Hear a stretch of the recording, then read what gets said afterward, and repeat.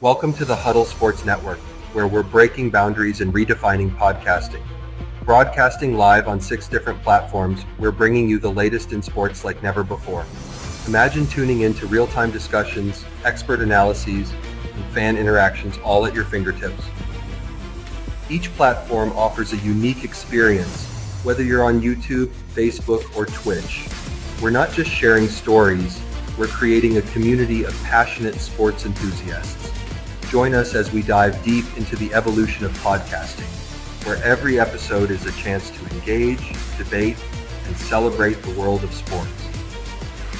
This is where your voice matters and the game never stops. Welcome to the Huddle Sports Network, where we're breaking boundaries and redefining podcasting. Broadcasting live on 6 different platforms, we're bringing you the latest in sports like never before, where sports passion meets podcasting brilliance. I'm Mike, the Bear fan, and alongside Bill, the Packer fan, and our buddy Ken Catalone, we're bringing you an incredible lineup of 38 diverse podcasters. Each one brings their unique flavor to the table, covering everything from game analysis to behind-the-scenes stories. Imagine diving deep into the minds of experts who live and breathe football, sharing insights that you won't find anywhere else. What's going on, everybody? Welcome to another edition of Skol Gang 365.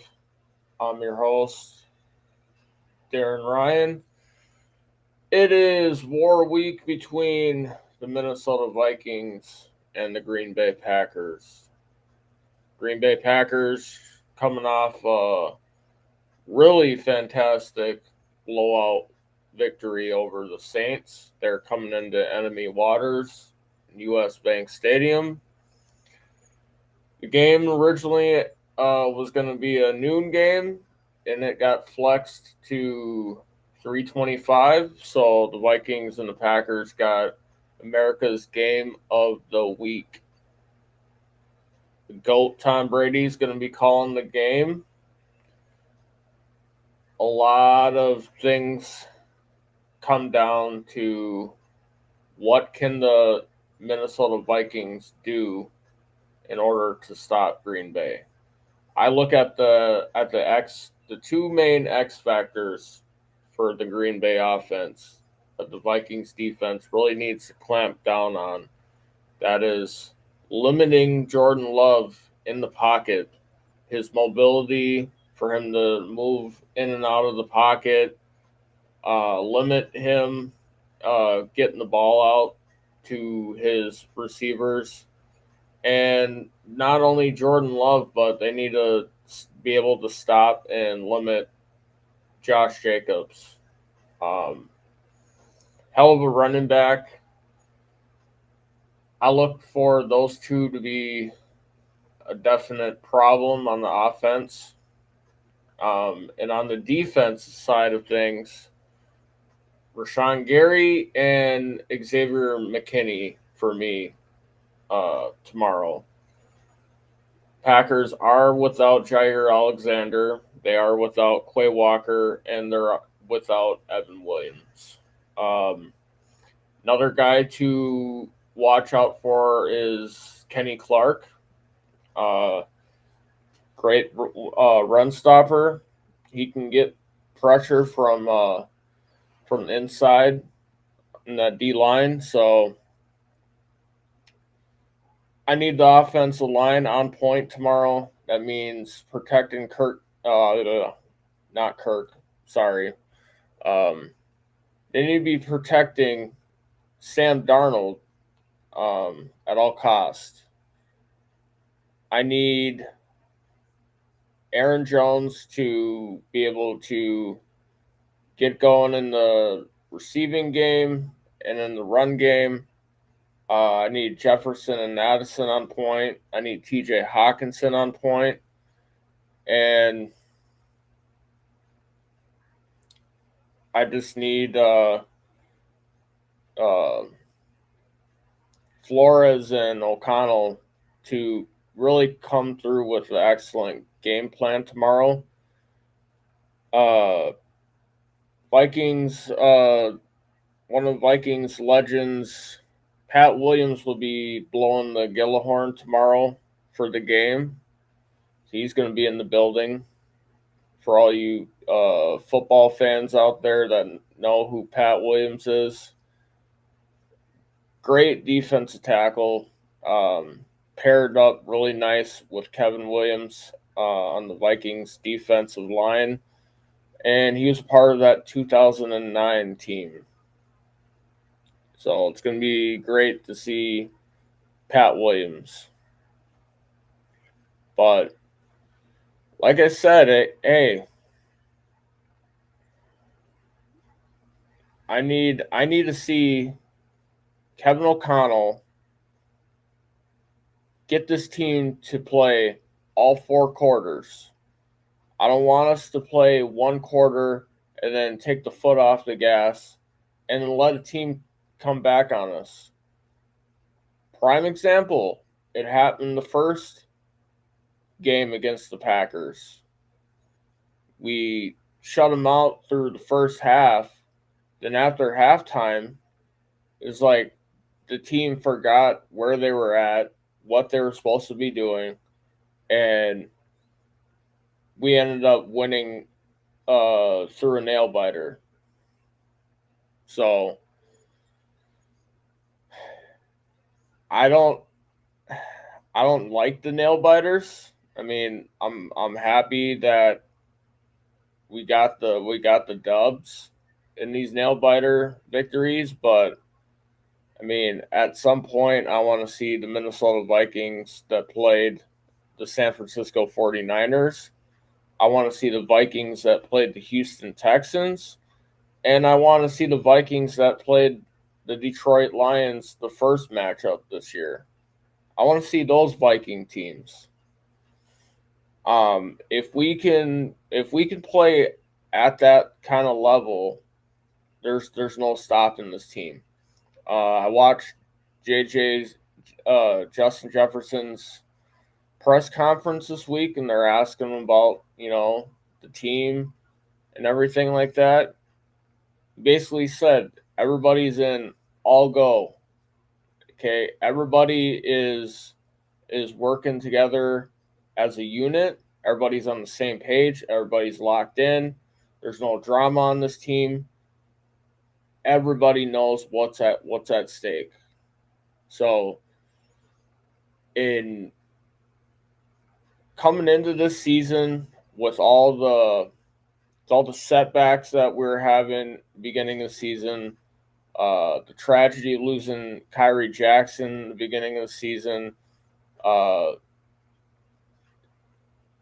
he died tragically, and losing Mekhi Blackman for the year, and then J.J. McCarthy goes down. We lose him for the year. Vikings had a lot of setbacks. I was one of those people where I didn't think this team was going to be able to accomplish 13 wins. I was one of the people that said 6 or 7 wins because looking in, it was unclear what this team could do with Sam Darnold. And boy, was I wrong.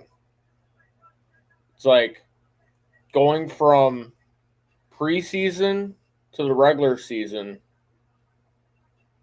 watching them through training camp in the preseason, how they were locked in and focused and gelling well, all that carried into the regular season. And since I've been watching this team throughout this year, this is a special team, okay? This isn't fucking the Case Keenum Vikings where he threw a lucky fucking pass to fucking Stephon Diggs, and Diggs just fucking jogs in the end zone. This team, I feel like, has more on the line and more purpose than this 2017 team.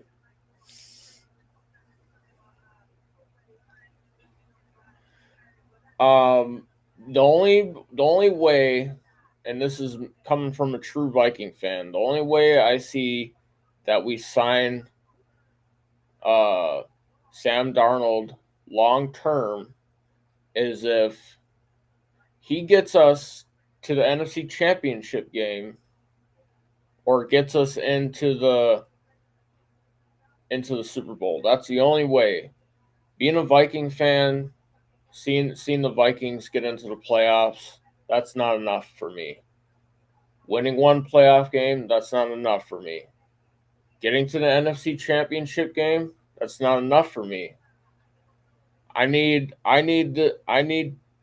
this quarterback to be able to go up into the NFC Championship game, fucking game on the line, fucking channel your inner Brett Favre, be that fucking warrior, and go out there with all your heart, wear your heart on your sleeve, go out there and sling that damn thing and be able to win an NFC Championship game. Because I grew up in the early late 90s, all right? So 1998 was the closest that I first saw this team get to a Super Bowl. We lost off field goal. Watching the team through the 2000s was fucking tough.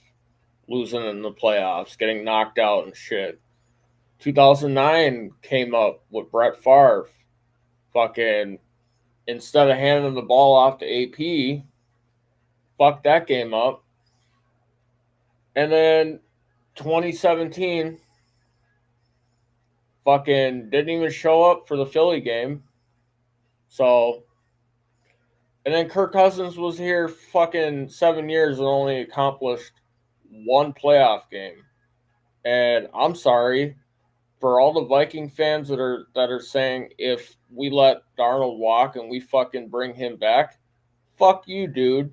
I don't want that piece of shit back. Knowing that he only could accomplish one fucking playoff victory with this team. No.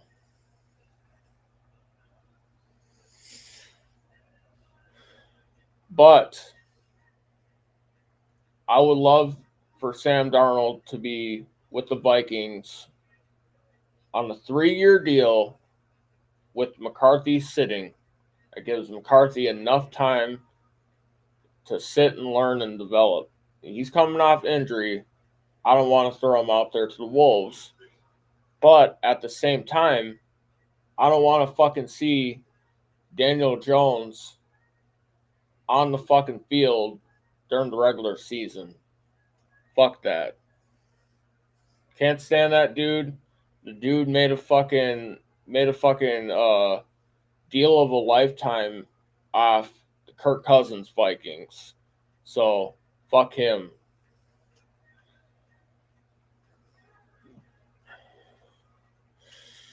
Ken. You know, it's funny you're sitting here talking to me like this. I got more on the line than you do. I got more on the line at stake right now than you do. Okay? You're in the cellar where it's dark and cold. Your Bears got 4 wins. You're holding on to a fucking prehistoric Super Bowl ring from 1985. Okay? And you managed to do fucking jack shit since. So, if the Vikings end up winning a ring, it's going to be better than your ring. And it's going to be more fucking from the present. It's not going to be ancient.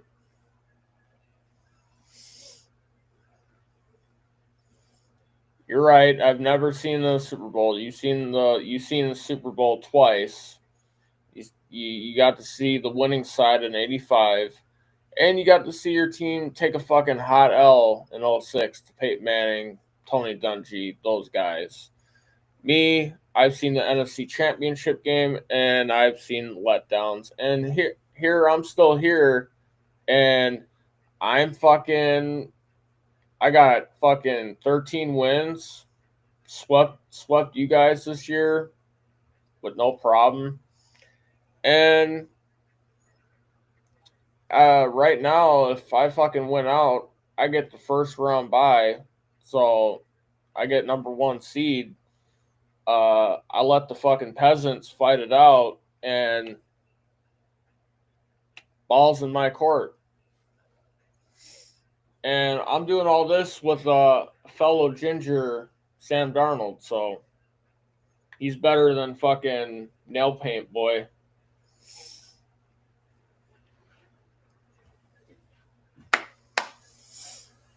No, I want you to bow to your knees and call Sam Darnold daddy.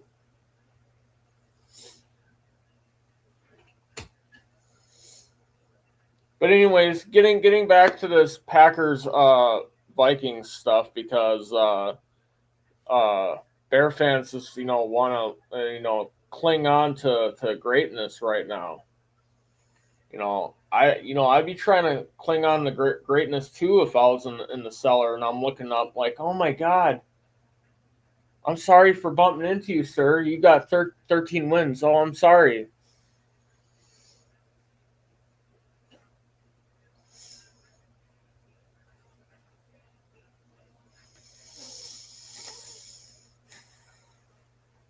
But getting back to this border battle, it's gonna be a better game than when the Packers play the Bears, because that last game of the season for the Bears, it's not going to be pretty. I mean, you can only manage fucking 3 points to Seattle, and every week you're fucking predicting these fucks to win. So,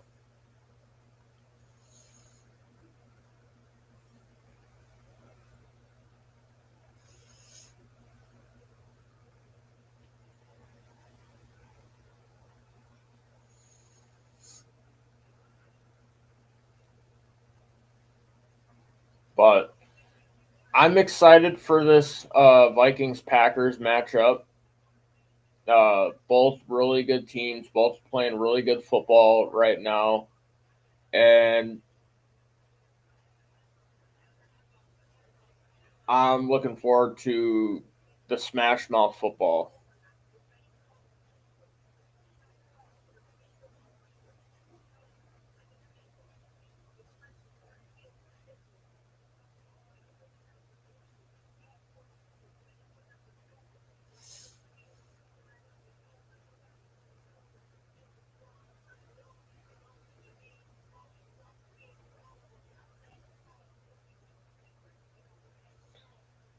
I Orlando. I don't want to sit the starters, because that if we beat the Packers and we face the Lions and the number 1 seed and the division is on the line, I don't want to sit the starters. I don't know. Number one seed, and the number 1 seed's the most important part right now. The division just comes with it.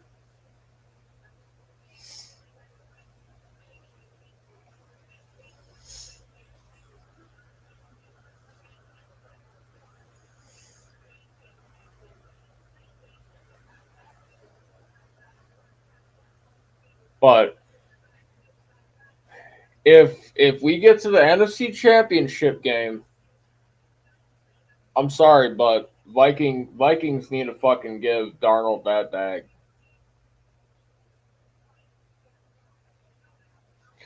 If we lose to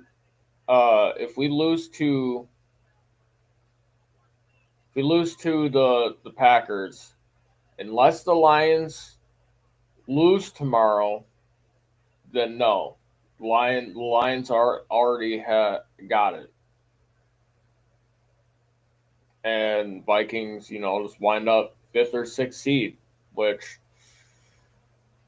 okay.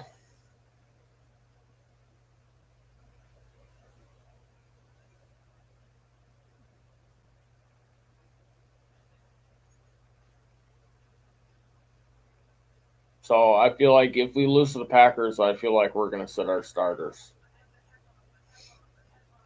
That's how I'm feeling right now. But we're in the the final stages of the season, and there's fucking great matchups in front of us right now. Uh, we got the Packers, another hot team in the North, and we got the fucking fellow uh, Kings of the North from last year, the Lions, and they're really fucking tough. Ken, it's not the same old fucking Vikings, dude. Okay, it's not the same old fucking Vikings, bro. This team right now is way better than your fucking team, dude. When's the last time that you made the fucking playoffs? And actually, got to the fucking divisional round. You know, Anybody can make it to the wild card, bro.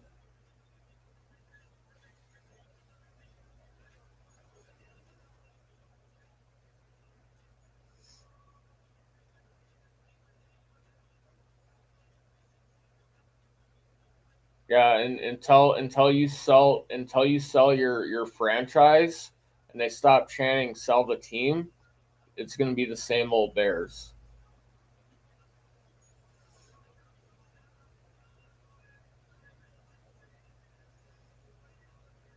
That's all Orlando. That's all Bears fans have right now because their season's in the fucking shitter. All they have right now is to fucking talk shit to the fucking teams that are ahead of them by fucking miles.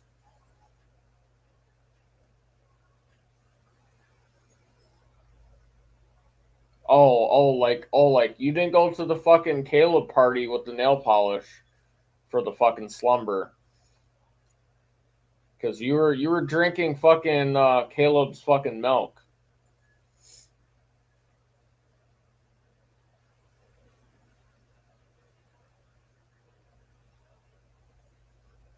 I have earned that right. I got more wins in my column than you do this year.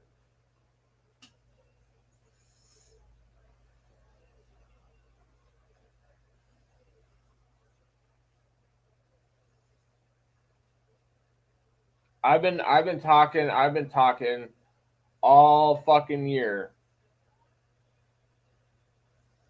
even before the fucking 13 wins. No, you won't. No, you don't. Nope. You guys said that about Justin Fields. How did that work out? You guys said it about Mitchell Trubisky.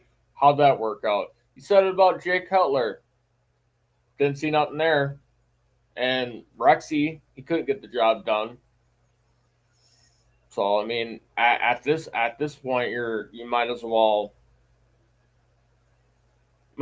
cling on to the fucking the structure of the stadium before Jeff Bezos buys the fucking team and fucking cleans house from front office down to the fucking roster. Pittsburgh is not doing shit, dude. The way that they fucking choked in that game to the Kansas City Chiefs, that team ain't for real.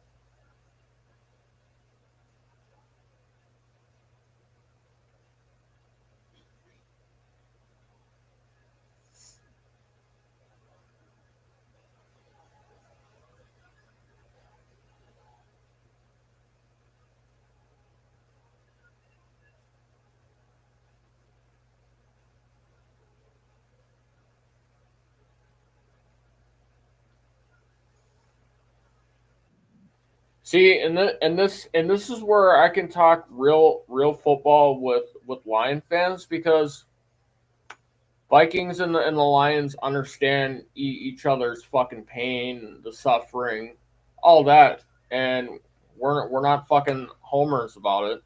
You know, we understand the fucking pain and the suffering. So, you know, laugh at us all you want, Bears boy. Okay?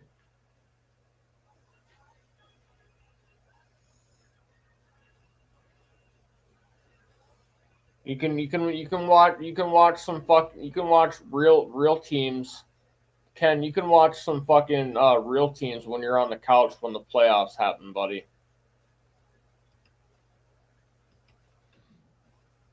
I was gonna say, you ever gonna let me on? What's going on, man? Bear fans gotta cling on to you know, the upper management of the fucking North right now, because Bear fans shouldn't even be talking. They're done. They were done weeks ago, bro. It's like, dude, we're talking fucking Packers and fucking Vikings, and here real men football, right? This blah blah blah blah blah blah. Oh, look, here we go.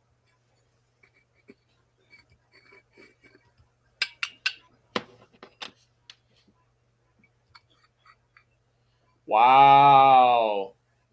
Trading in the orange for the green. That's funny. Yep, this is staying on here all fucking night till the end of the show, dude. Crater.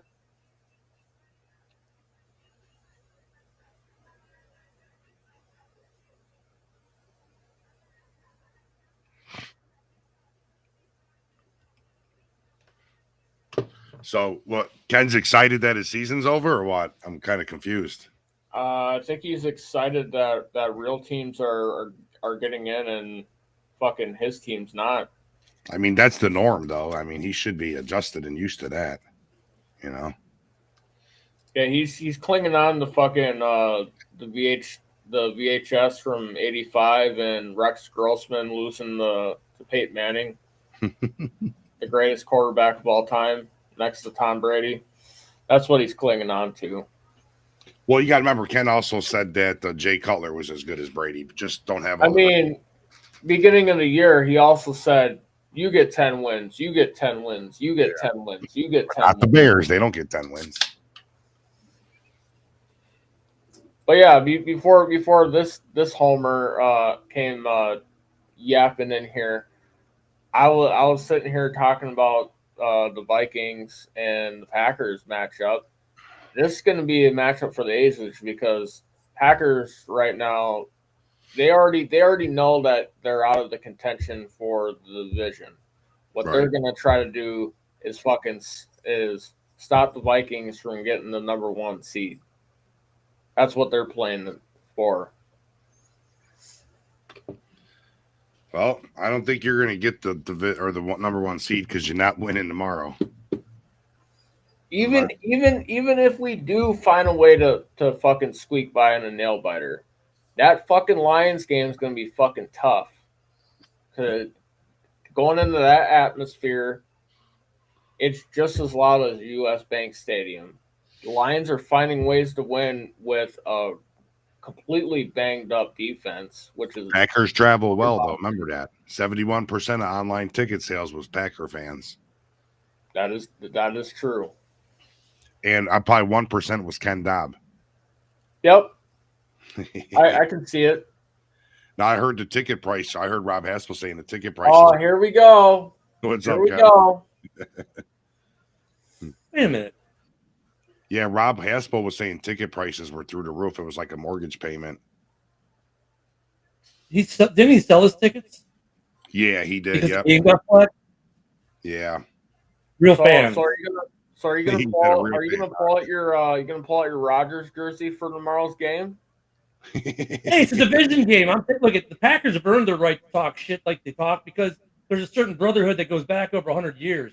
Here come the Vikings, like thinking like they're allowed to talk shit like Packer fans can. Dude, you haven't earned There that right we yet. go. Sullivan. What's up, Sully? What up, Sully? What's going What on? up, Sully? What are you guys talking about? What are we talking about here? Talking about the game this tomorrow. Yeah, Yep. and Ken's hanging on to the Bears' success. Like this even What matters success right am I now holding for this on season. to? Hold on, Darren. What success am I holding on to? We haven't had any this year. You were Well, we've had explaining it in the success, chat. individual What does successes, this but have not to do team. with the Vikings, the Packers, the Lions? But you still haven't won anything. I'm just shocked Ken's rooting for the Packers tomorrow. Like I'm floored. Like I never heard that John. before. If you look on your John, if That's you what look out on of your it 30 years. John, if you look on your screen, you'll see his comment. You understand the logic in that, though, Bill? Why I would go for the Packers tomorrow? Why? No. Right? Explain this to us. It's your greatest rival ever, dude. Most hated Packers rival. and Why? but that's what you're getting. See, now maybe you understand that. Packers and Bears fans can talk to each other. No, you're the only Bear fan that says that. It's been decades, dare I say, a century of it, and there's a certain brotherhood that goes with that. In walks the Vikings fans, you and your buddy Rob. You're saying probably back in the day. You guys just decide that you want to start talking shit to Bears fans. Like you guys are like this awesome team that's won all these things in this great big long rivalry. Dude, you haven't earned it yet. You haven't earned it right yet. Here's one thing. Here's one to remember, Ken. When was the last time the Packers or the Bears beat the Packers? When was the last time? 5.5 years ago, 9 games. 2018, correct? Yeah, 2018. 2018, I believe, right? Yeah. Yes. And what happened the last time Aaron Rodgers played for the Packers and went to Chicago? What did he say? Now you understand why the Bears and Packers fans can talk this kind of shit. You haven't earned that yet. I own you. And you want to root for the Packers? I find that hilarious. I would rather root for the Packers. God. Than root for the sorry sack of shit. Can we get Mike Carrico on here? Can we get Mike Carrico on here? You can just be neutral. Don't take this disrespectfully, Ken, but can we get a Bear fan with a brain? Come on. Can I get a Vikings fan? We're not asking you to root for anybody. You can be neutral. Why would I be? Why? Yeah. Why should I be? Wait. And you, okay. You can be neutral. Because you're already on the couch. You're already on the couch. Okay, so Darren, you want me to be neutral, right? That's what you want? You guys, why can't Bear fans be neutral? I mean, now, right now, you're showing me you're a Packer fan. Well, here's one thing, Ken. Well, first off, hey, Bill, do you think that all the fans of the North should be neutral in other North games, not their own? No, because sometimes I root for North teams if my team's not in it. Exactly. Just depends. Okay, so here's the other question. Bill, right, depending how the fan base is attacking your team, if a certain fan base starts attacking your team because they somehow feel empowered all of a sudden to do so, do you think they should be upset when you then decide to root against them? Yeah, that's why I'm not rooting for the Lions. We've had a lot more Bear football all season, so we're gonna say something. Let me ask you guys a question though. What would you consider being the king of the North? Winning it one year or winning it multiple years? Back to back. Right, like whoever won it the most. That's what pisses me off about Lion fans when they say we're the king of the North. Like you're not the king of the North, bud. No, are they the Kings? They're the Kings currently, but they're not all around. They're not the Kings. They're the division leaders, but they're not the Kings of the North. No, they're the Kings of the North. Bill, I think in the modern day, whoever is the NFC North champion that year is king of the North until they're dethroned. I get what you're saying. The Vikings have never been the king of the North. I take it all the way back to when it was the Central till the North. Yeah. I add both. Right, and we could throw the Bucks in the mix too. Yeah, you can throw the Bucks in the mix. You can throw the Bucks. They're better than the Bears. You go that far back. Had to throw a shot at Ken real quick. Why? You still want to root for the Packers? Come on, Ken. Think about this for a second. I'm going to take the Packers in the game anyways because I think they're a better team than you guys right now. Darren Darren coming attacking me every day. They're better. They're makes it even playing more- better. If you makes it said they're even better. playing better, I can't entirely disagree with you on that. They're playing really damn good. So. Orlando said Bears fans are almost as bad as Philly fans. Damn. No, I don't know about No, that. I don't no, know we're about about as bad as New York I can't fans. say when it that comes- either. when it I'm comes sure you can go to toxicity, Soldier Field and people are going to try to start fights with you because you're the other team. You know, they do when it that in comes to Philadelphia. being They try to toxic start fights with fan you. base, when it comes to being a toxic fan base, we're up there with New York right now. Right now, we are. I was gonna call you David Wyatt for a second because I was like, geez, man. I mean, David Wyatt's a Steelers fan. He is a Lions fan. Why? You know who David Wyatt is, don't you? Yeah, he's Who? in your fan base, Ken. Don't you David know? Wyatt. Here, I'll shoot David the link. Yeah, let him jump on. Like I know And then every you guys can Bears talk about how fan you- base. And then you can talk about how you're Packer fans for Sunday. Hey, John, he might actually put some sense in the Ken. I don't know, man. No, I think they're on the same page. I think they are. Yeah. Well, no. I know every Why- Bears fan out there. I mean, No, come on, Sully. Wyatt's got more teams than Ken does. That's true. That is true. That is true. So he's got more expertise. Why is But he was a Steelers fan, and then he was a Lions fan this year. So, I mean, he told me Serial on a live. He said that he's cheering for the Lions. It's like, wow, okay, you're a Lions fan. That's like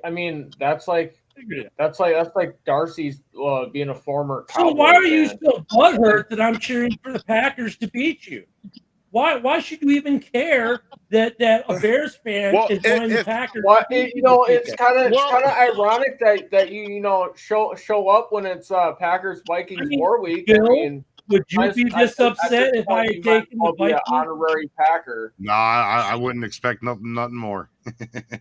Well, I mean, here's the Bill's thing. like, oh, Ken's taking the Vikings over us. Okay, but you guys are like all buttered about it. Well, Ken, if I was in your shoes and we were bottom feeders like you guys are, I wouldn't cheer for a team. I would say I think the Packers are going to win the game, but I'm not root for them. I would give an honest opinion about who I think. Well, that's what I'm saying. I'm taking the Packers. Sounds like to John's beat you. feelings are hurt over here. All I'm saying, Sully, when I say what's on feelings there, are hurt. No, hey Sully, all that's saying is right there that go Pack, go beat the Vikings is that I'm picking the Packers to beat you this week. Hey, you know, it doesn't mean Bill, I like them. I'm going to cheer for them to win the Super Bowl. I don't want them to, but I'm taking them to beat you this weekend. I hope you get a video. I hope you record that him saying "Go Pack, go." And look, if God. I wanted the Vikings, wanted the Vikings to win, I'd be like, Skol, beat the Packers. But I'm not saying that. No, you wouldn't. You're not going to be. I would never hear Skol come out of your mouth. It's been said before. Bill's recording this. I know he is. I'm not recording. No, I'm not. You're exactly going to get this later on, though. Record it. I can go back to it later. Yeah, I know you will. Dude, You're going to get me and Ken. You're going to get both of us. Hey, not only am I recording it, I can make all the shorts I want. Like, there you go. There you go, guys. Oh, man. You know, He's going to get me Orlando, too, man. I think America is backing the Lions. I'm telling him, it's like, record that, and I'm saying it at the same time. Okay? Every single get us show on we bandwagon do, fans. I've got a video That's pretty copy funny, of. though. See, I'm giving him ideas. You're welcome, Bill. You're welcome there you go, for the Robert. second time today. You're welcome. There you go, Robert. It's all. Well, Robert already knows. Get it. Oh, Darren, It's I can make a short reel of you that would just be hilarious. I've got every show on tape. So does Bill. We know. Okay. Ken, you guys are acting like this is something new. Bill and I are like, dude, we got every show on tape. Yeah. All right, Ken, what's your score prediction for here's tomorrow's game? Here's the best part. You can rewatch it all on Roku and Fire TV whenever you want. There you go. There you go. Comment of the segment right here. Ken said he's got the Packers winning by 28. 28, okay. I don't know by 28. What's your score prediction? What's your score prediction? He said 28-0. 28-0, okay. Nope, so shut up. Do you want my John Gordon pick or you want my real pick? I want your Darren Ryan pick. Oh, my God. Oh, my Darren Ryan pick? Oh, if it's my Darren Ryan pick, then it's gonna be Packers 58, Vikings -3.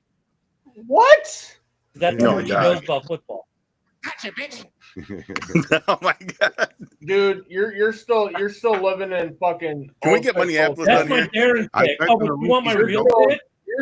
You're still. Do you want my twitching real on the pick? My fucking real pick is going to 06, be 07, 35. We're not the My same. real pick. My real pick is going to be 38-32 Green Bay. 38-32. Okay. Yeah. Okay, no, that's reasonable. Because you guys will put up some Reasonable. numbers, but I think when the pressure comes to Darnold at towards he's got to make something happen. That pick six to McKinney is going to happen. Now remember, the Packers have had the Darnold's not best that pass good, man. defense since week 9. Oh, I'll give the Darnold- Packers this. They seem to play the best football in December for the last I don't know how many years. Yeah. So I mean, we do have that going against us, but we'll see. You also have being a Viking fan Darnold- going against you. Hey, Darnold has I was been- born in Minnesota. I Okay. will breed Minnesota, and I will. Come on, John. We know you were born in Jersey. Don't even go there, bud. We don't want to. Yeah, I'm Richard. That's Oliver. Bill, your team is trash.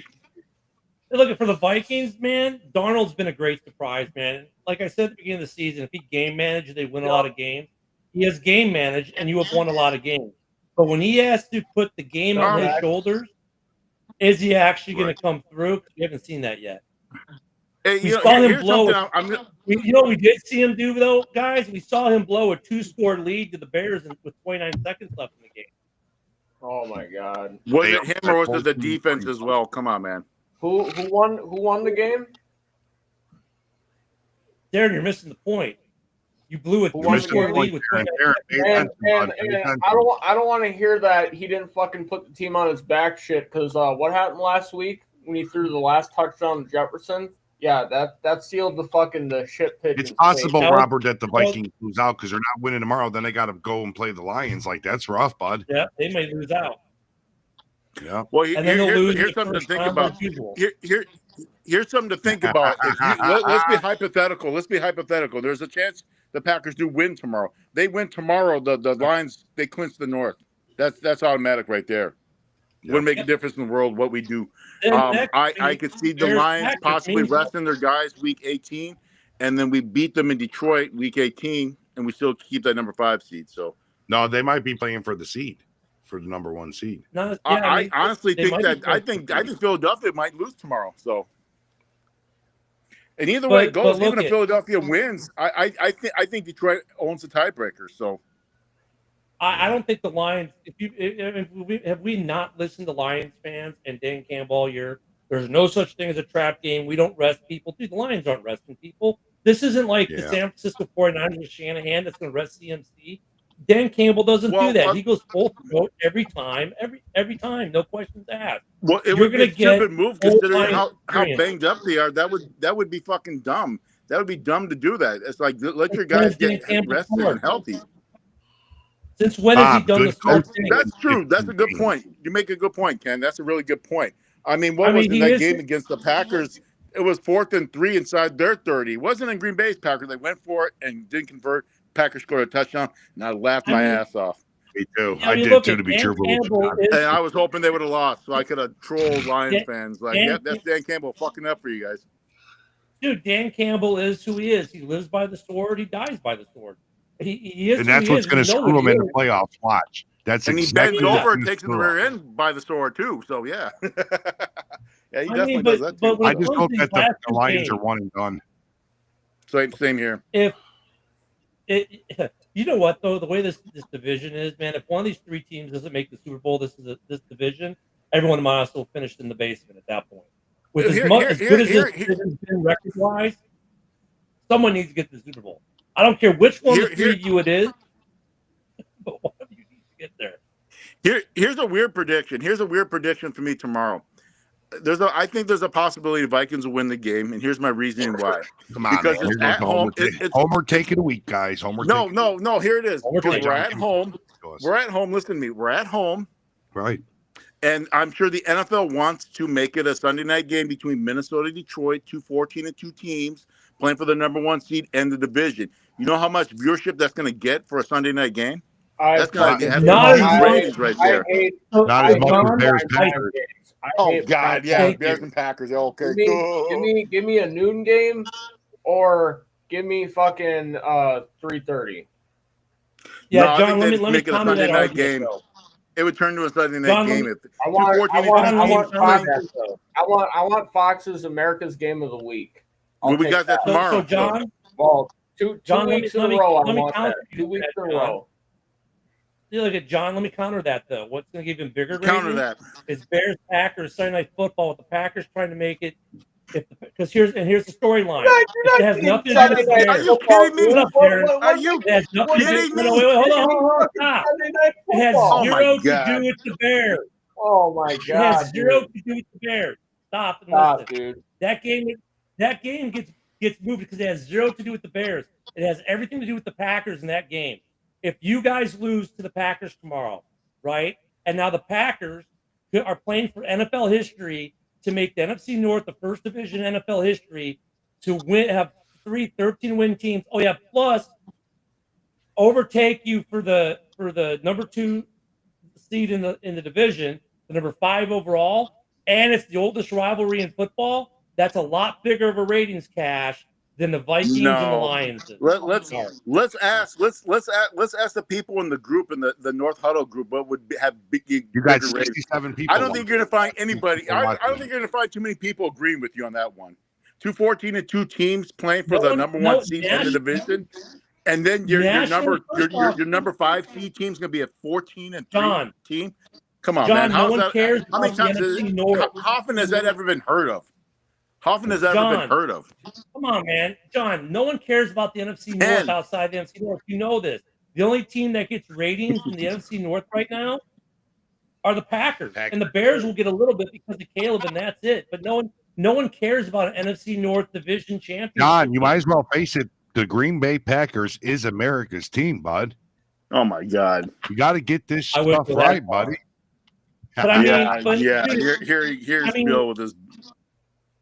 There's a lot more anticipation you can do for the Bears-Packers game than you are for a Vikings-Lions game. It's like, okay, they're 2 teams that have never won anything ever in their lives are playing for the division championship. Number 1 seed. Big fucking deal. I said, let's ask people. I know why you're frustrated by that. In the group. People are listening to this right now. What would you rather see? The Chicago Bears and Green Bay Packers for Sunday Night Football Week 18? Or 2-14-2 teams playing for the number 1 seed in the division. Yeah, but see, John, what you're not putting together is the reason why you wouldn't get that is because they know both your teams are fucking trash and that they're not going to go nowhere. See, the Green Bay Packers have won, Super Bowl. Okay, John, Wagner Senior. What? I mean, come on. Now, man. John, John, I'm going to give you a bone because here's where you're right. Okay, if you do, Here, he's going to give you a bone, so you get on your knees. Remember, Sully, I said if you lose to the Packers, then the draw becomes the Bears-Packers game because of all the other stuff. If by some miracle you beat the Packers tomorrow and the Lions win, and 2-14-2 teams playing for the division, then that's the bigger draw than the Bears-Packers game. But after you lose to the Packers tomorrow, the bigger draw becomes the Packers-Bears game because the Packers can then make it to the first division in NFL history with 3 13-win teams. They can overtake the Vikings, the ascension of Jordan Love, blah, blah, blah. It made fucking Sullivan cry. But here's where I'm going to spin the logic. There's no butts in football. We've always said that sometimes we think the NFL is rigged, and they have the here we go. Here's the refs kind of making bad calls for the team they want to win. So, and I'm saying that's a possibility. I would not doubt that at all. You're telling me if you lose tomorrow, you're going to go with you're going with the NFL is rigged and the refs didn't call nothing. Hey, at least you told us before the game started. I'm glad you got this on tape, Derek. Good shit. I know. I have the power. They listen to me, and it's just like we're going to do that. Okay, Bill. I'm glad you put the camera on me. I look good, don't I? I don't know. I mean, good looking. Hey, let's get a close up of you, Bill. See that butt chin of yours, man. Go ahead, zoom on in. Kind of pulse that bad boy up, man. In. Come on, show us your butt chin. We're not going to talk about why your ears are stretched out, Johnny. We're not going to go there. Just like your chin stretched out. But I'll have to tag Rob real quick. Carry on. Is Carrico under the desk? Where's he at, man? No, actually, this girl named Sullivan's over here. Okay. She got big ears, bald head, Dumbo-looking Muppet. Wow. Damn. You saying she looks like hermaphrodite? Okay, interesting. John, he's being pretty Or- specific. Like his dream girl so John, does his dream girl look like you? Possibly. I guess. So it looks like everybody wants the Bears-Packers game to be Sunday Night Football. Looks like it's. I don't see that. I see a Vikings line. I can see it. Actually, it looks I like don't. hold on. So does everybody mean it's only Ken Dobb, or are we actually taking everybody into account here? We're taking all the comments. Packers, Bears, Packers, Bears. Fuck. That's probably you, Bill. But okay, yeah, it's probably is it Jeff Vito? And Darren, to be fair, comments. I know Minnesota didn't teach you guys how to read too well. To be fair, I'd want to be a noon game that no one watches for the Bears on that final Sunday. No. To be fair, you want it to be a London game, bro. A London game, yeah. No, we win in London. In London. But no, I mean, that's unfortunately. I think the Bears are going to have to suffer through another. Look at, Bill, I think the Bears are going to have to suffer through another Bears-Packers loss. And unfortunately, if the Packers win tomorrow, they might have to do it on national television. I would much rather play the Packers at noon on Sunday when no one was watching. You know what I mean? I don't want to put the Bears team on a national audience. It's in Green Bay too, right? What now? Yeah, it's in Green Bay. Yeah, it's in Green Bay. I thought. That's what I thought. Yeah. I don't want that to be a nationally televised game as a Bears fan. I want the Bears to play in Green Bay at noon. End the season, fire the entire field. The game is over. Thank you for your service. You're fired. All the coaches. Hold on. You want that to happen, but you're cheering for the Packers tomorrow. So make this make sense, okay? I know. Make it make sense. It doesn't. But I mean, look, I think they're going to beat tomorrow. That's unfortunate for me. I mean, look at just because I'd rather have the Bears play at noon next Sunday and kind of walk away, right? It is what it is, man. Ken wants it prime time so the world can see the Bears put up 0 points and beat the record of the 3 that we have. You know what I would love to have happen? At the end of that game, Ryan Poles walks down to the sideline and says, "Thank you, you're fired." All the coaches live on TV. Send the link to Steve Thomas. Let's get Steve Thomas on here. You want to get who on here? Get Steve on here. Steve Thomas. Or get Tim Isaacson on here. I'm sure Tim would actually enjoy hearing Ken Dobbs' rational theory on what would be a bigger game to watch. What would the fans would like to see more? 214. It's storylines, and that's what the NFL. I mean, look, the NFL doesn't care what we want; it cares what's going to make the biggest viewership money. Correct. Right, John. They don't really care what you want, John. Correct, and that's where I say I wouldn't be surprised if the Vikings get a lot of bad. They favor a lot of bad calls in tomorrow's game. I'm just pointing out a little bit of reality that could happen. So, John, if the Vikings win tomorrow, could be your excuse tomorrow. So wait, let me ask you this question, just to be sure we're tracking. If the Vikings and Lions both win tomorrow, you can still win the North, right? If you beat the Lions, we get number 1 seed, yes. Okay. But the thing is, you're not winning. But John, so wait, well, Bill, let me give him his scenario. If you win tomorrow, then and the Lions win tomorrow, which they will, right? If you both win tomorrow, then you're flexed on week 18. If you lose, you're not flexed on week 18 because the game doesn't matter much in terms of NFL records or anything else. It's just because then it's going to be more on the Packers and Bears because the Packers yes and no, but here's the thing. Like I said, I think there's a possibility. You got to think about this, buddy. Rest their players for week 18 because they don't need to win. You know, it's like LaFleur said you take the risk of getting more injured. You get the extra week. You let your guys rest. That would make sense, but but you're right though. It's Dan Campbell, So would you guys be surprised if Malik Willis starts tomorrow? I would definitely be surprised, yes. I'm pretty sure Malik Willis could do it. Give Jordan Love a little break, give him a bye week. Oh, go right ahead. Do that. Yeah. Sure. But I've also I've also been hearing other Packer fans saying that they want you guys to sit your starts because you guys already clinched the playoff spot. Here's a rumor I heard. But now that Ken said we could actually steal your spot. Let's play. I heard a rumor that Kirk do you Cousins want is the visiting 5 or do you want Chicago. the 6? He's going to be the backup. Is that Right. true? Is that true? What? Kirk Cousins is visiting Chicago. He's going to be the backup for the Bears. Is that true? He's going to be the starter in He's going to be the Chicago. starter. Damn. Yeah, I don't think Kirk Cousins is going to be anything in Chicago, but you got to give Kirk. Yeah, you got to. And then you guys are going to trade Danny Dimes over there so they can have a battle. Yeah. Yeah. No kidding. I mean,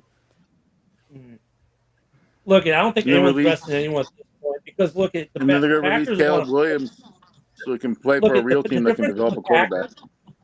The difference for the Packers taking the higher seed from you means that they don't have to face the Lions till later, right? Who's ever got the higher seed between the two doesn't have to face the Lions side of the tree until the NFC Championship game. So you rather play the Lions in the NFC Championship game, right, than in a divisional game for whatever reason that logic game. Because whoever's going to get there is probably have to get through 2 NFC North teams. It's probably that logic. I mean, of course, that means we're discounting all the other teams NFC of having a shot, right? It's just going to be all NFC North teams that make it to the game.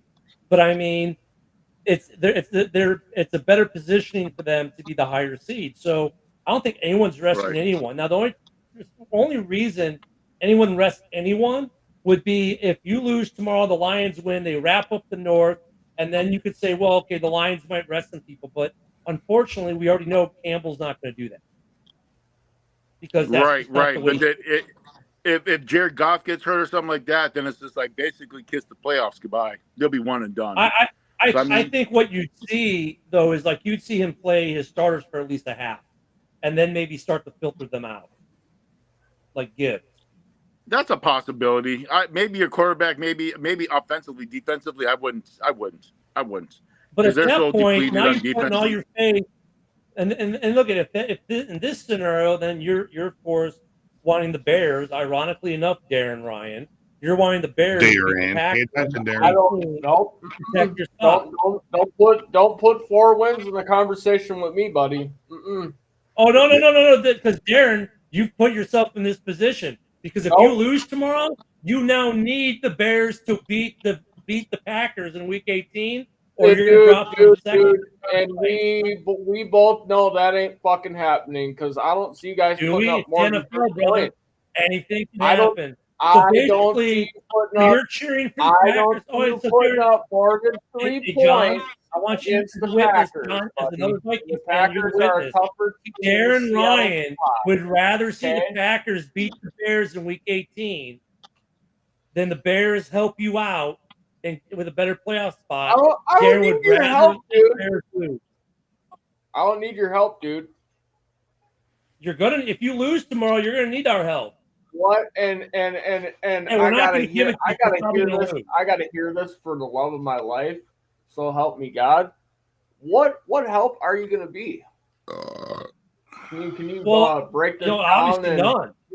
Can you break this down? Bill, send this link to Rick Mott. Let's get Rick Mott on here. Can you break this down? Let's get Darby on here and fucking tell me how you're going to get Alvin on here. 3 points against the Packers. I want to hear this.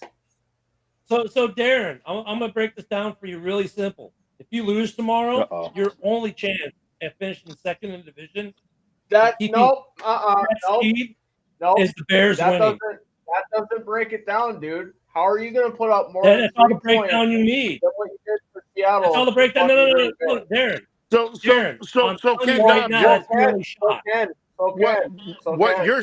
What you're saying is if we lose to Green Bay tomorrow, which automatically Detroit clinches the division.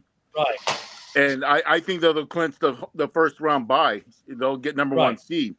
So, so it won't make a difference in the world. They'll probably want to beat the 49ers just to secure it. So you're telling me is if Detroit doesn't play the full Week 18, that we still can't beat them in Detroit. Is that what you're saying? If the Packers beat the Bears, they own the tiebreak on you. Yep. No, we Your still have only a better chance record, dude. remaining We in have a second 2-game place, lead on them. John. We have a 2-game lead, dude. We have a 2-game lead, dude. Yeah, but if you John. lose the last two and we win the last two, you But don't But have I'm saying Ken, Detroit's I not going hate- to play. Keep They're up, not John. going to play John, full you got to edit. keep up the here, buddy. Bears, You I have think to that keep we're it going to lose to simple. Detroit You week guys have 18. a 0.00000 point blah blah blah Oh, blah my gosh. one chance of beating the fucking Packers and helping us out. So You believe that, Darren, all you want. You're talking you about a haven't team you that haven't made you beaten go to them. overtime. You have after not blue beaten score them lead. since 2018. I've beaten them recently. Have you? If we could beat them next Sunday, you never know. That's why we play the games, No. Darren. No. I'm not saying the odds Not- are in the Bears' favor, but it can happen. Not with that roster, And here's dude. Darren, let Their Bill and backups I are give better you an than your education. backups, dude. Their backups are better than your backups. Darren, Stop. let Bill and I educate you, my son. Bill and I have Oh seen my enough gosh. Bears-Packers games. Bill and I have seen enough Bears-Packers What games. makes you Hold on, think you have Darren. a possibility of fucking Rules in beating session, Green Bay? Darren. I want to really hear Rules in this. session. Bill and I have seen enough Bears-Packers games where one of the teams was like the best team in the division, the other team is the worst, and the worst would beat the best. We've seen it on both ways. We've seen the Bears be the worst in the division and beat the Packers, and we've seen the Packers be the worst in the division and beat the Bears, Darren. Because you know why we know this? Because we watch a lot of football and we played a lot against each other. Yeah, So, Darren, you really got to step Bill your is game up there. confident. Jeez, bud. Bill is going to be confident that his Packers are going to win that Sunday, but he also knows that there's a chance that the Bears I'm beat confident the for this Sunday and next Sunday. Oh my God. But he knows. What was that, Bill? Bill also knows. What was that, Bill? Knows there's a chance he can take it out. Yes. What was that, Bill? What's up? I said we're winning. I'm confident we're winning tomorrow and next Sunday. Write that down, Johnny. Wait, Write one that more down. time. Okay. Think we're out, big dog.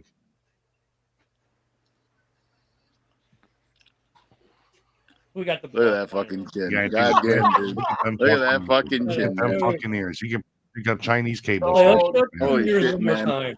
Oh Look my at that God, fucking those chin. ears. God damn, man. Look at that fucking chin, man. Look at the fucking wrinkles in that goddamn thing, man. Holy shit, nobody dude. else thinks that you have a shot in the dark of beating the Packers except you, buddy. I don't think we're going to win the game either, Darren. I think we're going to lose the game. You're all hung up on this. Oh, we got a chance to help you guys. Well, you've always got a chance. That's why you play No, the we game. don't have a chance. Not your We're case. talking about the Bears. We don't have a Not in your chance. case. Not in your case. If you had Justin Fields as your quarterback, you might have a chance. Hey, Bill. So Ken. Hey, Bill. So in Ken. Darren's mind, we're not coming to Green Bay next week. We're just not going to show up. Ken, next Sunday, I'm going to witness a murder. You might. You very well might, Darren. Well, that's only if Jordan Love makes that a Darren's take of the Minnesota week, everybody. murder. Darren with the take of the week. Everyone give him a round of applause for that. That was so brilliant. Call me when you're a bit lucid and more clear. How about that? Yeah, Ken. Tell me what shot the fucking Bears got, dude. Any given Sunday, Darren. That's the league. Well, in your mind, you think you're winning a Super Bowl, so that should tell everyone everything they need to know about you. Uh-oh. And you think you're gonna clinch your Super Bowl beating the Packers for the first time since 2018? We're not going to clinch any Super Bowl by beating anybody.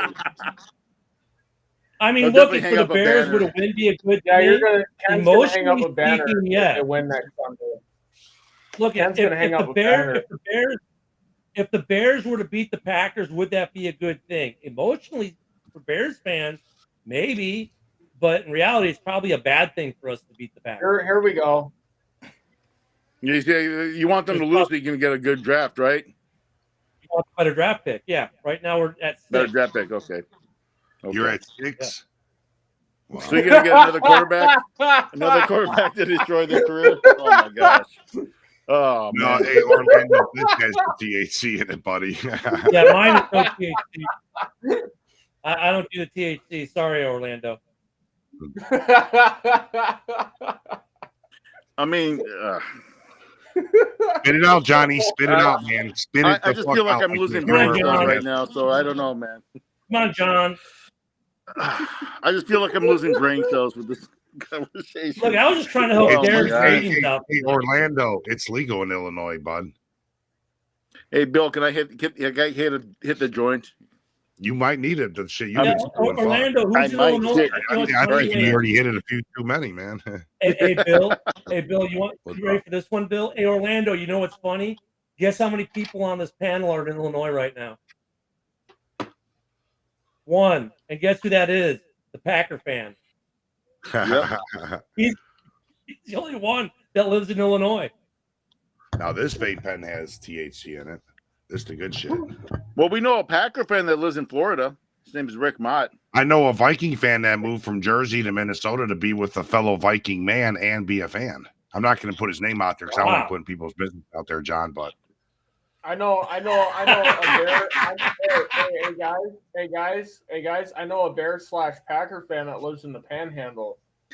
I know a Lions fan that moved up to Ohio to be closer to another Lions fan from Ohio. Hey, Darren, for this week. Hey, Darren, for this week and this week only. Yeah, I'm taking the Packers. I'm cheering for the Packers. Oh my God! Hey, did anyone send a link?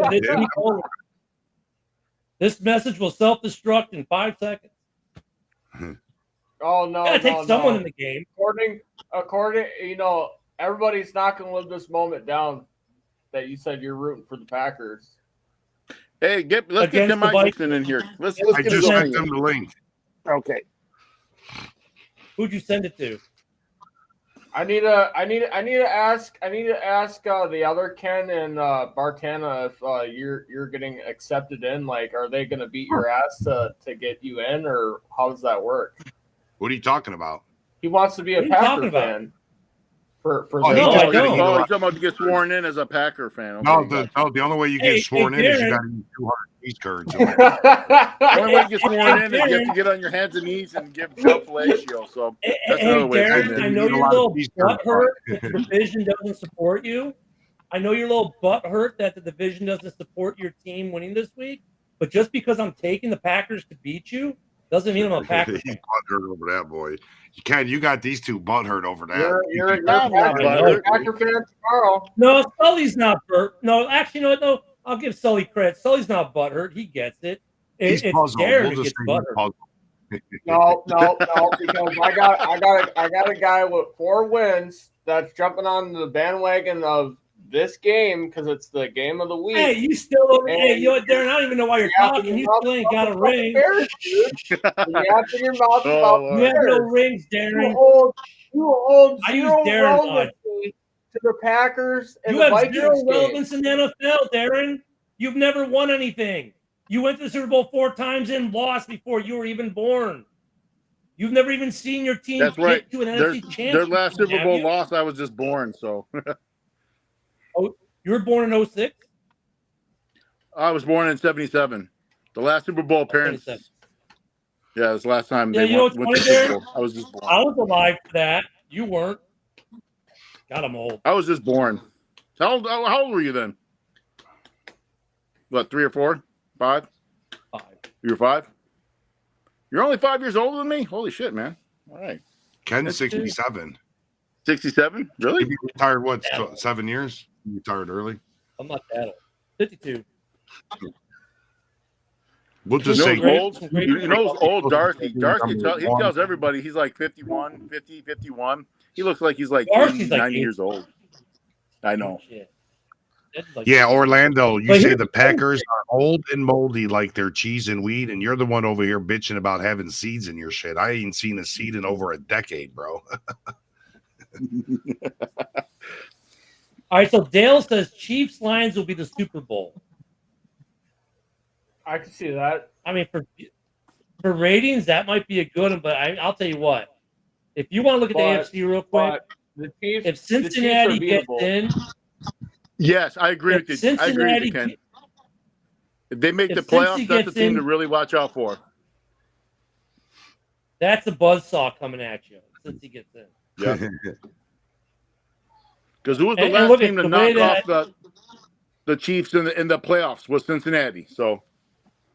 And look at another team. And look at I think the AFC too. You look at Baltimore. how they just basically destroyed Houston last week. Houston scored. Hey, Darren. Hey, here's a team that the Bears outscored Houston last week. At least we put up 3 offensive points. They got 0. Had to put up 2 we fucking blew them out, dude. You struggled against Houston. Why are we talking about this?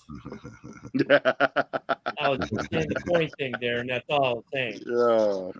Houston, a playoff team, put up a safety, and that was it. Against Baltimore is killing people. You blew them out. Baltimore is killing people. Like, I'd be afraid of Cincy, I'd be afraid of Baltimore, and I'd be afraid of Josh Allen because it's Josh freaking And don't Allen. forget Green Bay. Don't forget Green Bay. You be scared of Green Bay. We're talking about the AFC. Bill is Green Bay the AFC. I'm saying NFL team in general. I don't think Baltimore. I just don't think Baltimore. I don't think Baltimore. I don't think the Chiefs can beat Baltimore. A dark horse. I think they can. A dark horse in the NFC is the Rams. Yeah, Stafford. Yeah.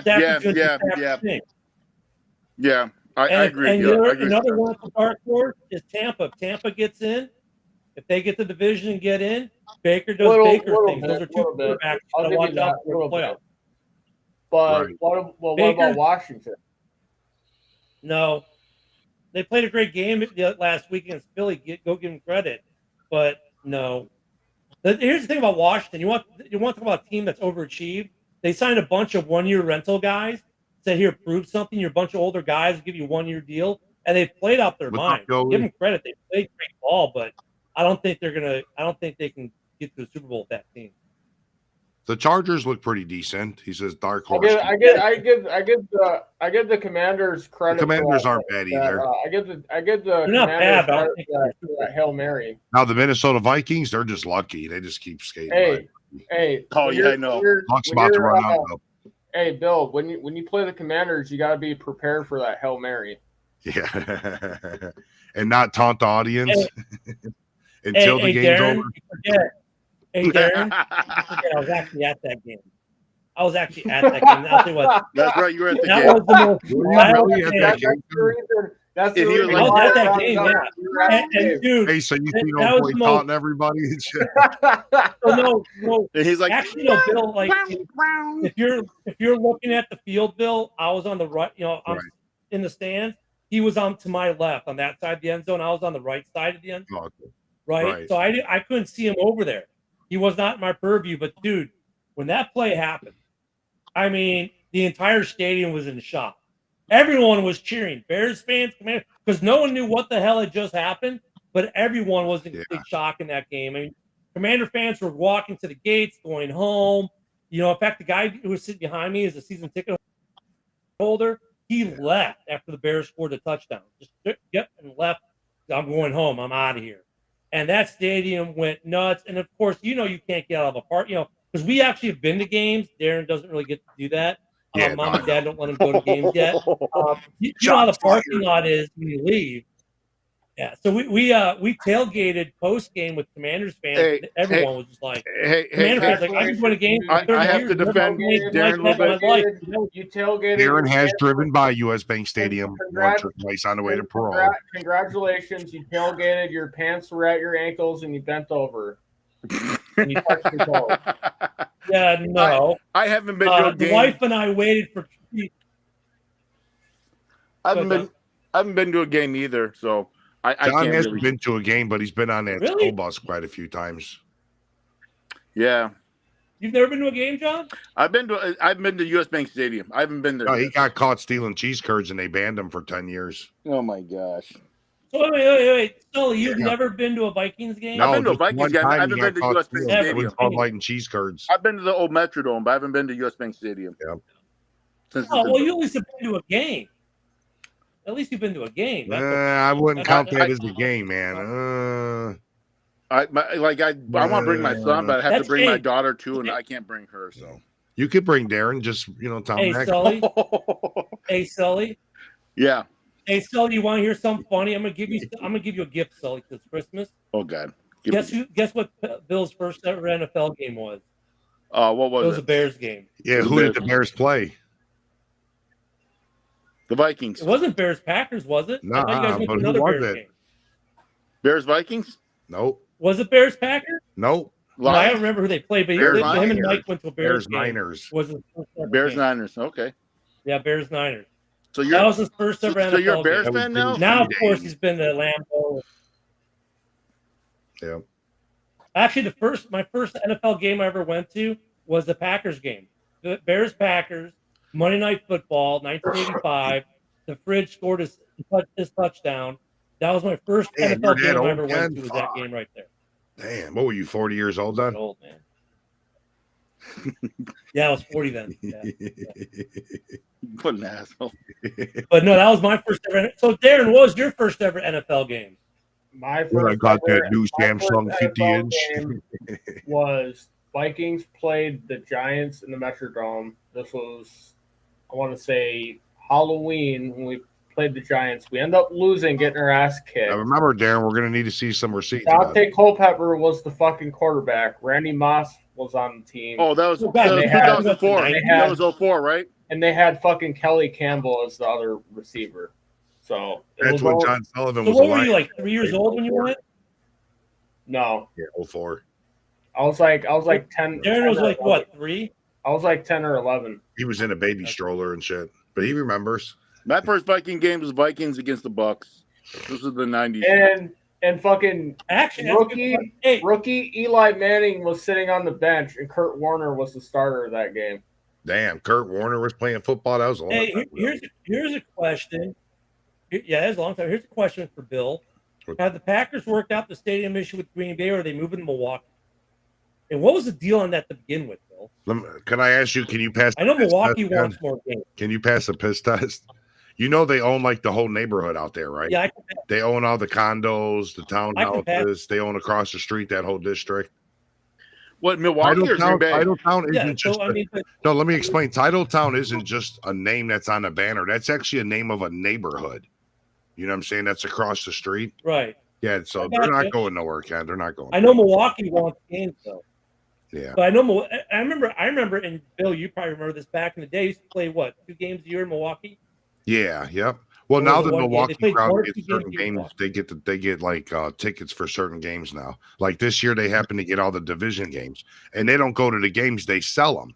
So that's why you see a lot of opposition fans, you know, from the division at these games. So do you think they'll ever play a game in Milwaukee again? Though, like you think they'll get a regular season? You got a better chance of the Detroit Lions winning a Super Bowl, you know. So. Oh, dude. Yeah. I mean, look, if I were the Packers, though, on that year when I get the extra home game, when I get the 9th home game, I throw Milwaukee a bone. Let them put it at Miller Park. They still call it Miller Park. If it's still Miller Park, whatever, throw it in Miller Park, wherever they're calling it down there, the baseball stadium. Yeah. That's probably the only place they can play it. Throw it in Miller Park and throw Milwaukee a bone every other year. Yeah. You know, make it a Bears Packers game so everyone can drive up from Chicago. Hey, Ken, I got a question. What's the deal with the Bears? I heard that they're moving their stadium, but they're going to build a stadium in what is it, Arlington Heights? Arlington. Yeah, now they're thinking about moving. So Woody seems to think some guy came to his car dealership and he said he works for a building contractor, that there's no way it's going anywhere but on the lakefront. But dude, they own that entire property. It used to be the Arlington International Racecourse. The property size is about the same size or a little bigger of what the Rams own in LA. Where they built SoFi.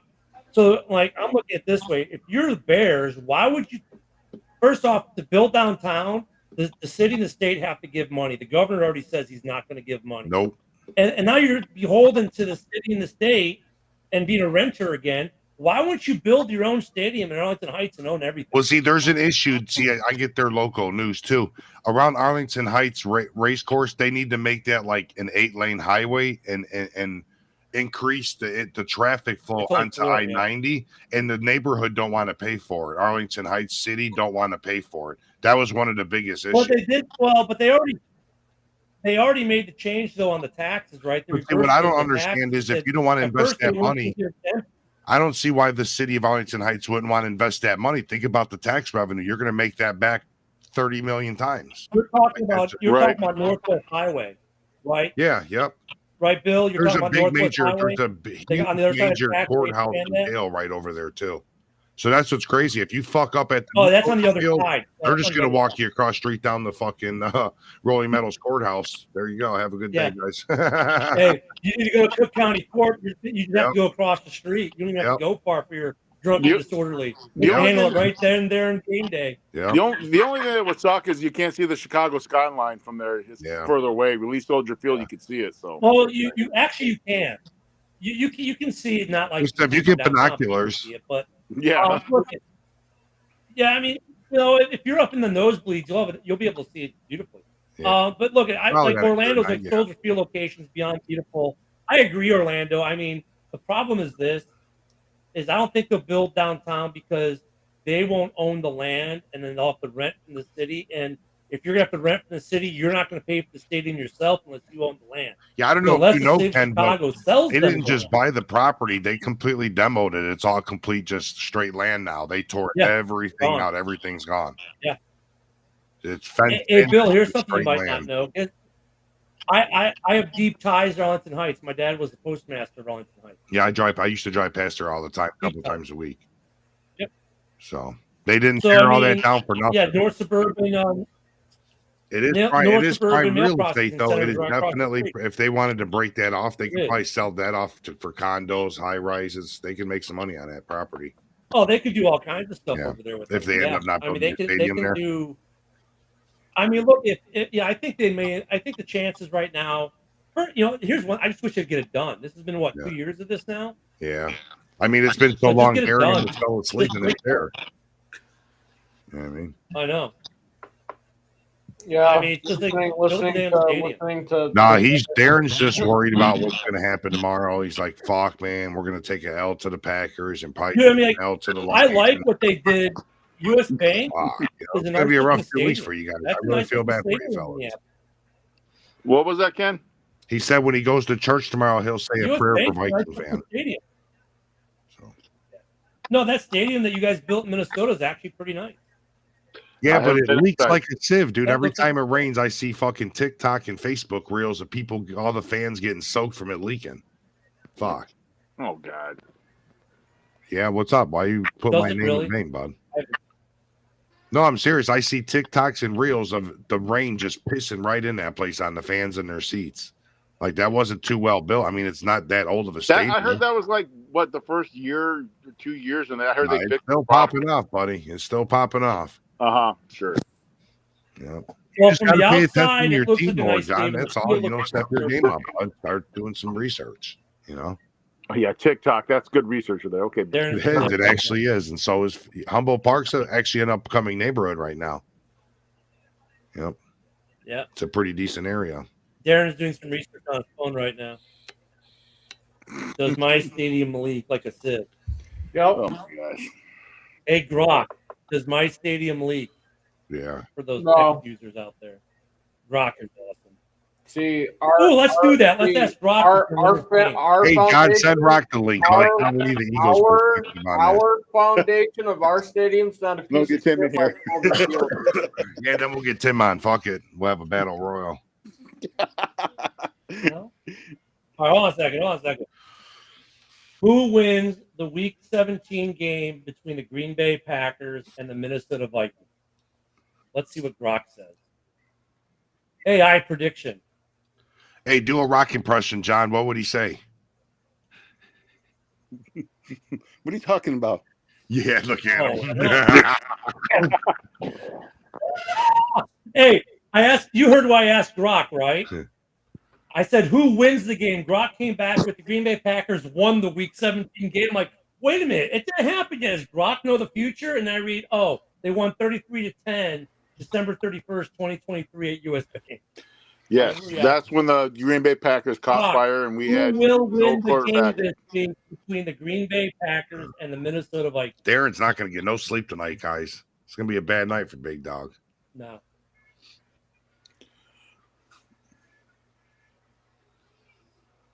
What do you think? Rock says 31-28. 31-28 is I got the Packers prediction. at 42 and Vikings at 18. I say 35-31 Minnesota. Brock takes the Packers 31-28. No, Rock is like, I'm gonna tell you right now, man. I think the Vikings gonna win, man.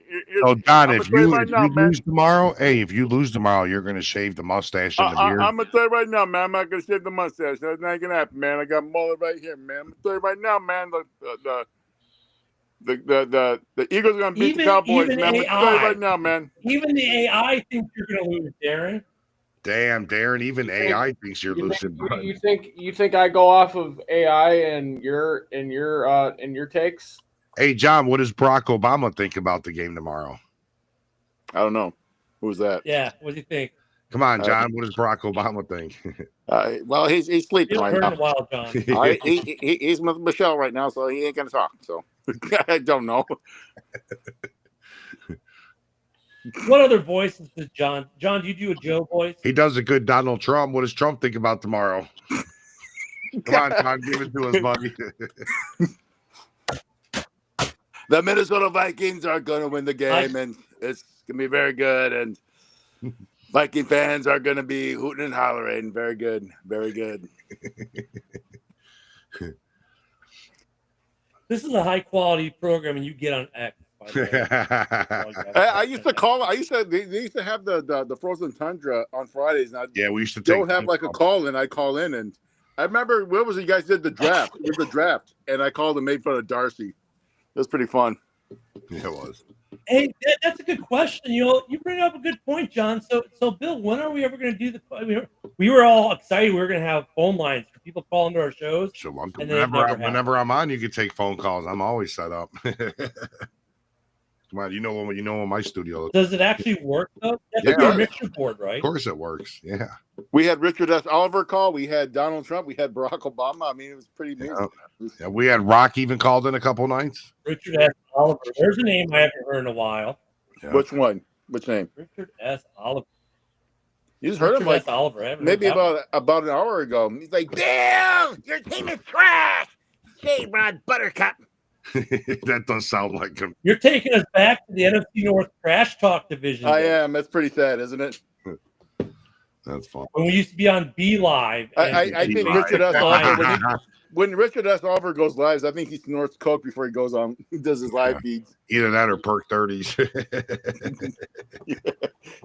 That dude's too wired up, man. It's like, goddamn, dude. So those were the days for tomorrow. then. Packers 38, Vikings 14. No. Oh God. So what's your realistic score prediction there, Bill? I like to hear this. I honestly, it's hard to say a legit number, but I could say we're going to win by at least 7. So because it might end up being a shootout. But I don't know. Our fucking game. Defense has been the best pass defense in the league since week 9, and that's without Jared Alexander. And now we get Valentine back too. So we'll have Valentine, and McKinney out there. Okay. So it's going to be pretty. Keep biting them fingernails, Darren. It's going to be a pretty good game, bud. So my actually, you know what? I think they should. I think it's going to be a close game. Well, honestly, I think it's going to be who ends up with the ball last. That's what I think. Or who makes who unless less mistakes, somebody turns the ball over. Yes, right. Yeah. McKinney's due for a Here's pick. So I think it's going to be Vikings 35, Packers 33. He said he'll go win by 2. Oh, it's a field goal. It's going to be an interesting game. I know that. That's why they flexed it. Yeah. I don't understand why they have Dallas and Philadelphia. They said Jordan Love played the first half of the season looking like Brett Favre, and now that last half he's playing like Aaron Rodgers. So, hey, Bill, look at you scared Rob Haspel so much with this game on Sunday. He sold his team. Yeah, no shit. That's fine. Yeah, what's the deal with that? I think he did it because he's got a long drive. I think it had something to do with it. I seen the change. VWO doing some kind of charity for a funeral or something.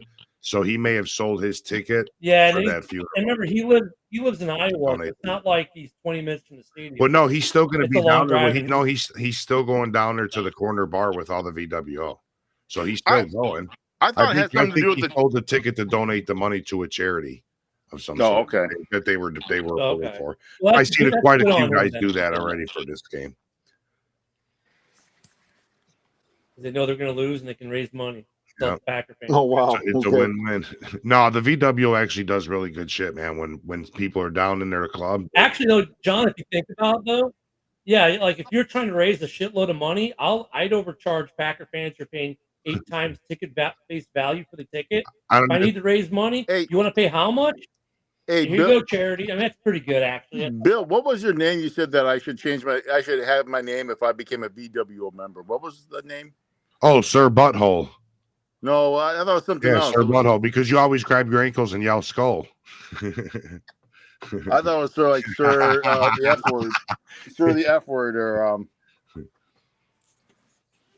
yeah. Oh yeah. Oh my. Didn't have none of you stretching your ears out. Vikings 35, Packers 31. My prediction. That's good score. Hey, let's Conley the link. Let's see what his prediction is. Yeah, let's get Conley in here. Yeah, that's a good idea. He's got me blocked though, so I can't help you out with that. Fans. Oh, oh, damn. Hey, John, Orlando said that was terrible. That was The Rock and not Trump. Remember, who said that? He's calling you out. Who? Orlando said that your Trump impression was terrible and that it actually sounded more like The Rock.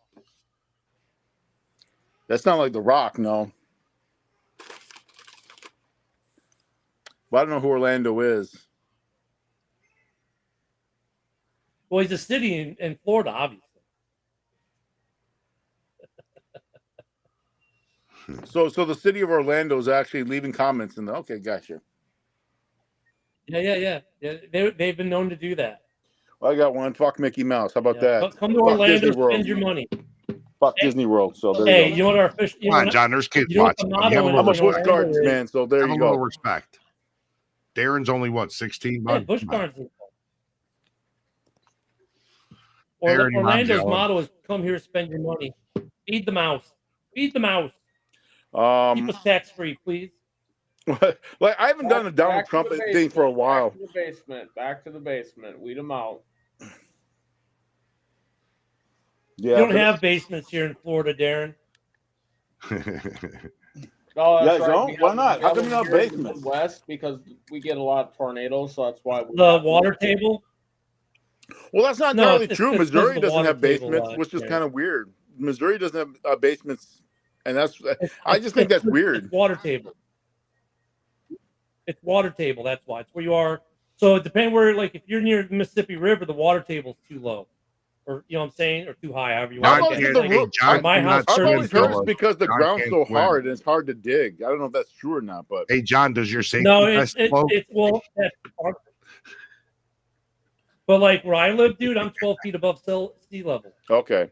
Like I heard rumors like down south, like so many places down south, like Oklahoma, Missouri, and Arkansas, they don't build basements because the ground's so hard. And I thought that was Darren, Ryan, can you send Austin Pace the link? Yep. And then put it in the chat. It depends. Yeah, some of it's water table, John. Like here, it's water table. I can walk down the street and see the Gulf of Mexico. Right. Oh, wow. Okay. I know it's a rough life. Like if I lived in Florida, I'd like to live in the Tampa area. I couldn't do Miami. I couldn't. Yeah, but I don't like the hurricanes down there, though, man. I don't know how you guys deal with that shit. I mean, John, it's only 70 degrees right now. It's very cold out here right now. It's only 70. That's cold for you guys. For us, that's like heaven's paradise right there. Especially this time of the year. 37. No, I'm in church. As far as hurricanes, we had about 4 years ago. We had a Cat 2 hit. Actually, flew right over my house. We had nothing this year. It depends on where you are. I mean, and when I was in Orlando, like we got a Cat 1 every year, but a Cat 1 just means you go to the store and buy lots of drinks and have a party. Right. Mm-hmm. You know what I'm saying? Like Cat 1's throw a party. Cat 2, you're still going to party. Cat 3, now you're taking it serious. Oh, they closed the Waffle House? Time to leave. Hey, I got a question. When you had the Cat 1, did you invite Rick Mott over or what? Just have to ask. Hey, Darren, put that link in the back in the Boom Boom Room. Some of them are going to come on. Oh, God, the Boom Boom Room. We got a Falcon fan wanting to come on. Austin wants to come on. Okay. Hurricanes could be rough. We can get Rock on, man. Yeah, I pay zero state. He might do the People's Elbow live if I get him on. He did last time. He might. Yeah, he might. Please come to Florida. Spend your money. Come see our beautiful beaches and the mouse. If I go to Florida, I'm gonna go visit Joe Thibault. Check that address out. Visit what? There you go. Some guy named Joel Thibault or Thibault, whatever his name is. It'd be nice if we can get Tim and Rock on. They love each other. They have like a sex thing going on and shit. Let's get Alvin on here. That's why I'm not in that boom. You guys are crazy in that boom. Fuck him, dude. Dude, that dude talks, man. He talks so slow. Like, dude. Hey, John, you do a Rick Mott. I can't do Rick Mott. That's you want to talk about a voice that. Hey, what's your nickname for Rick Mott? That's a voice. What's your nickname for Rick Mott, John? Oh, Meatloaf. He looks like a big meatloaf, doesn't he? Oh man, you guys are wild sometimes, man. That guy just yells. He has one voice level yell. Last year, but before the draft, he wanted us to trade away Watson, fucking Jared Alexander. Like he ready to give up the whole fucking team for some draft capital. Like what the fuck? So actually, hey Bill, wide receiver wise, are you keeping them all, or is someone not coming back next year? Of that The hell does that mean, dude? You see that? And you figure Dobbs is gonna get the payday. You figure Dobbs is gonna be the one who gets the payday, right? But is Christian Watson coming back next year? That's weird. Set up for the third receiver, probably. He wants to be like a number one. He got a message that says access blocked. Restream's request does not comply with Google's policies. The fuck?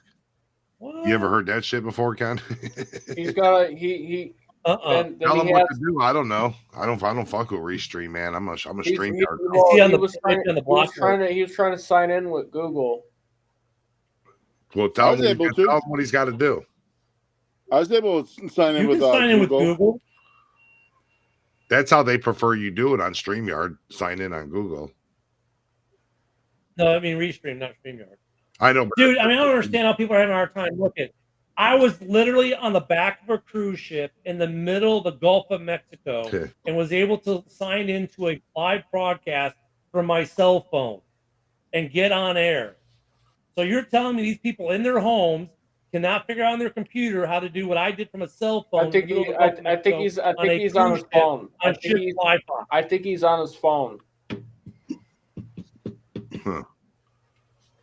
I'm on ship's Wi-Fi in the middle of the Gulf of Mexico, and I was able to figure it out. Yeah, that's wild. It wasn't hard. That's wild. It was kind of cool. It was. I think it was the Lion show I hopped on, and it's like Honolulu Blue, right? I got the blue water behind me. In the Gulf of Mexico, like, here we go. He's going to talk about his Lion fandom now. Uh-oh. So that was fun though. On the back of the cruise. Who's coming in? No one. You got to tell Pace how to do it, man. He said he's going to talk about the lines. So, no, because I told you. Ken was already talking about the blue water and all that, so he's already got that covered. Because he, in his mind, when I said I was on the Lion show with the blue water behind me, that means I'm a lion. He was on. Hey, John. He was on the same boat that Darcy has when he goes on Lake Erie. Oh, really? Actually, Darren, if you want to talk some shit, have you ever even been on a cruise ship? Damn, Darren. Damn, you haven't been to a I've only been on a cruise ship. You ain't even got motherfucking pussy. Yeah, you got to shush it. Actually, don't worry. I'm giving you props because Darcy only has a fishing boat. If you're a military, Darcy was on a fishing boat too. He wasn't on a cruise. Darcy was on a fishing boat on a Great Lake. Great. That's great, Darren. If you are a veteran and want to go on a cruise for free, here's how you do it. Go to GovX or go to Margaritaville of the Sea. There's Margaritaville Cruise Lines. Yes, Jimmy Buffett. And they have a deal where you get a free stateroom on a cruise. All you pay are the Florida state taxes, which is like $250 for the cabin. We did that with them. The first cruise I ever took with them had a blast. 5 o'clock somewhere. Well, it's always 5 o'clock in that cruise ship, dude. I'll tell you what. Best cruise line ever. It's one of the best cruises I've been on because other cruise lines you get on, they're trying to sell you picture packages, drink packages, excursion packages, look like Bill the Packer fan packages. They don't try to sell you shit. They just say have fun. And it was a good time. That was a good cruise. We just did that in December. So we booked another one for next December. But that was a good cruise line. So Darren, and Darren, they're probably in your wheelhouse as far as affordability because they're pretty cheap to go on. You just got get yourself down to Tampa, which is a quick Uber from the airport, 20-minute Uber from the airport. So you can go from Minneapolis to Tampa. Now getting home might be hard for you because they close your. Hey, I got a question. Why is Kyle on his Harold Reed? Was he on his Kyle yesterday? He was like on Kyle yesterday. What happened? Oh wait, who's in the back? We got someone in the back. Hold on. Uh-oh. Oh, here we go. Wait, is her camera even on? It's probably Jamila. She don't put her camera. Find out. What up, Jamila? What up, baby? It works. What's up, Jamila? What's good? What's popping? Oh wait, more people are coming. Uh-oh. You're in trouble now, Ken. I wouldn't recopy the link. So maybe it just got expired or something. Hey, it let me join, man. That shit was fucking up a minute ago. Here, there you go. It's fucking up like John's ears, huh? What up, Kyle? Hey, so enlighten me. Who all we got here, Bill? What teams? They won't let me bring Austin into the. We got a Bear fan. We got John, Darren. And then why is there a Bear fan here? He's got 4 fucking wins. This dude's got 4 fucking wins.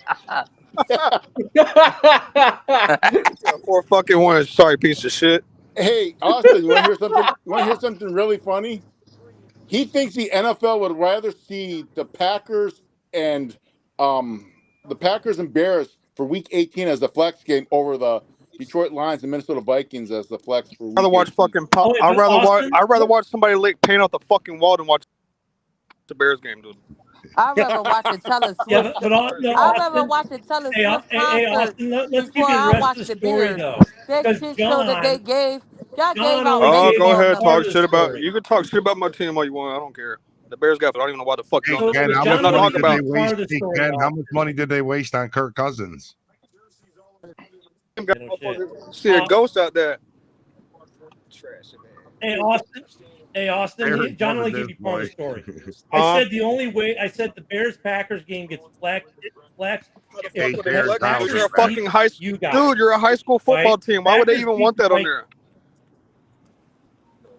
You're a high school football team. Nobody wants to watch that. Not because of the Bears, dude. You put up 3 fucking points. You put up 3 fucking points, bro. You're playing baseball out there. You're not even playing football. Wow, Nostradamus here. Thank you, Captain Obvious. No, they put that game gets flexed because of the Packers, not because of the Bears. So what's the because the the Packers win that game. If the Packers win that game, beating you for the last 6. Is it ownership? What is it? Well, we got a bunch of bottom feeders, is what it is. With all boys. Man, why are we talking about the Bears? It's World Week against the Packers and the Vikings. Hey, Jamila, Ken's rooting for the Packers. Well, we already said he's rooting for the Packers. Yeah, he's rooting for the Pack this week. That's fine. He can root for the Packers. Yep. Go Pack, go, motherfuckers. Go blow Pack, go. Motherfuckers. By 7. Blow Pack, blow. We on Roku or something? Is there anybody back here that's not blocked by Alex Conley? Yeah, we're on Roku and X and all that good stuff. Yes, we're on Roku. We're on TV. Hey, is there anybody that's friends with Alex Conley? Let's get him on here. Kyle wants to know where you got your curtains from, Darren. Pace said, shout out to Kirk Cousins for ripping us off without even pulling a pistol on the owner. That piece of shit. he robbed him and then he must have gun. Kyle brings up a good point, though. Where'd you get those curtains at, Darren? Don't try to deflect, motherfucker. I don't know why. Come on, Darren, what you trying to flex? I don't know why you're deflecting when you got 4 wins and no relevancy to this fucking game. No, Kyle's asking that. Shout out to D-Roy in those curtains. Playoff stakes. Haven't done one of those all day. No, dude, that's a question from Kyle, Darren. That's a question from one of your guys there. I want to know about your curtains. The Bears Ken, why your Bears suck? I want to know why. I think I could read the fucking comments on my end too. You know. Hey, Jamila's got a question for Ken. Go ahead, Jamila.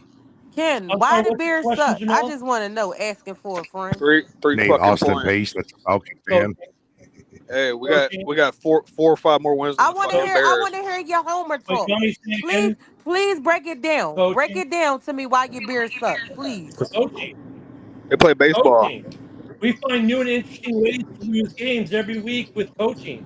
We find new and interesting ways to It's always lose. coaches, never the players. Just shit that you never even think of.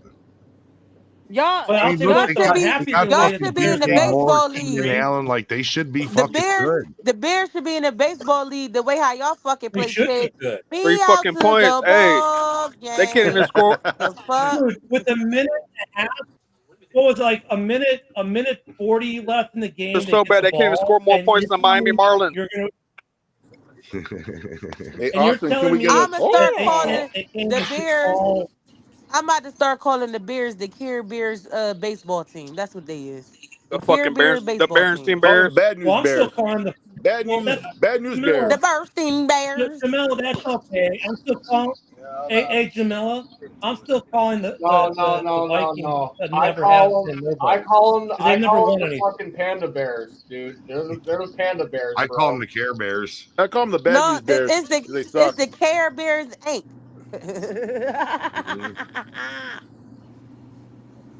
Yeah, but Now, Kyle said, "Shout out D-Roy and those curtains, big dog." He said your 32-inch looks clean too. So Kyle, hop on the feed. Quit being a bitch. Hop on. He's scared. I got one thing to say. Go Pack, go! Hell yeah, I agree. I'm with that. I'm with that No, I 100%. got one thing to say. Go Pack, go! I get it. Ken, The Bears since suck. you since you Hold since you on. holding the Packers dick so much, I want you front and center when they get this L tomorrow, bruh. So when you That's all I'm lose got to tomorrow, we say. want your ass front and center. Okay. I mean, Wait. Jamel, first I thought you Bill. maybe. I Well, here's called you something. Tim. Wait. I Oh, called you wait. Tim, Bill. Hey, Bill, Bill, hold I on. want the Let me Care be Bears. Jamel real quick. Let me be Jamel real quick. Nope, that doesn't even work. Let me be Jamel real quick. Hold on. Let me hide my camera altogether so no one can ever see me, and I can Look, just talk listen. behind the dark. Listen, bruh. I'm a ugly girl. That's Please why I don't want to show show your my face, face. or please. I don't want to show my So face. I'm we don't ugly. care. I care. This You on can't So look TV. worse than John Bill's Sullivan. ugly. We look at him every day. Oh, No, Yeah, you I can't look worse I than don't gotta John. show my face, bruh. You John know looks who like he I wears am. a I ain't Halloween fake. mask on the daily. You know what I'm saying? says you. You look like a Muppet. Damn, John, seriously, you're gonna start Does your scaring these shirt? people I watching, know bro. your shirt. I'm your puppet. Oh, I'm your puppet master. Yeah. Why we should add Ken to the boom boom We room ain't so he scared can to get be the out here. center he's and already, raw he's he's and already already, in uncut. there, man. he's He's already already in in there. there. Oh He's scared. no, I don't want to play with He's that scared How many of the bullshit. kickdowns is Are back you there? They scary? invite me every time. You that scared to be back there? Two Yes, he o'clock in is. the no, I Jamila, seen your work.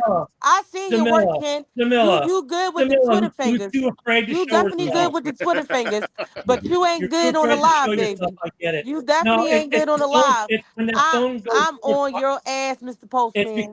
because you guys are like 2 o'clock in the morning doing like Stop at two in o'clock in the the morning. Let's do a name of video chat. No, love motherfucker, I'm sleeping. before your team That's already why you broke shut your heart. notifications off, buddy, and just go in there when you want. Right. That's all. That's what we do. No, it's actually get phone calls that matter. He gonna No, keep I just don't do running, the boom boom running, room. I got keep too much Woody bullshit. running, comes in there running. all the time. Well, not all the time, but he pops in there pretty often. Yeah, Ken. Thanks, Jamil. Kyle, the other Kyle, the Bush do be jumping in from time to time. Yeah, Ken Catalone, he jumps in. Darren Ryan jumps Yeah, in. yeah. You John just got to List in come in there. the morning I was in though. the what? It definitely Hey, be John, which jumping in the boom boom room morning. did I actually? Wait, John will know this. John, when was the last time I was in the boom boom? Was that boom boom room 2? Was the last time I was in a boom boom? Where I actually came 16. into the It was room? 16, I think. I 16. think it was It the was second or eighth. You know, we had like 25 Yeah, boom I don't boom know. rooms. Yep. It's like maybe the third or fourth. I Yeah. know. It's like Sportsman. yeah. Hey, Darren, this is how you know the boom boom room is bad. They have to name it like the porn movie. Boom boom No, room that's what I think 25. it's Eddie Who Murphy. will show up? We was thinking about Eddie Murphy, Oh, I know. bruh, when we did that. Yeah, Ken Calco. Yeah. Oh, we lost Bill. You know what I'm saying? Oh, look at that. Bill left. I guess Bill Jericho always got. leaving. They ain't nothing new. Cause I guess Jericho he got ready wasn't to ready desk. for my talk about this Bowplack Bow joint, yo. Like I he guess already know. Jericho's I under the got the desk. broom ready. I got the broom ready. You heard me? I don't know. Ken thinks Get that my the page a like. You know what I'm Packers are gonna saying? win, and he thinks Get my that page a like. he's Skol cheering for the Princess. Packers. So No, but Sully, the only reason I say that in that game, if the Packers win tomorrow, if they win tomorrow, if that happens, and it's between if they were gonna had two games to flex between, the Lions already had the division wrapped up. You guys are playing to keep what you got, but the Packers are paying to set an NFL record.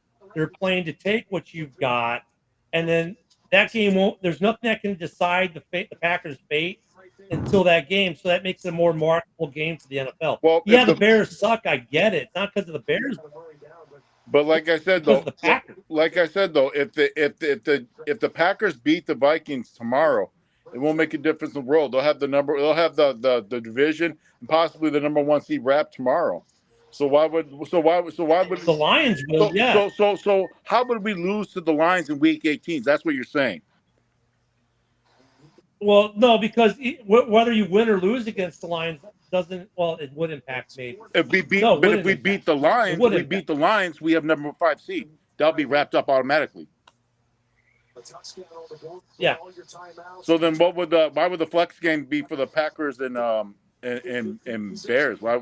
Because they wouldn't. They might gain ground on the Commanders. Maybe that's it though. But the add-on to that is if the Packers win that game, let's say the Packers win out, the NFC North becomes the first division in football history to have 3 13-win teams in a division. Okay. That's why. Like I said, dude, I'd much rather the game be at noon. Bears can play the little game, fire the coaches the second the game's over, and we can start looking towards that year. You know what I mean? I don't want this thing prolonged any longer than it has to be. Hey, if Bill's listening still, how come? Yeah, how Jay, come we he know left? Dan Campbell's not resting shit. Hey, Bill, did Carrico get underneath the desk and straighten you out, or what's going on, man? Possibly. That's why he left. Stormed out J.I. dramatic. said, who's going to win? Green Bay or Minnesota? 10-win, Ken. What's your prediction? I already took Green Bay. He's picking the Packers. Green Bay, Jay. He's saying, what's your score prediction? What's the score going to be? What I say was going to be like 38-32 or something like that is what I said. It's a one-score game. Yeah. Oh, okay. We'll see. It's going to be a one-score game. But I'm off with you here if we get this dub tomorrow. So you better be ready for me. If you get the dub, congrats. You get the dub. Because you a homer. No one runs from you, Jamil. You a homer. I don't run from you. You holding Packers dick and you need to be holding the Vikings Orlando, dick. what's this guy's name? Orlando Escobar, is that his name? Oh, I don't know. That's my sounds like a drug dealer. Espano name, yeah. Well, let me find him. He said terrible Trump. That was terrible rock, not Trump. Yeah. Well, how does a rock sound? Yeah. Unless he's talking about Rock Lockwood, I don't know. No, he's talking about. Well, okay. Here. All right, let me try to do this. The radical left, very bad people, and I'm gonna tell you right now, just the very bad people, and Nancy Pelosi is terrible and very bad, just awful. The radicals, very bad. Crap. What's that? Who is else this, is on Jay? here? I don't want to hold anyone's. LOL. What are you talking about, brother? Packer News, that's Bill. Bill. Oh, so this Orlando guy. Matter of fact, I'm about to sit a bet in with Bill. Hey, Bill. I bet you a profile pic for 6 months. Yep, if your Packers beat me out, whatever profile picture you got, I'm a rock it for 6 months. And if my team win, you gotta rock a picture I picked for 6 months. You got that, Bill? I'm ready to put a bet. Let's get Butch back here. I'll make a bet with him. Hey, Darren, tag Bill and tell him to jump on. Yeah, get Butch back here. That's fine. You don't gotta hold no deep breath. Yeah, I'm about to make me a Packer backer bet. Blow pack blow. Just whoever came up with that name, Packer Backer, it just doesn't sound right. You know what I mean? You said what? I'll let you take it from there. Packer Backer, Yeah, just doesn't sound right. Really, yeah. Packer Backer, huh? They Packer backer. They You're a like to. Packer Backer? No, they're a Packer backer. You don't have to say. You don't have to say it, Jamila. We get the picture. Jim No. That's what most better get everyone his will get. contract. Picture. He won You're a this. Packer Backer. Wait a minute. This Orlando guy, his grammar's really sucks. Donald better get his contract. He won this game. Wins this game, not won this game. No, I wouldn't do that. I wouldn't give him the contract. I wouldn't do that. I'd wait till after He's got to get a contract. after the season. John, he's getting a Not contract. right now. Maybe after the season, but not right now. No way. That'd be terrible move. Yeah, but he's going to get a contract. No, he will. He But said Packer backer Ken. Yeah, there is a guy named Packer Backer Ken. Packer backer. Jamila, there is a guy named Packer Backer Ken. that's you, isn't it? Packer backer. Have you not met Ken Catalone? Hey, Jamila, have you not met Ken Catalone? That's Packer Backer Ken. Look, listen, I don't care. He does exist. I thought I I saw don't even care. He's talking about Ken DeBausch. I know he's talking about Ken DeBausch. You know what I mean? They look just like twins. Yeah, Kyle and Ken look alike. Yeah. It's just that Ken beard is longer than Kyle's. That's all. Yep. He didn't like that too. He hates it when people call him that.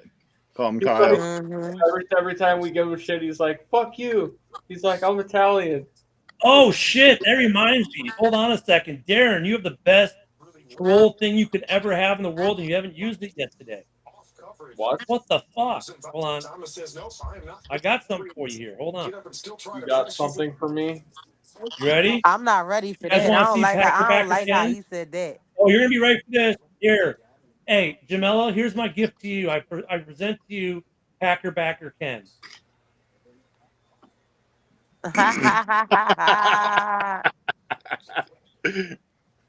Oh my god.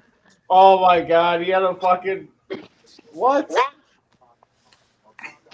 He was using my Viking background. Make that your screensaver, people. Backer Ken. That's my fucking that's my green screen for when I don't want to be on have to show my background. Anyway, and this is That's great. Yellow Ken. Ken the Viking Darren, fan. last time I saw you, you didn't even have a beard. It was just some baby stubby. Who Darren? He coming for you, bro.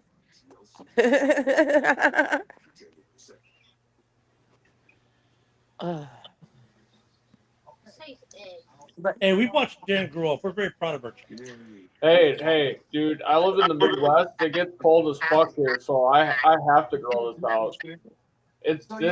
This is like my survival right here. This is like Hey, it's this like is like prerequisite. this is like a fucking life or death thing right here, dude. Hey, Sully, would you say having facial hair is a prerequisite on the Huddle Sports Network? What? It's a prerequisite. See? It's a prerequisite to be on the Huddle Sports He Network. said I like You know- Derek you know because he who I does am? that show. He knows who I coming am. on? He watched Hey. a wrestling show. Oh, he obsessed with you, Darren. Yeah. Oh, I like that. You got Hey, a was little your wrestling crush. show on today, Darren? What? Oh, you got a little crush, Hey, Darren. Darren, Oh, What day is your wrestling show on, Darren? What? What day is your wrestling show on? Saturdays. Did you do it today? No, I got home from work and I fucking passed out. Got up at, Oh, okay. I 'Cause got I up wonder at why I didn't 6. see it on that.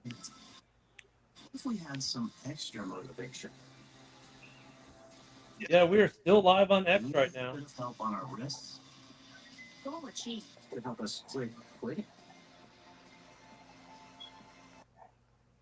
Yeah, a lot of but people on X right now. Sweet. yeah, though, bruh. I'm taking Packer Becker butts. Whoever want to bet me, let me know.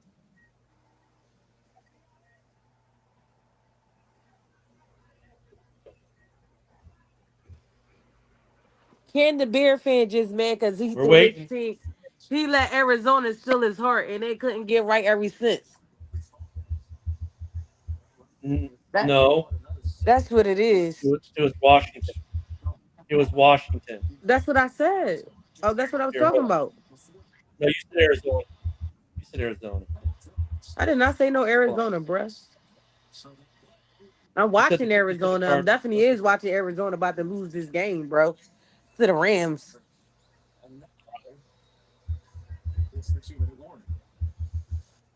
The best game was the Cincy in the Broncos game.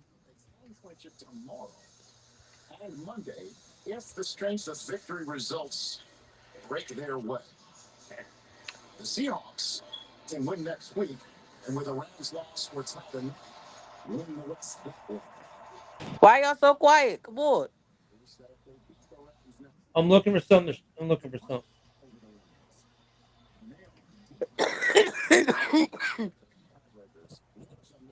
Greetings. Greetings.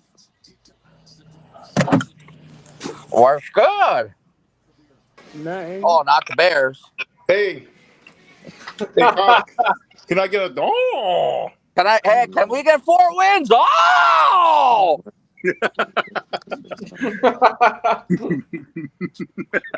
What's up, Ken Dom? What's up with our 4 He win, has that win really champ? he has that just dumbfound look right now. Who the It's fuck pretty is this I'm hilarious. hearing? I'm sorry, I'm looking for something on my computer. Who the fuck is this douchebag I'm hearing? You know who the fuck I am? Sounds like a douchebag. Oh, Is that Rick Mott? You know who the fuck I am? Oh, he called you Dang, Rick Mott. he That's called you Rick Mott. disrespectful. Oh, shots fired! Shots fired! damn, Kyle. I'm not looking at the screen right now. I'm looking at something else. Hey, Ken Damn, Dom. Kyle. Sounds He like Rick called Mott. you All right, fucking Rick. here we go.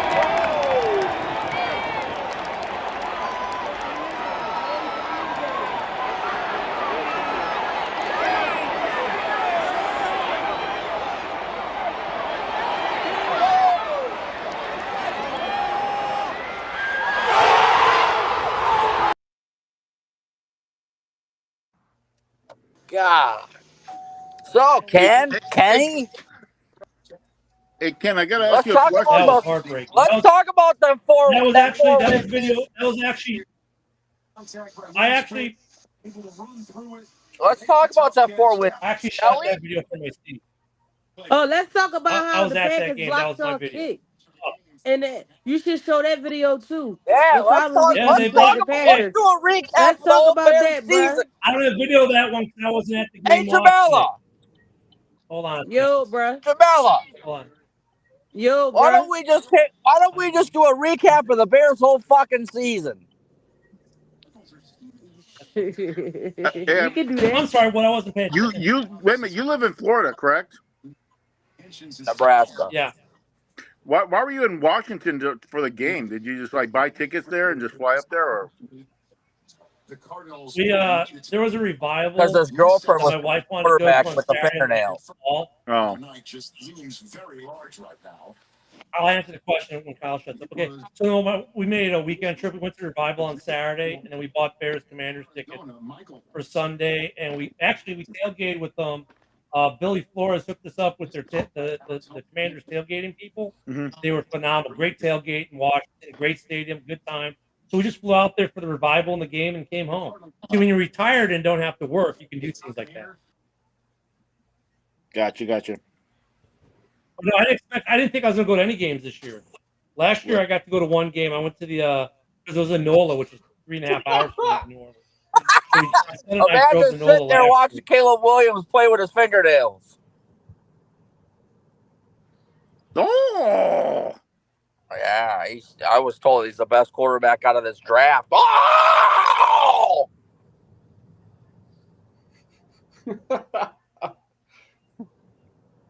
I'm just fucking with you, Ken. Okay. And Ken, I'm just fucking with you. You know Jordan Love's way better.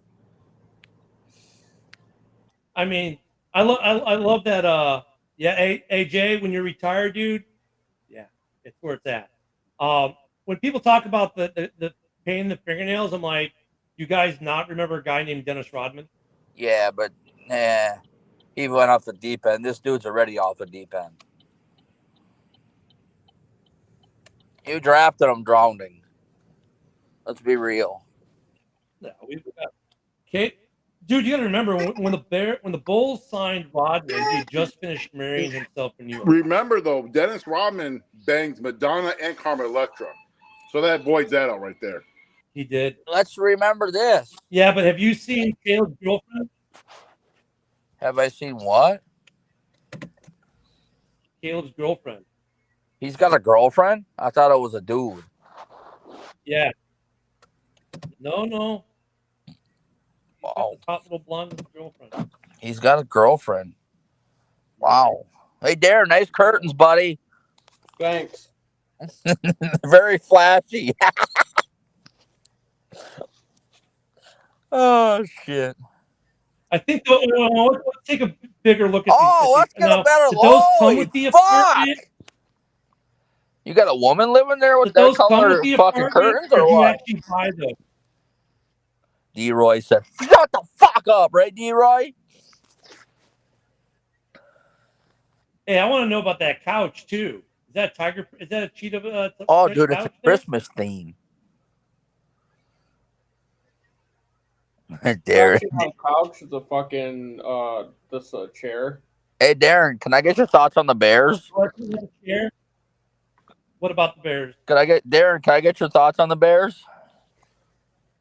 They have 4 wins. They don't have anything to be talking about right now. Hey, Kyle. Sunday, huh? Ask him how many champions. That's all you have over me. That's the only thing that matters. That's the only thing that matters. What does that have to do with classic? The current I gotta go in for this season? That has dick on this season. I know. Wait. That's the only thing that matters is how many championships you guys have won. You've won none. So shut up about it. You're not winning shit this year, so why talk about it? You have You're never not won winning anything, this year, Darren. so why talk about it? Darren, why talk about it? Vikings have been alive. They have never won jack nor shit. You're just jealous because you're not in this Winning position. 13 You got games 4 doesn't fucking mean wins. shit if you don't win the whole thing. Your roster. I guess your roster is a fucking Pee-wee roster. Okay. Hey, that Pee-wee roster made you go to overtime after you blew a 2-score lead, which still fucking lost. You're telling me you let a Pee-wee roster almost doesn't count, Ken. Almost doesn't count, Ken. Almost they did. Hey, wait, Kyle. If I'm hearing this straight, he's saying that a Pee-wee roster erased a 2-score lead in 27 seconds on the phenomenally talented and brilliant Minnesota Vikings. A Pee-wee roster erased a 2-score deficit. We were going off of almost. I thought we actually go off of actual fucking actions and. Well, wait, this just happened, Darren, though. We're going off of results. You gave up a 2-score lead to the Bears in 27 seconds. And actually have good results. You didn't have fucking good results, dude. 27 seconds and you blew a 2-score lead. Couldn't close it out. Guess what? I'm sorry to shit on your parade, but you still went home with this. Oh, we took the L. We took the L. Trust me, we know. Caleb took a bad sack, and we took the L. All you guys are known for this season. But Darren, that game this season is this letter right here, ladies and gentlemen. If you're proud of that game, defines the Bear season right here in a nutshell. Is this lovely letter the L? Hey, Darren, if you're proud of that game, then you're really a sorry fan base. Because you should. You're a sorry fan base. I'm not sitting here saying, we almost beat you. We almost did this. We almost did that. I'm not saying we almost went home with this letter right here. You Kyle, still went home I'm sorry, with the Darren. L. I'll put Darren, comprehension is not big in Minnesota. I get it. Damn. There you go, Ken. You almost beat Darren. I didn't say almost anything. Oh, I really? said you did in didn't fact say we almost beat you in 27 seconds. You gave up a 2-score lead in 27 seconds. That's not a woulda, a coulda, a shoulda, an almost. You, in fact, did to what you call a pee-wee football team. Now, Kyle, if you were playing a pee-wee football team, would you give up a 27-point lead or a 2-score lead in 27 What have you done seconds? after that game? Don't deflect. You gave up a 2-score lead in 27 seconds. You're not that good. You're acting like this was the greatest. You're acting like it was a blowout. You're acting like this moment against the Vikings was the greatest accomplishment of this season for the Bears. Oh, no, it wasn't. It wasn't even close. But, Darren, you're acting like the game wasn't close. You're acting like you're walking on water that your little ginger Jesus is the hero. Yeah, to a pee-wee football team. What happened when you? What happened when you? Kyle. Stadium? So do good teams have nail biters? The pee-wee football team. What happened in U.S. Bank Stadium, Ken? Hold on, Kyle. If you're a good football team, do you have a close game against a pee-wee football team? Or do you blow them out like you should? We blew you out at our place. As a Packer fan, we put 30. I like 30 on your fucking noggin. You know why? Like right now, like what we did to the Saints is showing what this team can do right now. I don't care who played. I don't care who didn't sit out. That's not my problem. But wait a minute, Ken. I don't care. Ken, but what we did to the Saints to pitch a shout out was impressive to me because that was impressive. Because it's the first team this year to do it. I don't care who played, who's on the injury report. Everybody's got injuries. And here's the thing, like Darren, you can say, "Oh, the Bears only put up 3 against Seattle." Seattle put up 6. The second time that was a baseball score we game. Played you, Kenny boy. The next time we played you, Kenny boy, you came to U.S. Bank Stadium, and what happened? You only could produce 12. We did. Darren, I'll tell you what we did. 12 points for 4 quarters. I'll tell you exactly what we did, Darren. You ready? Darren, here's the difference in that football game. For 4 quarters. We failed to report, Darren. I'll tell you what happened, U.S. Bank. Sully, we got a battle. We failed to report, bro.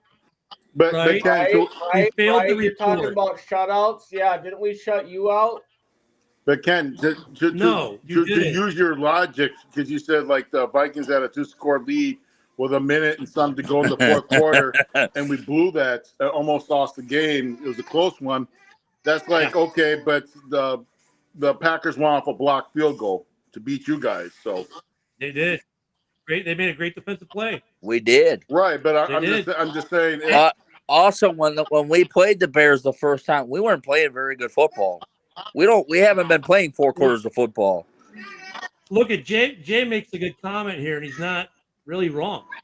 Let me find Jay's good comment here. He actually had I can't see the comment. I just see like Packer News and whoever that was. So they find, Jay. Here's what I'll tell you about the Bears. We find ways to lose games. That's what the Bears have done this year. We find new and interesting ways to lose games, like failure to report on the touchdown. If you look at this game against Seattle, 2 touchdowns called back. The second one, actually, I'm not mad about. The first one, touchdown called back. Why? Because of a stupid holding penalty. The second touchdown called back was the right call, but it was also very good on we made the play. It was not Brisker. It was he ran the ball back. He played the whistle was the point. He played the whistle. Playing the whistle is what you do, and but we had the ball in a position we could have tied it or won it, and what does the coaching staff do? Some of the worst time clock management you've seen in the NFL. The Bears found ways to lose games this year. Unlike any other team in NFL history, it's almost like they said, you know what? We're just going to play with your heartstrings a little bit this year, and we're going to find ways to lose. And they did, miraculously. You know what's going to happen, Kyle, in Green Bay in Week 18? The Bears What? are going to go up with a minute and a half left, and then just let you walk down the field and score the game. That's exactly what's going to happen. I honestly don't think that we're going to play a lot of. If we win against the Viking game, we may see them. But if we lose tomorrow, you might not even see our starters play. I would hate that for both teams. You ain't gonna see. Week 18 before is not gonna risk putting Jordan Love out there. He's not. Yeah, I know. I wouldn't because either. we already lost him once this year. He ain't gonna do it again. And that injury's not 100% yet. It never is during. Well, in the 4 weeks that he's been playing a lot better, he's a lot more healthy than he has been all year. But Kyle, you know what I mean, though. Like he's not going to be 100% until the season's over. It's going to take probably half the off season for him for his MCL to come back all the way. Oh, yeah. But the last 4 or 5 weeks that I got to see him in person, he's a whole different quarterback already. So Jay wants to know what's your prediction for tomorrow, Kyle. Man, I had it 31-24 Packers. And then Kyle, when's the next Jordan Love signing? The next one, we just did one in December, so I haven't heard about when our next one is yet. We have Edrin Cooper in January that I'm participating in. Nice. Yeah, for those that don't know, reach out to Kyle. He's what's the shop you work with? E5. Me and Brian Boyer work good together. We're partners. There you go. And they do want your sportsmen. We have Edrin Cooper coming up, and we're getting a lot of Packer fans and a little interest in pulling around the league about getting people to sign with him. I like the kid, man. I think the sky's the limit for him, and I think that's the guy we needed. I had a question for you, actually. Has Zach Tom done a signing yet? Has what? Zach Tom, has he done a signing? He did one since he's been here. Do you have any minis for him? I did not partake in his yet.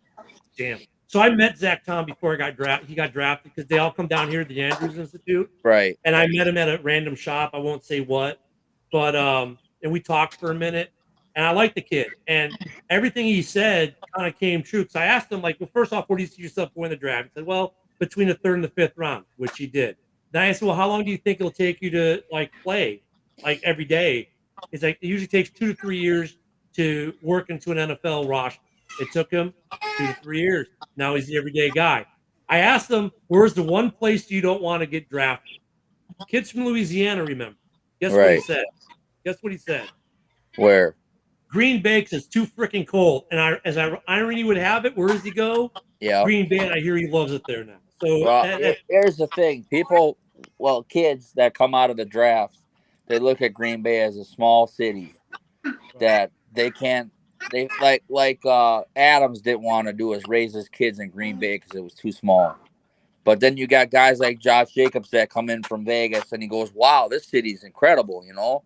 Everybody has a different kind of for him it was weather-based on where they want to live. But Jacobs freaking loves that for some weird reason. He loves it here. I'm trying to figure out why. Well, I mean, look at Zach Tom. He said it because based on the weather, right? He's from Louisiana. He didn't want the cold weather. I get it. So, but no, Zach Tom is a Packer. I wouldn't mind having on a mini helmet somewhere. I still don't have a Packer, Vikings, or Lions mini helmet collection. But God knows I've got a ton of Bears, but I have no one else from the division. I picked up an Eagles this year. But I did a bunch of stuff for the last couple of love signs. I just cleats back two weeks ago. I got the same exact cleats that he wears on the field, those green ones, and I had him sign them. Yeah, living where I live, we don't get signings, which is interesting. You would think we get signings down here with the Andrews Institute and everything. We don't get signings at all. None. I have another guy that works through a company that he goes to like Chicago. He goes one in Philadelphia, and there's about 200 athletes there at a time for a whole weekend. Yeah, you've got the Chicago Sports Spectacular that happens twice a year. You've got Chantilly that happens every year. You got the big one is that in Dallas? That happens every year. One in Dallas that my buddy goes to. He's a rep in all of them. He goes, I get to go meet every year. I fly out with a bunch of bunch of crap, and I send over a whole truckload of stuff and have it there a week before, so it's all ready to go. And then I go in the back room. I get to meet all those athletes, hang out with them for the weekend. Yep, pretty cool. And I know Elite Icons out of Chicago. He's a framing shop, but he does signs. He gets some good Bears ones actually. He hasn't done anything lately. Waukesha Sports just did an open one for Jordan Love at the end of the month. Like last week. See, being down here, I don't get any of that. Like, go to the mall and they'll get some sports shoppers. It was like 2.5 hour session, but you could go out and hang out with them, talk to them. Yeah. Get a picture. I don't get the, unfortunately, because of where I live, I don't get any of those down here. It's funny because like Phillip Rivers lives about 40 minutes from me because he coaches a high school football team down here in Daphne, Alabama. Right. Jake Cutler has a house here. Brett Favre is down here all the time. All these athletes come down here all the time for all kinds of different things, and there are 0 signings in this area. Oh, yeah. I don't even think they do signings in NOLA. Come to think of it, I've never heard of a signing in NOLA, which is just – I've never heard of it, seen a Saints signing anywhere in NOLA because I'm in their market. So I got to ask you, Ken, did you watch the Rodgers Netflix documentary? No, I've got it bookmarked. You have to. Watch. I'll watch. So there are two docu-series I want to watch. I want to watch Concussed, and I've been waiting to be able to get a copy of it on our Plex server. And I want to watch the Rodgers one, which I have bookmarked on my Netflix. You have to watch the Rodgers one before they take it off. Are they going to take it off, really? Yeah, they're not going to keep it. They always do that, but they ain't going to keep it on there. I got a way I can download it, but I can do that too. But Favre is on there, and Favre takes him to Rodgers. Favre takes Rodgers to his house and flew him out there, and you get to watch the behind the scenes. Oh, nice! It's awesome. Yeah, I want to watch, but I definitely want to see all that shit you hear from the media. Rodgers is not true. Oh yeah. Dude, that's like look at. The way the media, look at this Bears situation to kind of keep it football, right? I mean, everyone their brother, sister in the media has Bears taking a certain offensive coordinator, no questions asked. It's going to be Johnson, blah, blah, blah. Well, that right there tells you Ben Johnson will probably not be the head coach in Chicago. Right. I have found that 9 times out of 10, whatever the media says doesn't happen when it comes to our team.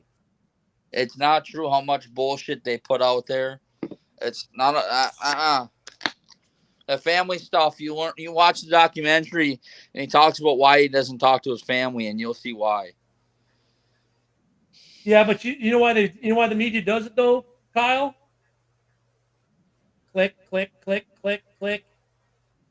Ad revenue. Sells copy, man. So like this whole thing with polls, right? Do you remember when Rodgers' brother was on The Bachelor? No, because I never watched The Bachelor. Well, his brother was on there and won, right? So he got engaged and married to this girl. Right. That was when Rodgers, his brother, right before he asked him for money, okay?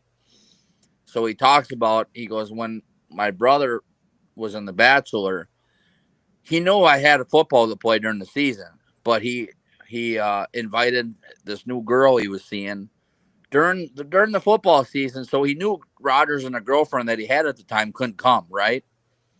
So they invited him for dinner and stuff, and then they called Rodgers for the weekend and like, why aren't you coming? And he's like, you knew that I had a game on Sunday. Had a game, right? Why would you even plan this ahead of time and knowing that I'm not gonna be there because I have a game on Sunday? So he goes that he purposely did that, and then he purposely sent him a video with 2 chairs empty at the dinner table. It's supposed to be him and a girlfriend of his. And he goes, he knew that I was not going to be there, and he gets kind of fed up, and you kind of can hear it in his voice on the documentary. So, I'm talking about it, but he goes, I gained a whole new respect for Rodgers. It's a whole. You just gotta watch it.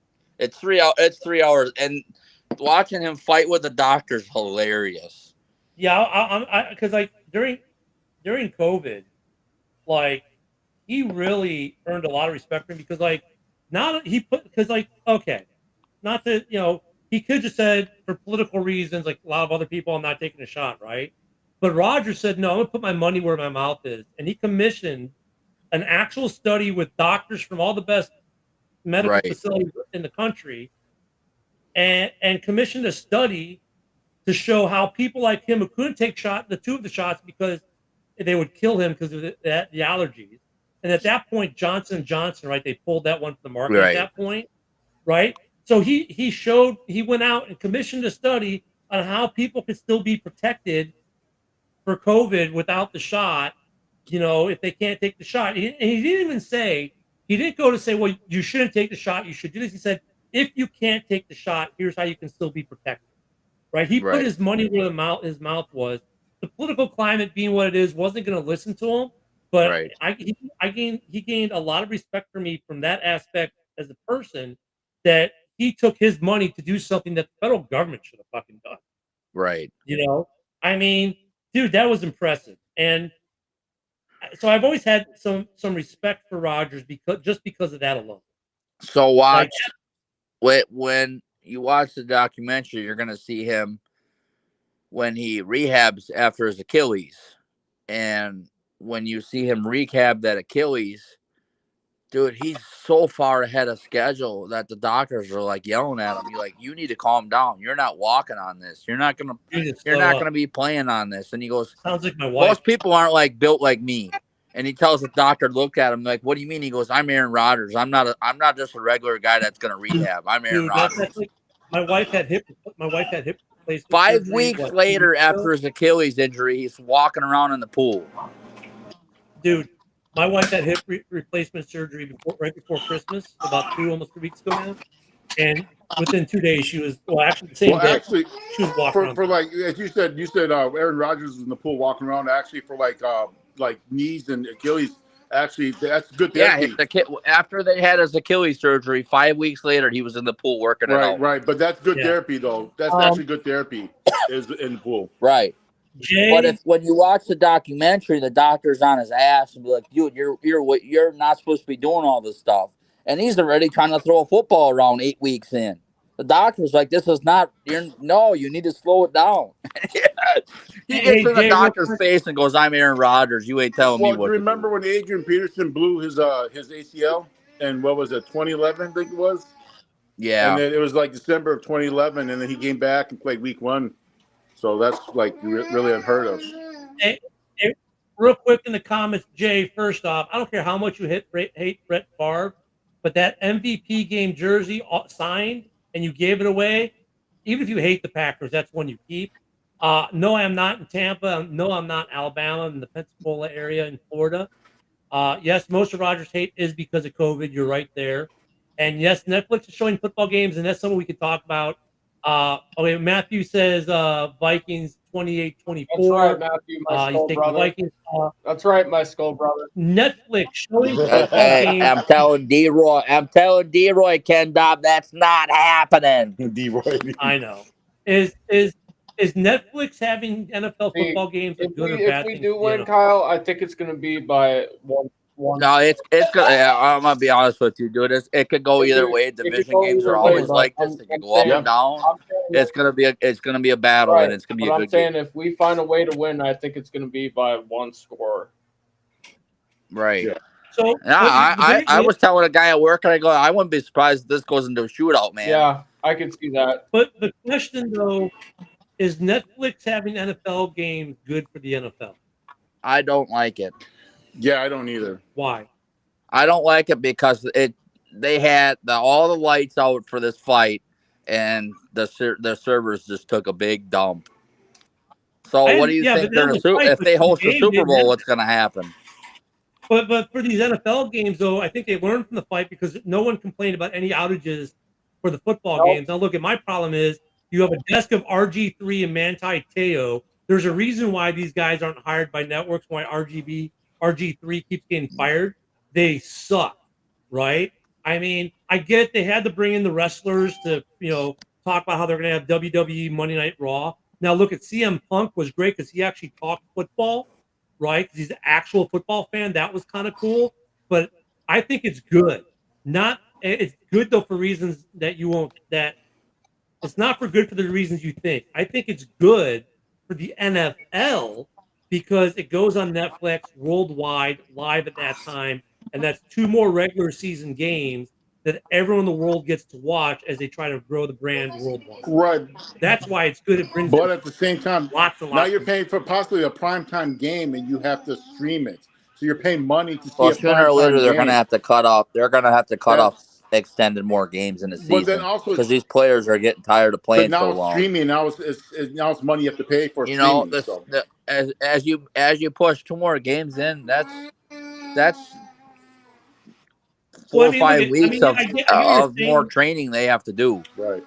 Well, no, I mean, it didn't change. I mean, having the 2 games on Netflix on Christmas didn't change the schedule as far as the amount of games. John, I get what you're I'm saying. just saying in the future is Goodell wants Oh, to yeah. have 2 more overseas a year on top Well, no, of he what we wants to have go- now. Oh, Kyle, it gets worse than that. I'll get to that in a minute. Yeah, they want but for them to play 20 They games want- a year now. they want 16 games a year in Europe within 5 years.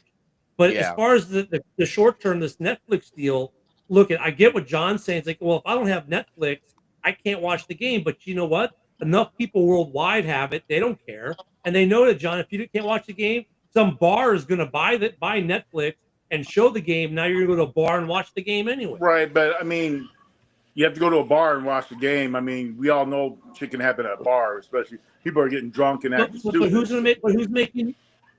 But John, But who's making more money? Are they making more money for that game to be on NBC or on Netflix? That's the only thing the NFL cares about. They don't care that John Sullivan doesn't have Netflix. Right, but 100 million people worldwide But do. then now it's becoming more of a you have to pay for streaming to get these things. And I mean, it used to be but I'm trying to tell you, when they extend this season out longer to 20 games, they're gonna make you buy every freaking package they have. And I mean, look at as is now. Thursday Night Football is only on Prime. Right. Right. Yeah. Wait till they got 20 games a year.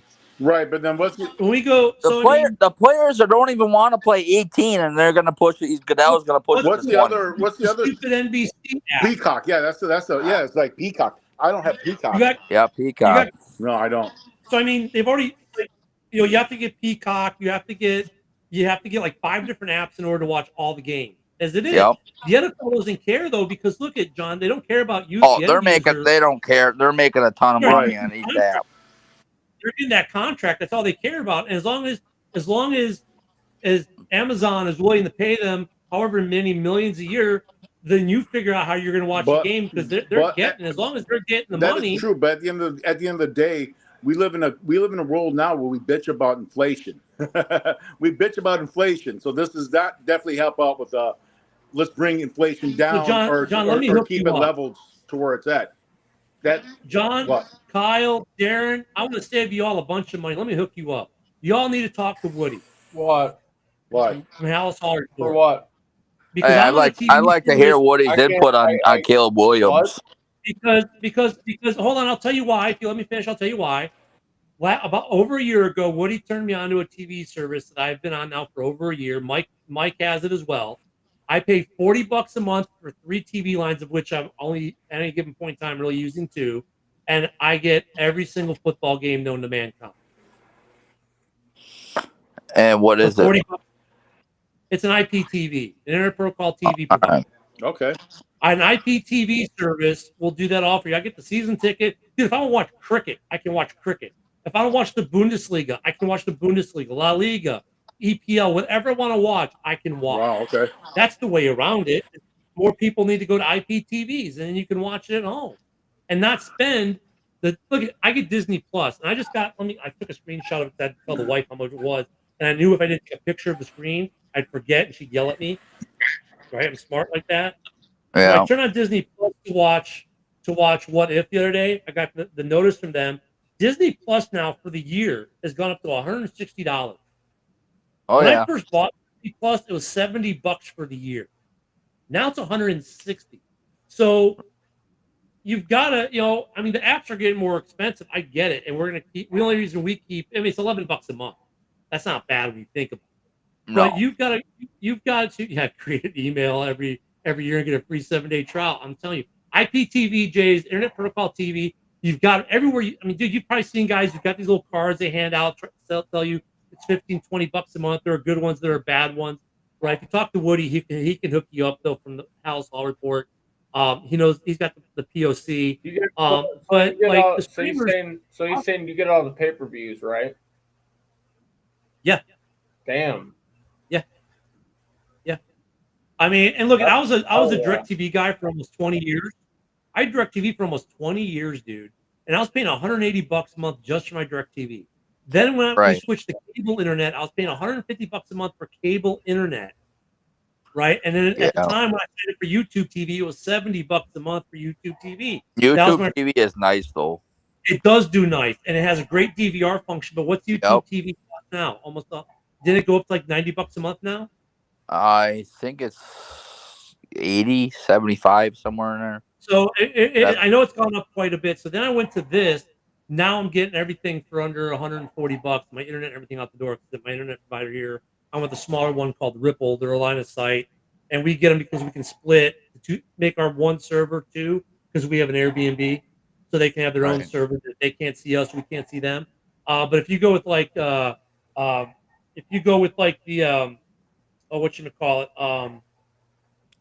T-Mobile G5 or 5G was like $50 a month, right? So we were getting. I mean, I was under $100 a month for a while there. You can just download the app if you have a smart TV. An IPTV app you can, Jay, but you still need a service provider. So you can download IPTV apps on certain TVs. Like if you have a Vizio, you probably can't download an IPTV app. You have to do it through a Fire Stick, right? Roku, you have to side load. No, can you put it on Roku? No, I don't think you can put it on Roku. But you can get. But anywho, yeah, use a Fire Stick. But IPTVs are great, and I've got all my TVs are Fire TVs, so I can load them on there. Yeah, I got a Roku TV and I got a Vizio. So a Roku, I'm not sure if you can use it on Roku, but Woody could tell you. I've got 2 Roku TVs in my Airbnb, and the only thing I put on there was my Plex and the Huddle Sports Network. Right. So, but IPTV, if you've got, I mean, dude, you should buy a Fire Stick for like $20 off Amazon. You know, just a regular 4K one, and just throw your IPTV on and plug it into your TV. Right. Have both Roku and Amazon, maybe. I think. So I want to ask you something, Ken. Yeah. Go ahead, finish, because I want to. I want to see what you're. No, I want to. I'm going to turn this back into football. I want to see your score prediction for tomorrow. Oh, I said it would be like 38-32, somewhere around there for the Packers. And you're taking the Packers to win? Yeah, I'm taking the Packers. Wow. I don't know, man. We got a lot of injuries. Everyone's got a lot of injuries at this point. Nah. We're losing a lot of key people. I'll say this. Nobody's got more injuries than the Lions. No. Yeah. I mean, dude, but look at the pass rush is what they thought. I thought it would be. I'm not even sold. Here's the thing, Ken. I'm not even sold. I know the Lions are damn good, but I don't think I think we could. I think the Vikings and Packers could beat them. I think I hate. I mean, we lost by 3 points in a fucking shitty ass call. See, Jay, I mean, I know. I kind of agree with you, even though I gave that score prediction because their pass rush, and it depends on Van Ginkel. Believe it or not, I like Van Ginkel. Damn you, Hard Knocks, for making me like him, having him on Hard Knocks. But here's the thing, because we all cut up in the NFC North because a lot of our shows are NFC North based, and we spend a lot of time on our 4 teams. To be honest, I think the Lions have the best shot of the 3 to get to the Super Bowl. I think they do. I think the Packers and the Vikings are very good teams this year. But we played the Lions really, really well our first matchup. I know, but it's not about the divisional games. It's about the out of division games against really good teams like. And they got the win over the Rams. So. Well, okay, but Darren, the Rams lost to the Bears too. Yeah, but we're talking about for the division. Between the 2. I'm saying the Bears beat the Rams this year too. You're not in the conversation for the division. No, but you saying that we beat them during the season? Great, the Bears beat them too. I mean, that's not saying much. Is what I'm saying. I'm actually knocking my team there. The NFC North is fun to watch this year. It really is. So even with the Bears, with as bad as a record as we've had, like this, Yeah, like, but you were probably 3 games out from at least winning 3 games by less than a field goal. For instance, here's a good example of the Bears finding new and interesting ways to lose. Darren, did you realize that on the Monday Night Football game, guess how many more rush yards you had than the Bears? Enlighten me, because you know it all, dude. 1 fucking yard. That was the difference in run games between the two teams. Guess who had more time of possession in that game? The Bears by 30 seconds, not even 30 seconds, like 20 seconds. If you look at the stat line of that Monday Night Football Bears-Vikings game, you're like, how did the Bears lose 30-12? Right? Well, okay, here's how you lose 30-12. You have a touchdown taken off the board because of a failure to report. Thank you, Skipper. Then you further make that 1st and goal, 2nd and 13, or 13 yards and goal or whatever with a penalty. Then followed up with another penalty, so now you get a field goal. This is how the Bears lose games all year. If you look at, because if they score a touchdown there, it's a 6-point game. It's a whole different ball game. If you look at the Seattle game, they score the go-ahead touchdown. Nope, it gets called back. Why? From a chintzy holding penalty. Okay. Then you look at the fumble that gets thrown back for a touchdown. That was a legit callback. They ruled them down by contact. That was good. But the Bears find ways to lose games. If you look at the Green Bay game, they didn't find a way to lose. They made the right call, but Green Bay made a great defensive play and got a fingertip on a Cairo Santos 48-yard. Okay. Well, you also have to realize that 48 yards ain't a chip shot. Yeah, but Santos. And you also have to realize the Vikings aren't the fucking Bears. No, I'm gonna say that though. 48 yards is a lot longer than when you actually go to line that up. it's quite a ways. I mean, but we made. But if you look at Santos, we got lucky, made a play on that. Otherwise, we would have lost. And then you go to the Washington game. I mean, that's just. If you want to talk about luck not going your way, that luck doesn't go your way. I mean, you look at the first Vikings game after we erased the lead, and then Caleb takes a bad sack, and then we played prevent defense, which does nothing but prevent you from winning. And we watched the Vikings just walk down the field and get the game winner. There are a lot of games that the Bears could have, should have, would have won, but they just found interesting and new ways to lose them. Look at the game this Thursday. I mean, dude, you have over a minute and a half on the clock, and you're telling me you can only get 3 or 4 plays off with 2 timeouts in your pocket? Really? You look at the Detroit game, clock management, the first Detroit game. I mean, the Bears have been in a lot of games. Statistically speaking, everything else, you got a quarterback who went almost 10 games without interception. His interception comes on the, prayer throw at the end of Thursday Night Football. What a stupid way to end that streak. But I mean, they've been in these games. The NFC North is good. Even the four-win NFC North team, being the Bears, is a good football team. That's how good the North is. The Bears are a good football team with shitty coaching. If the Bears had real good coaching, this division, if it stays the way it is this year, personnel-wise, player-wise, and the Bears can get a good head coach, do you want to play anyone in the NFC North next year if you're not already in the North? All 4 teams will kick your ass. Yeah. So, I mean... The thing is, one week, one of the North teams will suck. The next week, they'll blow you up by 40 points. The North, all 4 teams have good defense. The Bears just showed a good defense against Seattle this week, letting them only put up 6. I mean... Bears fans want to yell at Tyreek Stevenson. He shut DK Metcalf down and made DK get a 15-yard penalty. You know what I mean? So, I mean, you look at the Packers, your defense is a lot better than expected. You did lose a really good defensive player because of a scheme change. That happened. Oh, you're talking Preston? Well, you also have to realize that he was 32 years old, too. Well, and the scheme change. Yeah, I mean, players get old. I mean, you could definitely tell in the last 3 years. I could tell from being a Packer fan that he was not as fast as when he got here. Even in the last 2 years, when he got off the line, it took him a little bit more time to do it. And I think that's why the Packers, when they found out he wanted to get out of here, they did what he wanted. And Jay, not and we went younger. Bears, but I just saw your comment. And Jay, not to get back, actually, Kyle, I'd like to have your take on this one too. Jay says the Bears' offensive line has to get better, though. I don't disagree, but however, the 5 everyday starters, which now at right tackle includes Pryor, who's played really good since he became the right tackle. When you have Braxton Jones, Tevin Jenkins, Shelton Pryor, and Darnell Wright, guess what? All 5 of those guys rank within the top 20 at their position in the NFL. They're good players. It's the coaching, the scheme that needs to get better. But they need to get better. Where I agree with you, Jay, and then Kyle, let me know what you think about all this. Is that the Bears don't have depth? Like Larry Borum is great for a series or 2, but you don't want to start him for 2 games.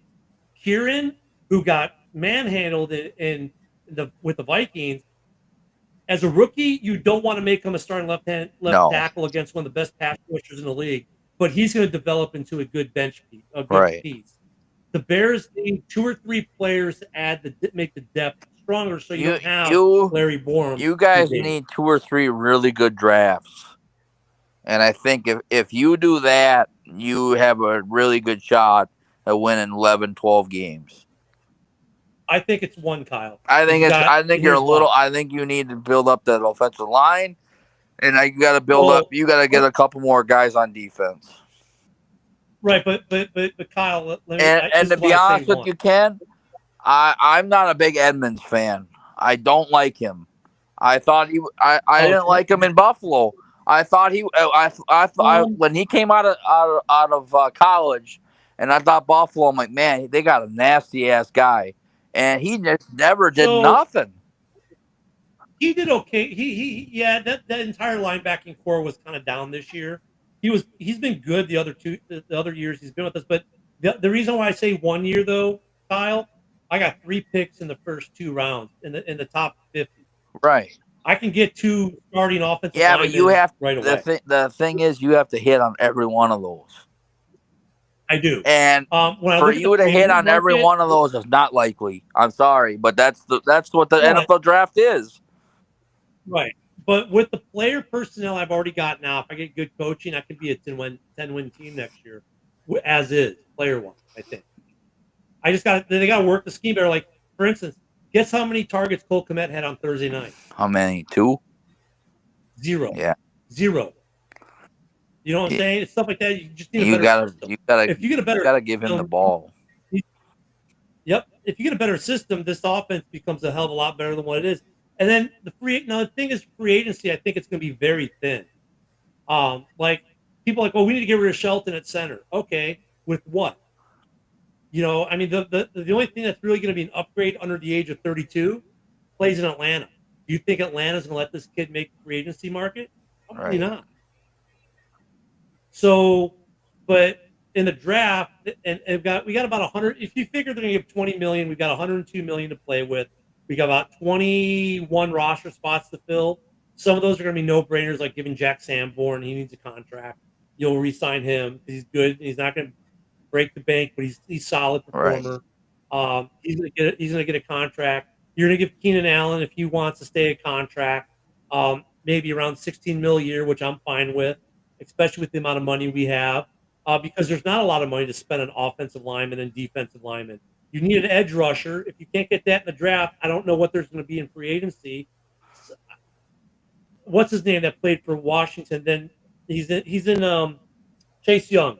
If Chase Young's available, if they don't want to re-sign him, I'd give him money to marry him back up with Montez. But I have to ask myself the question: why didn't the Bears do it last year when they had a chance? Did Montez Sweat say something to the team like? I hate to say it, but I don't. I think Chase Young's just about done. He's had 4 opportunities now on different teams.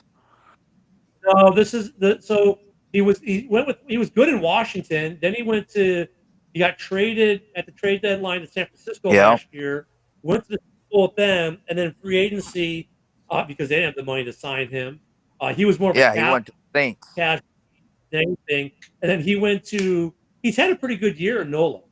He's had a pretty decent year in NOLA. He's not going to get a massive contract, but he should be able to get a nice contract based off what he did in NOLA. There was nothing coming out of NOLA saying that he was a cancer or anything bad. So he might get some money. At that point, I'd just try to find someone that in the draft or somebody. It all comes down to, for the Bears, it's very simple. The selection of your head coach.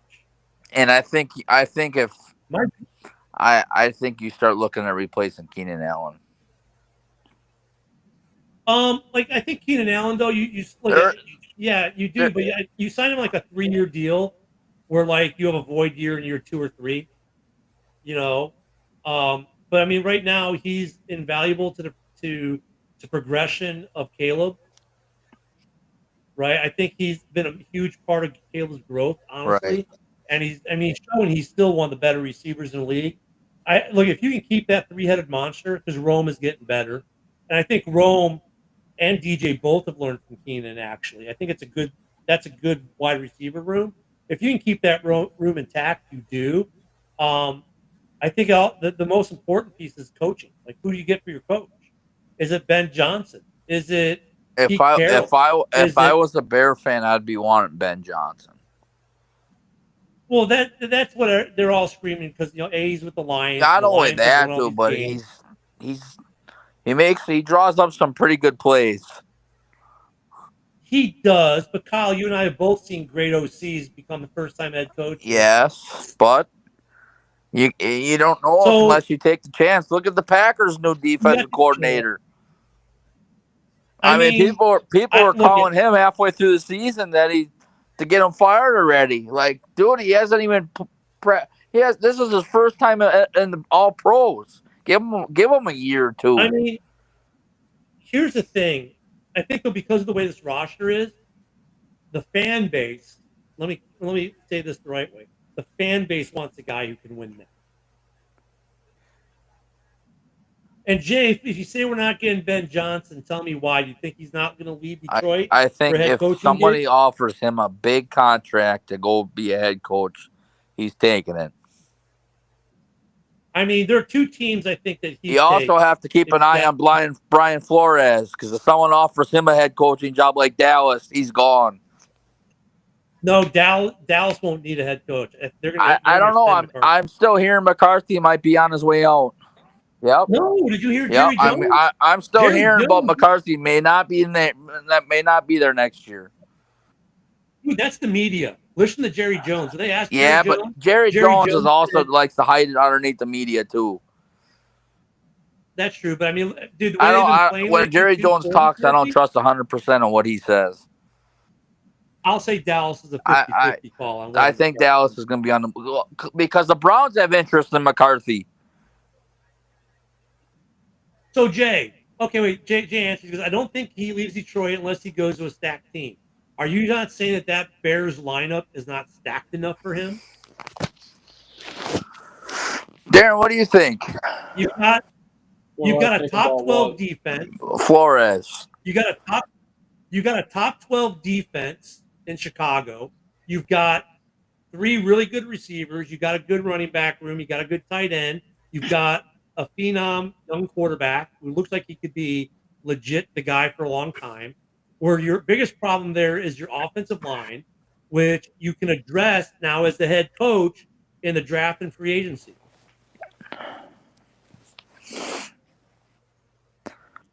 I think there are 2 places minimum that Ben Johnson goes if he's offered a head coaching job. Carolina, because that's where he's from. And Young is playing better, and Chicago. I think if he gets offered one of those 2, doesn't the Saints have an intern coach right now too? The Saints, yeah, and I saw that he's been linked to the Saints. I can see him going to the Saints too. Yeah, Ben doesn't. I could see Flores going to the Saints too. I really could. Saints got a good team if they actually had a quarterback around them. They're probably 1 or 2 weapons away. Well, no, I like Carr. But Carr needs to stay healthy. Carr is smart. Carr is going to be coached. The only reason, you remember when Gruden left the I'm Raiders? not a big Derek. And the Raiders For were some still reason, good? I'm not a big There Carr was only fan. one. There was only one reason the Raiders were still good that year, because Carr was probably the only person on the planet who understood Gruden's offense. Probably didn't hurt their next door neighbor.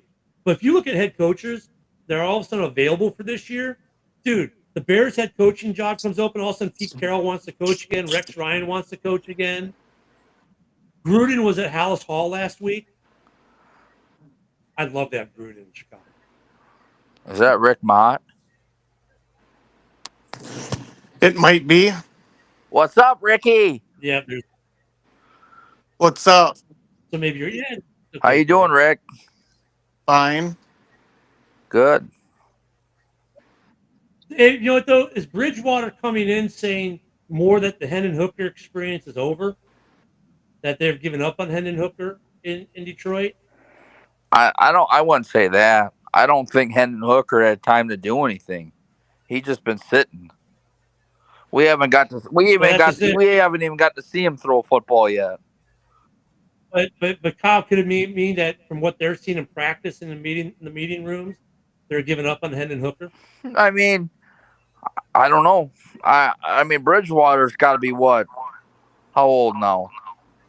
30, 31? Jerry Bridgewater. So if Goff goes down, you think in the playoffs that they're going to depend on Hooker, who has never played in a regular season game before, or thrown like 3 passes in the NFL, or would you rather go into the playoffs with a veteran quarterback that could win you a possible playoff game if need be?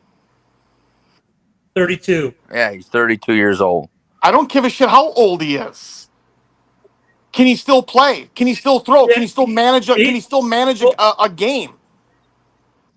Age for a quarterback doesn't matter as much. I mean, so then why did you bring it up? I mean, what's the point of bringing it up then? Because he brought it up, so I just answered it. I mean, it doesn't matter if he's 32 or not. It doesn't give a shit. No, if it was a running back, of course, the 30-year-old, the 38-year-old is the fucking, where they start going downhill, they start not getting paid. But those guys coming in for Teddy Bridgewater, is it Hooker's problem? I don't think so. When we drafted Jordan Love, was Jordan Love ready to play? No. Hooker has only been in the league, 2 years and thrown like 5 passes? That's what I'm saying. He needs to learn. So Bridgewater, but I'm not going to say throw Hendon Hooker to the fucking Wolves because he hasn't played. No, right. No, exactly. That's why they brought in Teddy Bridgewater, because he's somebody who's played in an NFL insurance football plan. Game. Exactly. So Kyle and Rick and Darren, for a career, Bridgewater has a passer rate of 90.5. His TD interception ratio is 75-47. That's good. He's a 66.4% completion percentage. Wait. Hold on. I gotta respond to this. Jordan Love still isn't ready to play. Are you fucking kidding me? Do you watch football? That is, he was just talking smack up. But here's the funniest thing about back. Bridgewater did not play at all this season because he was too busy coaching Miami Northwestern, his former high school. Takes them to a state championship, and then after he wins the state championship, he signs with the Lions. Who's Smokey? That's me. What's up? It doesn't mean that he's not ready to play. I mean, at the end of the day, is this how do the Lions? How is the Lions' offense? Jared Goff. How often do they throw deep? Hey, I gotta call some shit out. Rick, didn't you say the fucking Lions were the best team in the NFL? Then the other day you said the Packers were. Did I say the Lions were the best? Yeah, they're the best. The Lions are the best team in the NFL. But you just told me the other day the Packers are. Did they not play the perfect game the other day? It was the fucking Saints church team, dude.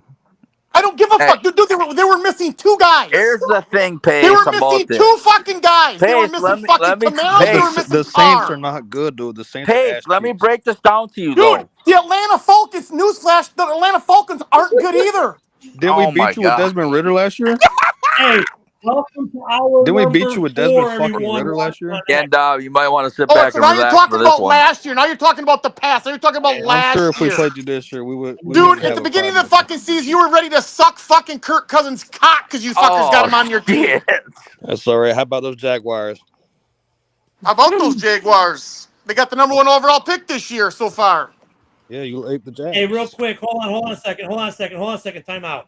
For everyone, welcome to almost hour number 4. For those of you 4 watching fucking on X hours? who are still with us, thank you. Yeah. Hold on, Smokey. For those of you watching on Roku and Amazon, you're seeing something we don't normally get, but hey, it's a late night on a Saturday, so why not? Thank you for everyone who's still with us on YouTube and Facebook. And go Pack Go. Hour number 4 kicks off. I All probably, right, go ahead, since you guys are on Have all fun. those, I'll have to get off then.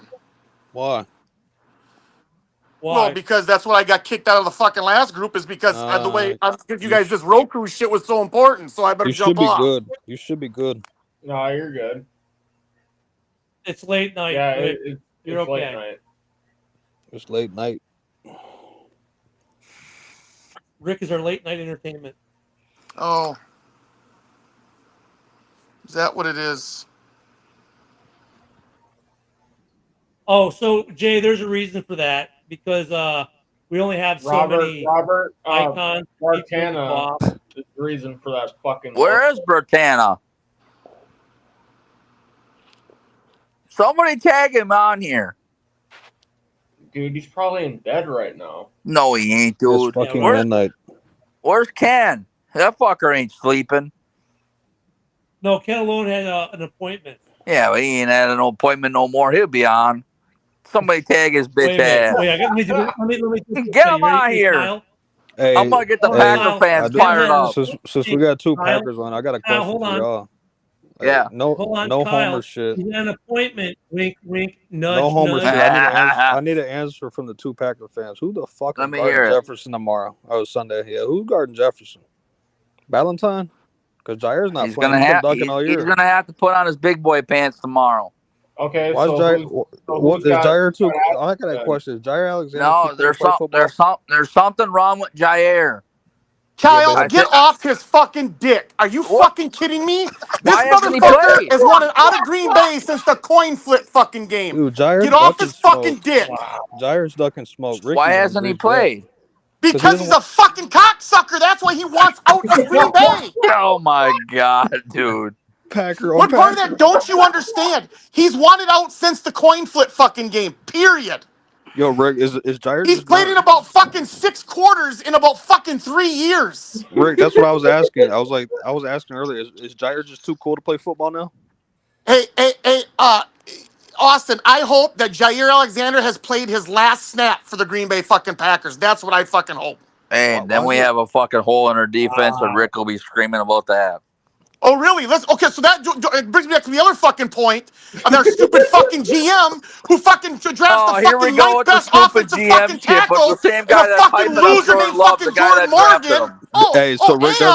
Rick has a point there. Jordan Morgan. And he wastes a fucking second-round pick on a fucking loser running back in the same fucking situation. Yeah, what's up with that guy? He doesn't play one snap either. How do you know he's a Kyle, loser? you can get off your fucking fanboy bullshit. Hey, how do you know he's a loser when he hasn't played yet?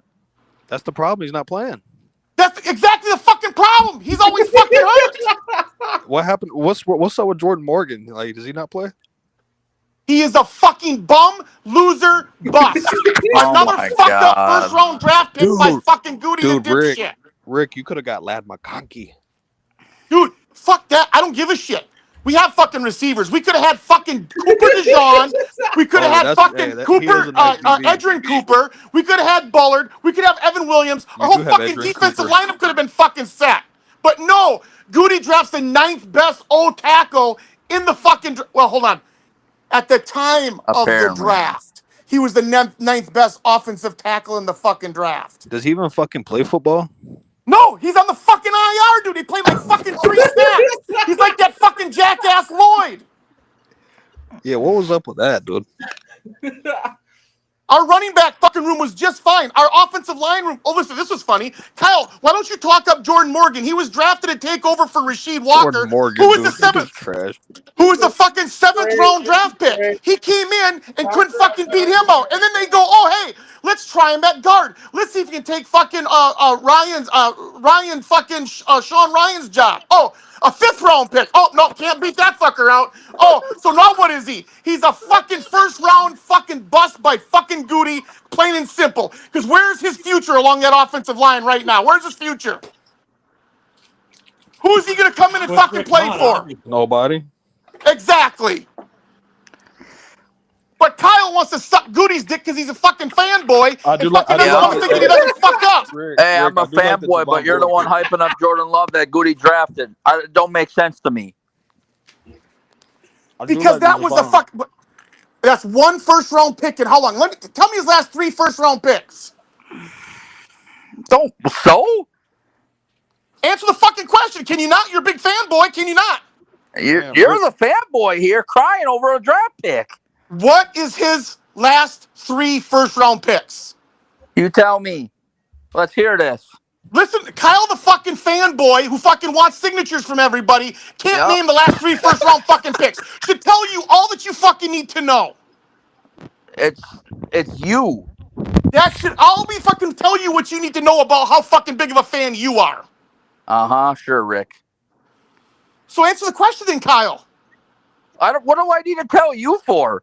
You're the one screaming. You're embarrassing yourself on fucking we national still got TV. 10 wins and you're crying. You're fucking embarrassing yourself on fucking TV or Roku, I'm embarrassing YouTube, wherever the fuck myself. you're at. You are fucking embarrassing yourself because you're a fucking fanboy and cannot fucking name the last 3 first round fucking picks. Yep, I'm a fanboy. I'll tell you why you can't fucking tell the last 3 because they're all fucking worthless. Yep, hey, they're all worthless. I do like that Javon Bullard pick that y'all did this year, Rick. Oh, he's junk that's too. because Don't you're a tell fucking Rick Georgia that. Bulldog fan. That's why. No, he's actually been playing. He's junk too. Hey, Austin, did you hear your boy? Hey, Austin, did you hear your boy? Fucking Carson Beck is joining the NFL draft this year. Yeah, he'll go the third. He's all trash. We're all trash. Dude, he won't even fucking. Dude, he should have came out last year because he would have been a top. He would have been let's put it this way. He would have been a first round pick. Yeah, and then he got hurt. There might be a chance that he might not even get fucking drafted, dude. That's how bad he played this year. Yeah, he didn't play good. I mean, don't get me wrong, dude. I watched him in high school. Why is the Bears in high school, he's can fucking spin it. I'm not saying he's not good. I'm just saying his fucking draft stock fucking took a huge, huge hit. Who do you like the most in this draft coming up? I don't like fucking nobody. This is a bad draft, dude. I think Shedeur Sanders is a fucking bust. I think out of quarterbacks, I think if anybody drafts Cam Ward is going to get a fucking damn good football player. Giants. Wait, you just said everyone was a bust in this. I didn't say I said a pretty good football player. There's a big difference between a fucking bust and a pretty good football player. No, I agree. Jordan Morgan. Just because I said this is a shitty draft doesn't mean there's not fucking. What the fuck do I know? It's just what I watch out of college football. I don't know what these guys are going to do in the fucking pro. I just know what I wouldn't draft fucking Shedeur Sanders. I wouldn't draft Travis Hunter. They're too much about them fucking selves. You caught up in them sub fucking selves. You got Travis Hunter fucking woman is out there fucking playing his fucking strings like a fucking fiddle. I'm telling you, there's not one superstar. I'm not saying offensively. I don't know about defensively so much. It's offensively because it's fantasy football shit is what I pay attention to the fan. But there is not one. I looked at a mock draft the other day, and there is about that's what I saw. There was 6 offensive players is going to get drafted in the first round. 6 this year. Position players, not offensive linemen, just position players. And I think 3 of them were quarterbacks. So what does that tell you about this year's draft? If somebody's looking for an offensive playmaker, they are not going to find a fucking stud this year in the offense unless they like a fucking, I need a real fucking pass rusher. That's what I want. Well, there's quite a few of them in this year's draft. But the Falcons are fucking stupid. They'll pick a fucking wide receiver or a fucking tight end or a running back. Kyle Pitts. The Falcons will probably pick another quarterback because they're going to get a new fucking head coach probably. He just signed last year. We don't fire. coaches after 1 year. Oh, you mean you're not like fucking like the Sacramento Kings and fucking coach of the year and then fire the fucker after signing him to extension the very next fucking year after 35 games? Yeah. All I know is Kyle Pitts has to go. He's a piece of shit. I'm fucking so surprised at that, dude. That fucking I was so bought into Kyle Pitts. I'm in my dynasty league. I fucking picked him number. Shit. I had the first overall pick or the second overall pick or something. I don't remember what it was, but I fucking was all in on that cocksucker, and he just fucking unbelievable. That's right there is how Shedeur Sanders and fucking what's his nuts is gonna be like. I'm telling you. They're all about themselves. They don't fucking care. They're so wrapped up in their fucking brand that they don't give a shit about the fucking team. And it's just that simple. I just wouldn't whoever draft if the Giants listen to me, if the Giants draft Shedeur Sanders at whatever they're going to, because if it looks at it this way, if it ends the season ends like was ended now, the Jaguars would have the number 1 pick. They're not picking a fucking quarterback. So then they're going to sell that guaranteed they're going to sell that fucking pick. If they end up with the first overall pick, they're going to sell that pick to a team that needs a quarterback. Plain and simple. I can see that trading the pick down because they got. So if I was the Jags, I'd go to these last 2 games. I'd fucking start every fucking idiot that I had on that fucking team to fucking lose and get that because they could fucking cash out big time because they got a decent team. They do. They got a lot of pieces in Jacksonville. And just think if they fucking add a couple with that, they could get a fucking gold mine for that first overall pick. Rick, sorry, you're wrong. Right now, the New York Giants own the number 1 pick. Well, then the NBC, then that must have been an old one because from what I just read on the NBC Sports app. Well, that's great. They said the updated. It said the updated fucking Oh, but that was after week 17. So I don't know. Look at this guy Jay in the comment section. He said, "I don't think Shedeur is going to be a bust. He's played some really legit football. Dude, it's Colorado. They played nobody, bro." No, here's my thing about Shedeur. Here's the thing about Shedeur, right? His entire career, be it high school, be it college, be it anything, has all been coached by one guy. One guy. Hey, let me ask you this: what about that Gianti guy? Y'all think he's going to be good in the pros? I don't know. I don't know much about college, to be honest with you. I'm like, Rick, you know Alshon Gentia, right? Rick's gone. No, I'm back. I hit something. Rick, you know that Alshon Gentia. Do you think he's going to be good in the pros? You know, I think I don't know. Decent. If you get a good, I'm not going to say he's going to be great. I'm not going to say he's going to be great, but do I think he's got a potential? Potential. Look at Marvin Harrison Jr. He was the second coming of Christ, and I was all in on Marvin Harrison Jr. too. But where a person goes from you gotta college, look at his quarterback though. You got to look at the team that he goes to. Here's why Rick left. I'm here. I don't know what the hell you're talking about. I'm fucking not gone. I'm right here. Hey, Rick, I got a question for you.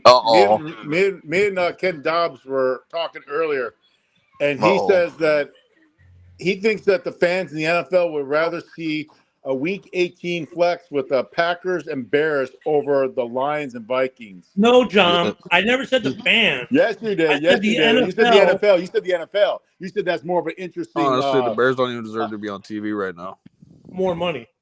Well, you can't. It doesn't matter, John, for that fact, because if the Packers happen to beat the Vikings tomorrow, then the Lions don't have nothing to play for. It doesn't matter. They're going to be the number 1 seed because the Eagles are fucking playing Kenny Pickett tomorrow.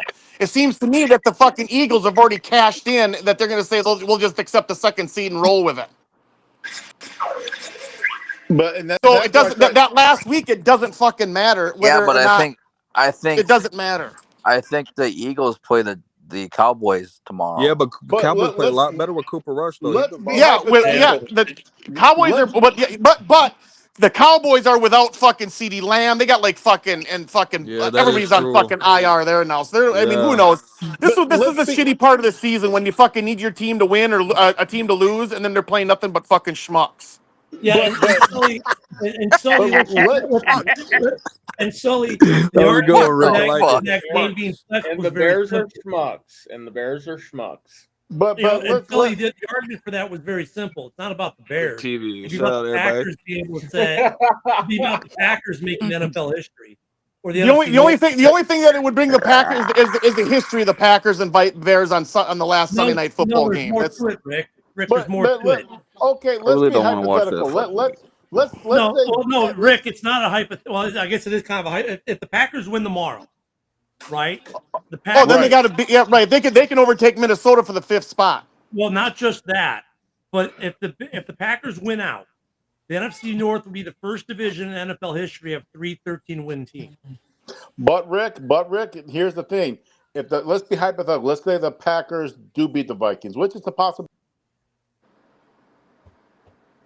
Yeah. Yeah, he cut out. Oh. Hello? Yeah. Oh, crap. What the heck? That was funny. What it do, bitches? Did John jump off? He's going to get you back on. Hello? Rick, y'all going down tomorrow, Rick. Uh-oh. Oh, Jamel's back. You already know. Hey, you can shit in one hand and wish in the other one, see which one fills up faster. Oh, yes. Rick, I'm on your ass, Rick. Just know that.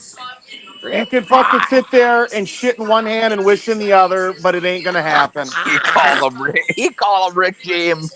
You scored fucking 3 points the Ricky. last time we fucking played in the second half, and you guys got lucky. Ricky, we on your ass, Ricky. I got the broom ready for you. It doesn't. I don't even give a shit if we win or we lose. I don't care. You do care, Ricky. No, I Rick wants don't, because I don't give a fuck if we lose or not. We're in the playoffs. As long as we beat Chicago next week, if we lose, we're the number 6 seed. So what the fuck do I care? Rick just wants the Y'all ring. gonna be one and done, Ricky. And you think you aren't? Yikes. We'll play Seattle. We're gonna play Seattle, who we already fucking beat. We already played the Rams, who we already fucking beat. So tell me again how you're gonna fucking beat who you guys play? Tampa Bay in Tampa? Give me a fucking break. Tampa's not even in the fucking division lead right now. It's the fucking Falcons, and we beat the Falcons. As soon as the fucking Tampa Bay beat, who's Tampa play tomorrow? Carolina. So as soon as Tampa beats Carolina, they're in the fucking in the fucking bench.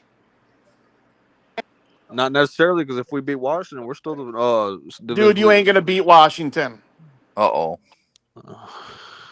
We'll just have to see what happens tomorrow, won't we? Dude, they have the 29th. Well, yeah. Hear me out. I'm Rick. just saying. I'm just saying that I don't. You like to talk stats and facts. Hear me out. Washington has a 29th ranked run. Washington has a 29th ranked run defense, so they're beatable. Okay, it's gonna take more than Bijan Robinson to fucking win a game. Like to run the ball. I will give you this. I would give the fucking Falcons 0 chance to beat the Washington, but I will give, just because of Penix is playing, he's a different aspect and nobody's really seen a lot of him. And that kind of helps teams out when you don't see a player on tape and you don't have nothing to study for. I think Penix could, and he didn't play terrible last week in his very first start. He played actually pretty fucking well. Now, Kyle Pitts kind of sold him on that one play. But their defense isn't fucking great. And fucking Scary Terry has been fucking tearing shit up. He has been. And Jaden Daniels is fucking unbelievable. That cat is fucking. That fucking guy can play. That kid's a good quarterback. He's a good quarterback. I like him and Bo Nix. They're doing pretty good. Ricky, I got a question for you. I don't even mind Drake May. Bo Nix is something. Why Jair ducking JJ? Oh, you only have to ask Rick. Rick don't like Jair. You fucking jumped on way too late. Look, listen, I don't know. I ain't know. I didn't know you ain't like. I'll fucking sell. I wanted him gone, just like I wanted Rodgers gone. I wanted JA gone, fucking two, whatever the fucking coin flip game was, whenever that was. I wanted him gone since that game. What did he do in a coin flip game? What, he fucked up the church's money? He ran out on the fucking field during the captain's toss when he wasn't captain and was out there for the coin toss, and we had lost the coin toss or some shit. He got suspended for a game. Ever since then, I've wanted him off this fucking team because he's a fucking bad. He's just a fucking my eyes were fucking opened after that. That's for sure. Too cool to play football. He don't want to play. And he's played what fucking 6 games in the last 3 years because of injury. I'm telling you, he just doesn't want to be there. And I'm saying, well, and Goody should have fucking just like he fucking traded Rodgers a year too late. He's gonna turn around and could have traded fucking Jair to a fucking team and got a fucking king's ransom for the cornerback that he can be. But now he's gonna wait till after the year when he's gonna come out and say he demands a trade, and then we have no fucking power. Yo, who's this J dude commenting, bro? You got a stupid ass remark, bro. How about you hop on over dude, here? I don't give a fuck. I'm not even reading what that idiot fucking saying. I don't He said care. Penix wasn't great. His stats weren't well. It was his first fucking game. You gonna judge him by one game? Yeah, I'm not even paying attention to a fucking idiot like that. I'm gonna give him a whole year. He played. Who's Jay's team? He played just fucking fine. He said, I blame Played the GM. Penix. If Penix can put a good game together, I'm not saying he's gonna beat. I'm not saying Penix is gonna come in and beat Washington. Where's it at? Is it Atlanta or in Washington? It's in Washington, but it's not even. If we want to win this game, we got to run the fuck out. Run the ball a lot with Bijan Robinson. Fan here. We got brother Voshano here. Hey, Austin. At the end of the day, all you fucking as a fan, listen to me. Even if you make the playoffs, if you do win the division, you make the playoffs. You can't hope for much, right? You seriously, you've seen your team play all year, right? One and done. So my point is at this point of the season with your new quarterback, all you can fucking hope for is even if you in a loss that he plays well and there's something there to fucking look forward to. That's all you got to worry about right now. You want to make sure you're set where you don't have to draft another one. Exactly. Do you really want to go to the playoffs with a new quarterback like that and have him get fucking killed in the fucking playoffs and then his fucking his confidence is shot? So my mindset is, man, I just want to win. I get that too. But if if Penix doesn't win a playoff game, I'm not gonna be mad at him because it's his first fucking year and he's only one game in. And Austin, the reason why I say that the fucking Lions are the best team in the NFL, they get injury after injury after injury after injury, and the fucking next guy comes in, and that fucking team is so well coached that you could put a fucking chair out there and you could stop somebody. Sometimes that coach makes some boneheaded decisions too. He goes for it. 100%. But he's not going to change now. But that could bite them in the playoffs. And to the point I was trying to say, I kept getting knocked off. I don't know for whatever reason I kept getting bumped off. But my question was, connection. Let's be hypothetical. Probably. The Packers do beat the Vikings tomorrow. Lions they don't have to play Week 18. They're not going to have to play it. The Vikings will still have to play it because they want to keep that number 5 seed. So if they beat the Lions, regardless of what the Packers do against Chicago in Week 18, it's going to be relevant. I feel So John, it just defeats your purpose about flexing the Packer Viking game or the Lions the Lions Viking game on Sunday night because you're just saying that the Lions don't want to play anybody on Week 18 if they fucking win tomorrow. Well, then there you go. Yeah. So why would you want to flex a team no matter what their fucking record is to fucking just because the Vikings are fucking where they're at to play them on Sunday night? But I'm talking about because Ken was saying that if the Packers beat the Vikings tomorrow, then if they win, the guys beat Chicago, that you guys can get the number 5 seed. I was like, that's not entirely true. We'd have to lose to the Detroit Lions in Week 18, which. At the end of the day, I don't give a shit. All I care about is winning one of the next 2 games.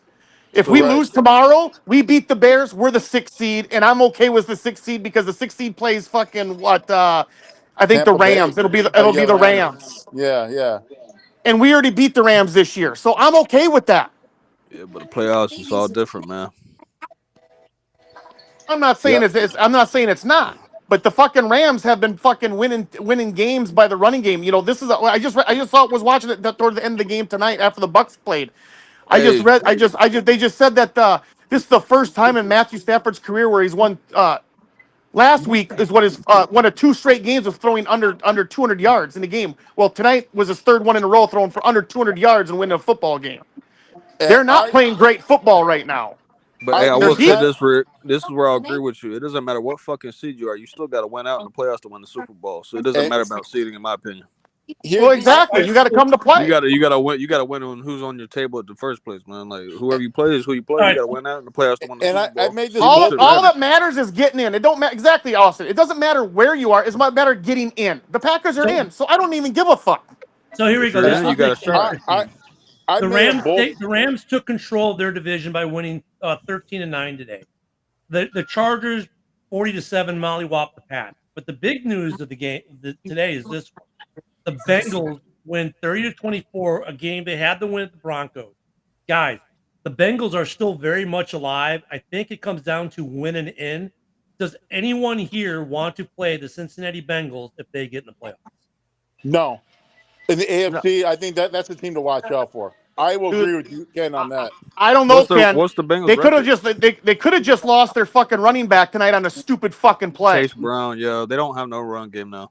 That made no fucking sense for him to go down at the fucking one. He hurt him fucking self by sliding and fucking up his ankle when they scored on the very next fucking play. But I will say this. I do agree with what Ken said. So who's the last person to beat Mahomes in the playoffs at his crib? Joe Burrow. Joe Burrow, yep. And you know the playoffs about to run through Arrowhead. And here's the other thing with the playoffs is sometimes it's not the team, as Vikings know, that last time they won 13 games, go to the playoffs, got met by a buzzsaw that was the hot team was New York, right? If the hot team is the team that you got to be careful for, not the team that has 13 wins, the team that got hot in the second half and just started to buzzsaw people at the end. But Ken, you got to remember one thing: we were at 31 defense. We were ranked number 31 that year. So our offense was good. Our defense just couldn't do shit.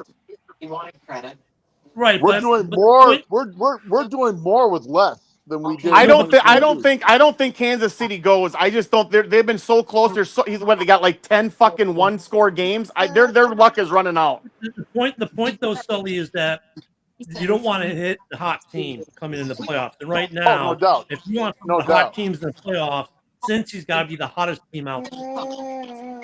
Right, but Bengals are. I would say that I don't know. I would say the Bengals, and right now this is gonna sound homerish, but it's not. But the Packers are playing some fucking great football right now. You guys can't deny that. Bullshit. Yeah, they beat the shit out of the Saints. You guys cannot fucking. You guys can sit there and be fucking stupid all you want, but you cannot deny the fact that the Green Bay Packers are playing great football right now. Hey, wait a minute. I hope you choose on your words. I know how we can settle this one for Rick. Rick, you guys just mollywop a really bad Saints team. If you do the same thing to the Bears, as in the Bears have zero stats to speak of in that game, and you win that game 36-0 or 28-0, then cool, you can say that. But beating the Saints without Carr, without Kamara, without any of their weapons, dude, come on. Chris Olave. Is this not the fucking NFL? They even had are the Lions okay? So what? So you guys give shut up. So you mean to tell me that you guys give no credit to the fucking Lions winning football games? So you mean to tell me that the fucking Lions with fucking the injuries that they got are winning football games, but against fucking teams that are full strength that they're not good, and sit there and say that the Lions aren't fucking good? No, I'm not saying that you're not good, Rick. It's just that you're taking that game as a statement, but it's not really a statement. When did I say? I said. I'm saying overall, on the last fucking 10. Right now, okay. I'm not saying one fucking game. I'm not saying one fucking just because it's the Saints. I'm saying that you guys cannot fucking deny that the Packers are not fucking playing some of the best football right fucking now, and they're like the fucking last 7 weeks. Yes, Rick, they're playing some good football. Okay, you guys are fucking thinking I'm fucking basing this off one fucking game. Are you fucking stupid or what? But no, because it's true. You beat a bum Saints team and you're celebrating. In terms of being hot, classic Rick Mott. Is it not a win? Yes, it's a win, but again, you beat a bum Saints team. Like, what are you celebrating here? Who gives a fuck? Okay, so when we lost fucking Jordan Love, when we had Malik Willis, if somebody would have fucking beat us there, then we could say, those fans could say, we beat you guys. We're so fucking happy we beat you guys, and we can come back and say, yeah, we didn't have Jordan Love. But again, it's New Orleans. I wouldn't fuck. Well, hell, I would. And so okay, here's a good one. Here's a good one. So when the Vikings beat the Packers, say when the Vikings beat the Packers tomorrow, the Packers can say, you guys won just because we were without Jair Alexander. Justin Jefferson caught for 150 yards and 3 touchdowns because we didn't have J.A. and you guys are the only reason why you won? You guys are so fucking stupid. But Rick, the last time we played against Jair Alexander, we beat you guys. So again, I don't fucking care. I'm saying the last 6 or 7 weeks of the season, the Green Bay Packers are playing some of the best football in the National Football League. Right or wrong? All All right. Right or wrong? Right or wrong? Hold on. I can tell you because I my thing cut out. Now. I will agree After with you. Right or fucking wrong? Well, Rick, if you hold on, we're going to give you an answer right now. You ready? They take their bye week in week 10. Since the bye week, the Packers beat the Bears 20-19. They beat the 49ers 38-10.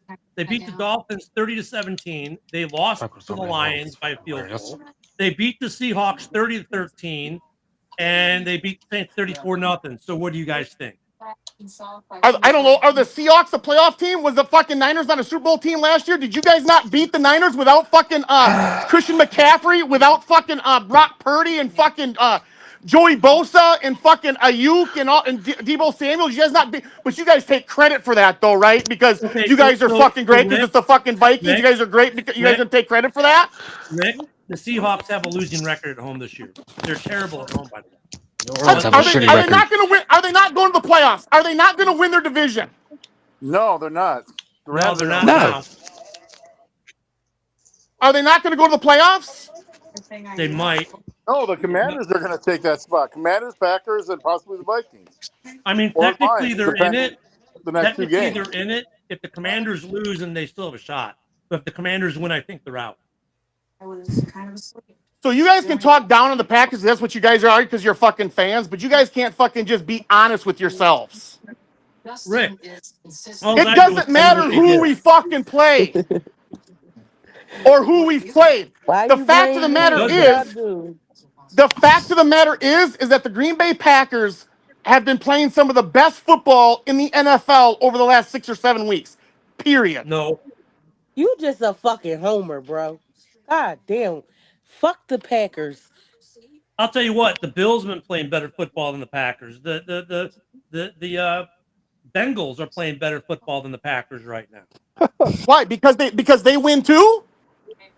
They're better team. They just win against better teams. And they win. So who did the Bengals are just fucking? So the Bengals are just fucking great because their record shows it, right? I'll give you this. There's some quarterback bias there, though, too, right? Because the Bengals and the Bengals, I mean, Burrow is better than Love.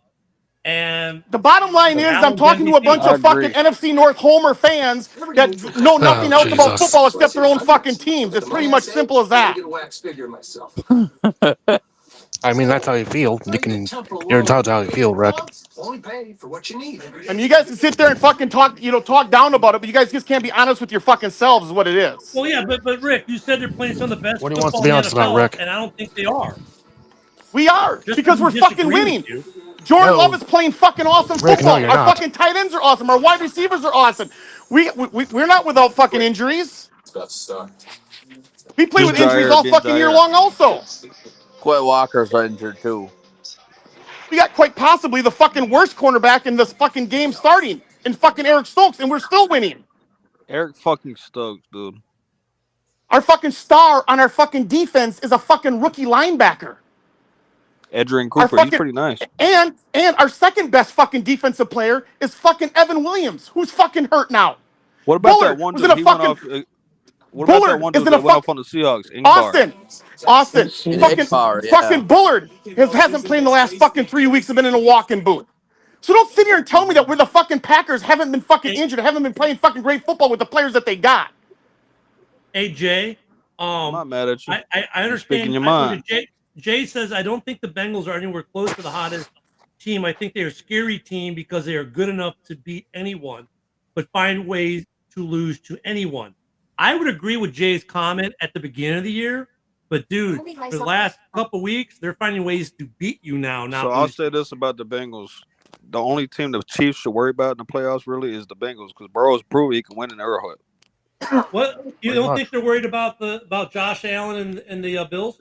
Buffalo's defense ain't gonna win. Buffalo's defense. And at the end of the day, Ken, I don't give a fuck about the AFC. My team doesn't play in the fucking AFC. My team plays in the NFC. Yeah, but your team has to. The only way that my team is gonna fucking meet the fucking Bengals or in the Super Bowl. And do I think we're gonna get to the Super Bowl? Absolutely not. Okay, at least you said something smart, Rick. God damn. But the way, hey, Rick, so elaborate on that. Okay, let me ask you this. Let me ask you this. You think the Vikings are going to go to the Super Bowl? Got a better chance in Green Now Bay, they've been for all I sleeping care. in Eva. Do you think the fucking Vikings are going to go to the Super Bowl? Ask me if the Falcons are going to the Super Bowl. Hell no. Let me ask you a question, Rick. Who has a better chance, Minnesota or Green Bay? If they played in the playoff, like you trying to, I don't think. I've been saying it all year long. The Minnesota Vikings haven't been fucking. They just they don't impress me. They don't scare me. They don't. And they haven't been. They haven't all season long. They don't have to The scare you. Vikings Every got some time, good-ass listen to me. weapons. I Every will give time, them you guys can sit here and fucking do whatever you want to do. But I fucking actually watch football instead of just the fucking your team. Instead of you watching just your team. The Vikings have been getting off fucking lucky all year long. Some star player on the team that they fucking play the very next week goes out of the fucking game, then they got to fucking play with that without that missing fucking stud. Rick, so hear me out. It happens every fucking week with them. Team is. Guess who my sleeper team is in the NFC? You can laugh at me all you want. I really don't give a fuck. But if the Rams, they find ways to win too. Stafford has been there. McVay has been there twice. You can't sleep on them. Oh, Tampa Bay's scary, dude. Fucking Baker's playing fucking good Tampa football. Bay. Ain't nobody worried about no He said damn LA. Tampa Bay. Hold on, Pace. No one's worried about Atlanta. No, but I'm you know what, not Rick, either. Fuck them. I mean, look at it. Rick's got a scary point though. If Tampa does get in, I mean, I said it earlier. Baker is one of those guys, just like Stafford. If they get in, those guys just happen to do, quote unquote things, and they can win you games that you think that they probably shouldn't win. Yeah, but who do you fear more going in the playoff match? Do you fear fucking Stafford or Baker in the playoffs? They got three Tampa Bay Buccaneers have three really, really good fucking running backs. They got a fucking really good tight end in Otten. They got fucking Evans. They got that new rookie fucking McMillan. They got fucking they got weapons there. And their defense is not fucking bad. Their fucking Tampa Bay is good. Are you kidding me? Kirk Cousins bum ass threw 500 yards in that fucking defense. Anybody can fucking some guy can shine on the dog's ass every once in a while, dude. Did Otten even play today? Is Otten hurt right now, isn't he? That kid did come out of nowhere. Oh, that tight end is pretty damn good, but isn't he? Lands in the national database. Everyone enters the MO into bycast. So if you stay, Jay just probably smoky. Unless you brag about it, great. In our Kentucky Vic, Shea hey Landry. Rick, what's your prediction on tomorrow's Vikings-Packers game? Score prediction wise. Oh Lord! I just said I don't give a fuck who wins or loses. I don't care. And as you can see, all I care about is if we fucking win the last game, if we lose tomorrow. That's all I give a fuck about. And if we win tomorrow, I don't give a fuck if we win or lose the last game. I don't fucking care. the DNA profile. Because Austin is fucking true. It doesn't matter where you're seated. It's about how you're fucking playing. It's about getting into the fucking playoffs. And we're in the playoffs. Correct. That's all it fucking matters. And just because you guys say if you guys win tomorrow, do you guys think you're gonna have a leg up on us in the fucking playoffs just because you beat us? Well, actually, Rick, that's true and not true. It matters. It only matters. The seeding only matters after the first seed, right? Then it only matters for that last playoff game, that the wild card playoff game. That's 2 wild card teams. So it does matter because you'd rather play at home than on the road. But if we're the 6th seed, that's not going to fucking matter. It doesn't matter. We're going to be on the road. Seed, what you're saying is if you're not the 1, 2, 3, or 4 seed, it doesn't matter. Is what you're saying. It doesn't matter at all, Ken. Getting in the fucking playoffs is all that matters. Well, gotta win to get in. I kind of agree with you a little bit, Rick, because I think you'd rather, instead of being the 6th, you'd rather be the 16th instead of the 7th seed. Because if you're the 7th seed, you're going to Philadelphia. I think you have a better chance winning in Tampa Bay than you would in Philadelphia. So, and we're not going to play Tampa. We're not going to play Tampa Bay anyway. No, but I'm saying though, like the only thing that makes a difference. I understand Rick's argument. So basically, if you're not the 1 seed, right? He's saying seeding doesn't matter at all. If you don't get the bye week, it doesn't matter. Just you're in the playoffs. Anyone can beat anyone. My only disagreement with that argument is this: after the other 2 division winners, so the 2 and the 3, they got a home game. You want to be that 4th seed, so you get that home game. You want that home game. The home game makes Ken, it doesn't matter. If we're the 6th seed, it doesn't matter because I mean, how are we? The only way we're going to get a home game is in the NFC Championship game if somebody else gets knocked off. It only makes a difference if you can be the number 1 if you could be the number one seed of the wild card, right? That seed matters because you get a home game. So if you're the Vikings right now and you end up with the second best record in the NFC and you end up with the wild card weekend home game between wild card teams, you'd much rather play, if you had to play Green Bay that weekend, you'd rather play Green Bay in Minnesota than play Green Bay in Green Bay. Right, but Ken, the Vikings can't get any higher than the fucking fifth seed. There's no, they can only go lower. They can't get any higher than the fifth seed. Unless they win out and get the number one seed. Right. It's either number 1 or number 5. And that's not gonna and that's not gonna happen. What's not gonna happen? The Vikings get a number one seed. It's not going to happen. Okay. So, oh God, this should be good. How are the Vikings going to get the number one seed, John? I love it. I love this shit. I'm going to fucking love this answer. You tell me how the Vikings are going to get the fucking number one seed. All right, so now the Vikings are the 5 seed. So you're saying it's impossible. The Vikings can't beat the Packers and possibly beat the Lions. That's what you're saying. That's not. I can tell you right now. I can tell you right now. You guys cannot beat the fucking Lions. If the fucking number one seed is on the line, you will not beat the fucking Lions. And I'll fucking put a fucking shit ton of money on that.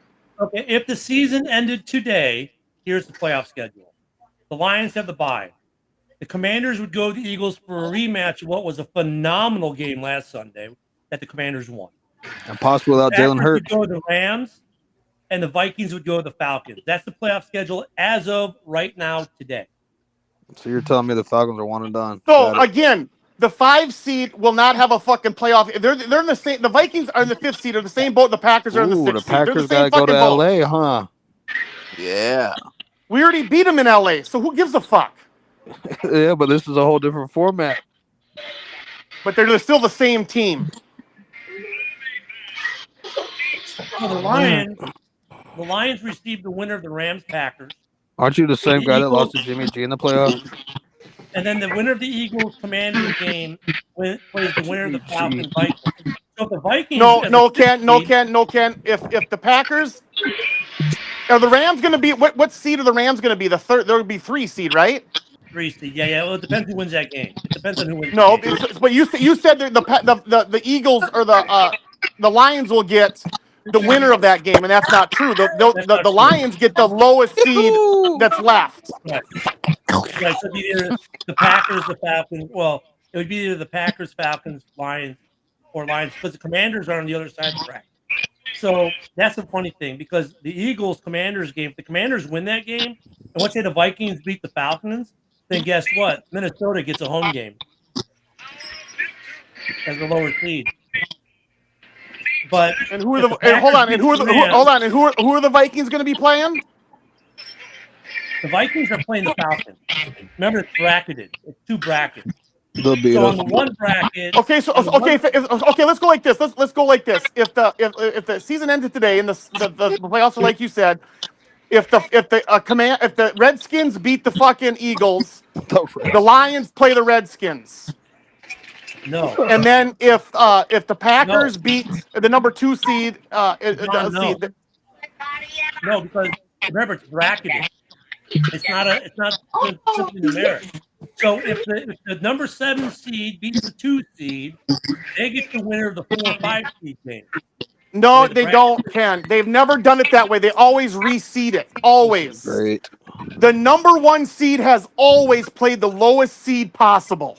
This is great. Period. There's no fucking brackets in this. They get reseeded. The Lions get the worst seed, the lowest seed that wins. If the Redskins win, they're the 7th seed. They're the lowest seed. The Lion, that means the Redskins go to Detroit. That's the way it has always been.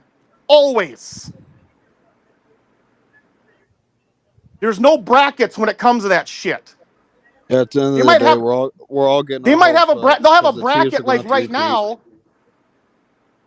But the fucking whoever wins, the lowest fucking seed plays the best fucking seed left. We'll go that. So let's go that way. We'll say so. Detroit would get Washington, and then you'd have the winner. If Green Bay wins, and they would go to either Atlanta or Minnesota. So then Minnesota would still get Caleb. if Minnesota wins their first round game, which a lot of people don't see that happening. So if Minnesota beats Atlanta, Green Bay beats Atlanta, then Green Bay would have to go back to Minnesota. So, and I'm telling you right now, everybody's. But that's if it ends today. I just don't see Atlanta getting in the playoffs. I see Tampa Bay winning that division. It's okay, just well, either I way, just don't see the seed Atlanta. will be the same.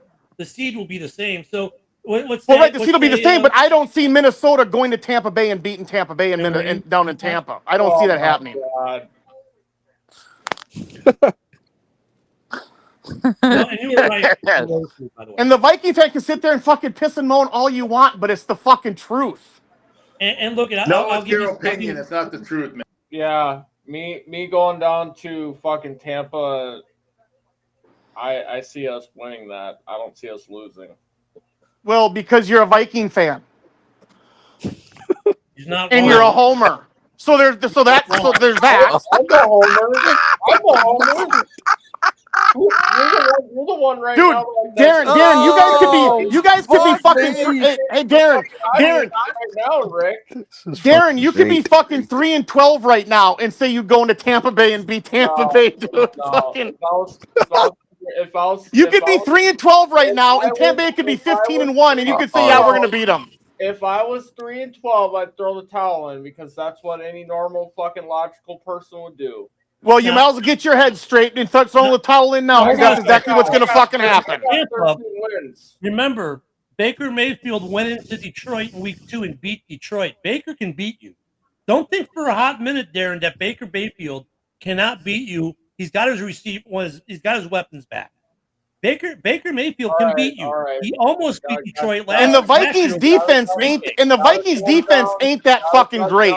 Fucking to fucking Bear level because they got 4 wins. Oh, now you're getting all salty. Darren.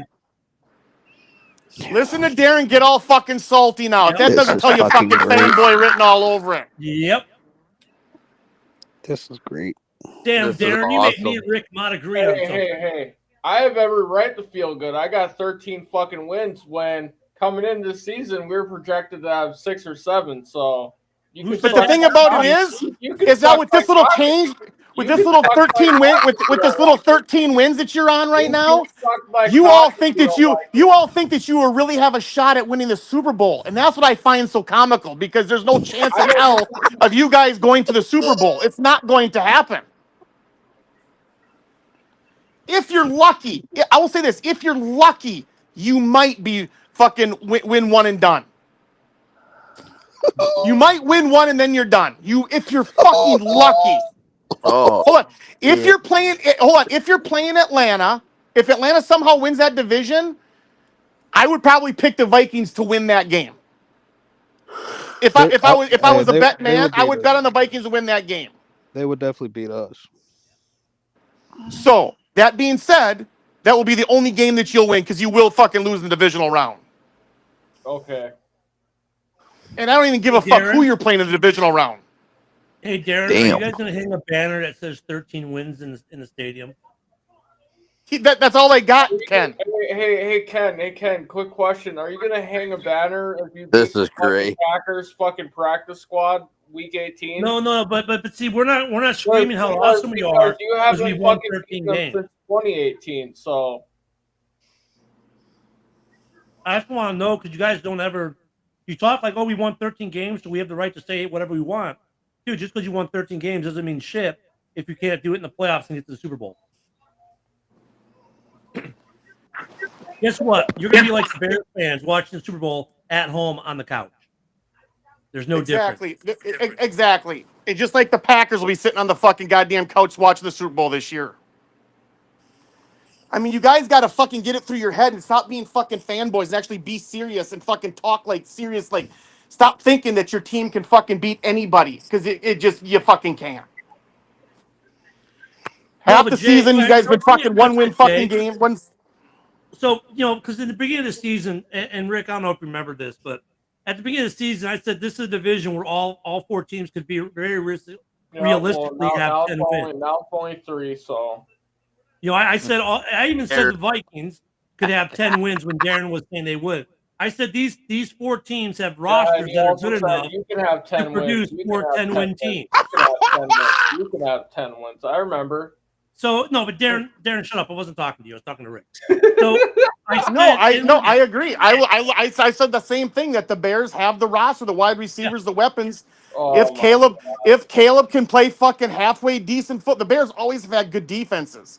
If Caleb can play halfway fucking decent and just not fucking lose games or whatever, then they would be okay. But the Bears' offensive line is absolutely fucking terrible. I read a story that their fucking offensive line only costs like $23 million. It's cheap. I mean, are you fucking kidding me? Jay, I know you're teasing, but I never guaranteed it. I just said they all could get. I never guaranteed it. I just said they could get that way. That it was possible. And the Bears were on their way with. They were 5-2 until the Fail Mary happened, until that fucking cocksucker was cocking off to the fucking fans. Yeah, 4-2. 4-2, and then the wheels fell off the train. So this is a good division. This is a good division. I mean, look, what's great about this division. It's not good. It's great. I tell you what, I thought going into this season it was the worst fucking division in football. Really? What? Going into this season, I thought they were the worst division in fucking football because the Packers were coming off a playoff win, yeah, but they were still fucking And then you fucking had the Bears, who have a new quarterback and fucking new coach fired. Eberflus was coming back, so they were fucking not looking like a fucking great team. The Vikings had Sam Darnold, really. Right. So and then the fucking Lions, the Lions was, I don't say the worst. The Lions. Right, it was the Lions division hands down. I mean, I'm not saying the worst division of football. The worst division of football is having one team like the fucking Falcons, or the Falcons Tampa. They got a couple teams fighting there. I thought it was the Lions going to win the division by fucking 5 games. I thought they were going to win it by like week fucking 12. Like, for real. Jay's clapping. No, but Jay, I can, look, I'll defend Rick on that because coming into the season, look at hindsight's always 20/20. Coming into the season, those were very valid arguments. Like, even with Darren, in the preseason, he was like, "Oh, the Vikings will win 6 or 7." It's like, dude, if Darnold game manages, you can win 9-10 games easily, and he's done that, and they did do that. And I will say this: I'm very fucking surprised with Sam Darnold. He's actually playing pretty good football now. He's game man. Look at, I said at the beginning of the year, if Sam Darnold game manages and doesn't put the like, I have to be the guy. I have to, be the focus. I have to be what they are. They put you like. When you go to New York, you have to be Willie Joe Namath every time. And that put a lot of pressure on Darnold. Darnold here in Minnesota, he has to be Kyle Orton. And I said that a lot during the preseason. Be Neckbeard, be Kyle Orton. And he's done that. And he's been Kyle Orton. He's got the weaponry around him. That's what helps him. Yeah. That's all he needs to do is just hit his weapon. Sit in the pocket and just dump it off to JJ. No, you see, you guys can sit there and say there's players. No, coaching matters. It does. And you found that out with the Bears. Good coaching fucking matters. Look at Malik. Malik Willis was a fucking afterthought. And we got him for a 7th round pick. And he comes to Green Bay, and by week fucking 2 or 3, he comes in week 2 because he came in for fucking an injured fucking the very next week and wins fucking football games. 2 in a row. Then he comes in another one and wins another one. So the Rick coaching fucking matters. So let me get to Rick, even exemplify even more the Rick's point, right? Flus in Chicago, defensively, great overall, right? His offensive coordinator, and look at his Bears fans, we're getting Shane Waldron. Everything's going to be great because Shane Waldron has a lot better offense. Look what he did with Geno out there, blah, blah, blah. Geno, look, he designed a pretty decent offense. He couldn't call it for shit. And the offense torpedoed this team from week 5 on, right? They really did. They pretty much did. That was the weak point. So when they fired the offensive coordinator, the Bears offense, all of a sudden got better. Also, Caleb went from having a QBR of around 60 to over 100 every game. And now look at, they fired Flus because he made some really bad mistakes and, bad choices as well. And now look how much worse the defense got without Flus. Having good coaching matters in this league. The Bears, look at that Bears roster. The only reason that team is 4 wins is because coaching is abysmal. And Caleb Williams, I admit that the kid's got some fucking talent. He's got great arm talent. The kid's got some fucking talent. But if you guys get another shitty head coach, he's going to be just another wasted fucking first round pick by the Bears. Plain and simple. So let me ask you this, Sully, or Rick. Let me ask you this: if you because there's a raging argument in Bears Twitter. Who do you think the Bears should have gone with? Should they have kept Justin, or were they justified in taking Caleb? I mean, they were justifying taking Caleb. They were, but again, coaching matters. Look at what Justin did in Philadelphia and Pittsburgh with the good coaching with Tomlin and those guys there. He fucking balled out. He played very well. It was mostly though the knock on Justin during that time period. Though it was still mostly just with his legs.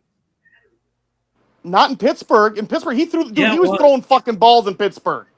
He threw balls in Chicago. We always glossed over that because of what he didn't do. But I mean, the same thing that Troy Aikman said. He said that when a lot of these quarterbacks come from college, they're used to just throwing the ball and just just making plays. When you get to the NFL, you need to have somebody teach you how to read a defense. The game speeds and I don't up when think you get that the happened pros. in Chicago with Justin Fields, how to read a defense. Yeah, the game because it was the bad coaching. Yep. And the game's listen to me. The same thing was being said about Malik Willis. He couldn't read a defense. All he does is with his legs. Well, he comes to Green Bay and he's throwing fucking dimes. He came in with the last part of the fucking Saints game, and he threw after coming off the bench and not playing for weeks, throws a complete dime to fucking Reed on the fucking sideline. I mean, that was a beautiful fucking throw. And that's probably the same thing that Sam Darnold's going through right now. He can read a defense a lot better than he did when he was with because he's getting good coaching. It's just it's simple. And Darnold though, but the thing about Darnold though that makes Darnold have a lot of success is he can stay on playbook. He doesn't have to try to create anything. Like Caleb this year had to do a lot of offensive creation. With him and his receivers had to create plays. Darnold doesn't really have to do that. He's able to stay on.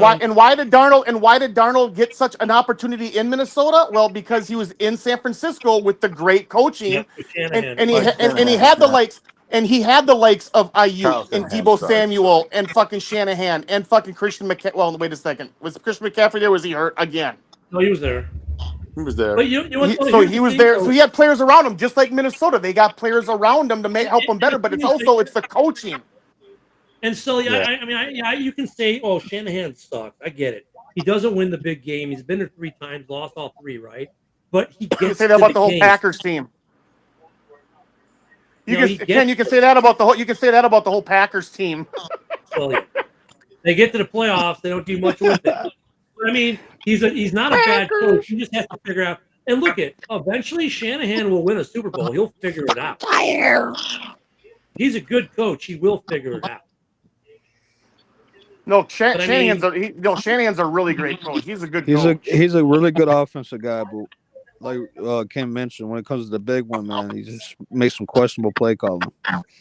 So here's the bigger question, and this is, of course, with Chicago. I'm getting this full force. We have to have an offensive-minded coach. No, we have to have a defensive-minded coach.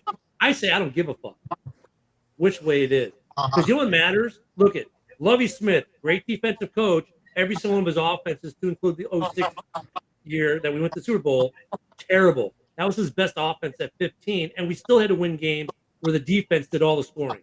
Arizona, Rams, for example, those games. Devin Hester won those games, right? So, okay, great offensive coach, shit offensive. Oh, but we got to have a good if you get a good offensive coach, great. You've got a good offense, but now you have a shit defense. I don't care if the coach is an offensive-minded or defensive-minded coach. The question is, can they hire good coordinators? I heard rumors the Bears might be going after Mike Vrabel. So, the rumor tree for the Bears. You ready for this one? Pete Carroll wants in. Rex Ryan wants in. Vrabel, they've been talking to. Gruden was at House Hall last week. Don't know why. Those are already a couple names. My question is, look, can any of these guys, who's going to be their OC or DC, depending which if they're offensive or defensive minded? Like, if you look at the guy we just got rid of, Luce was a great defensive mind. He could not hire an OC to save his life. His last 2 OCs sucked, right? You need to be able to hire a good counterpart to what you are. Now, the other question is going to be, who else is Stefanski going to be available? Is he going to get fired by Cleveland? Is Shanahan going to be available? I doubt those two are. Or more, how about this one? Mike Tomlin. Don't think Mike Tomlin is safe. They talked about firing him last year in the same situation. They'll never Dude, fire Tomlin. Mike Tomlin isn't going fucking anywhere, dude. He's He is never there had a till the losing day. season. He is in Pittsburgh until he wants to be done. Period. He's never had a losing season. Don't He's he got never had 2 a Super losing Bowls with him? season. I know. No, guys, I agree you with don't. you on that. You do not fire a coach that has never had a fucking losing He brought him season. a Super Bowl. I agree with you 110%. Yet last year the rumblings were there. This year they're like, well, if he goes one and done in the playoffs, they may just decide that he can't win one again and move on.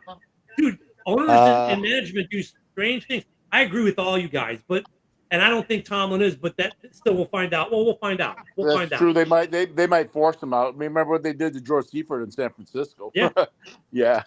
Damn, I Rick. mean, but the bigger question is going to be, who else is Peterson? Is he going to be out? Everyone thinks he's out in Jacksonville. Is he? I got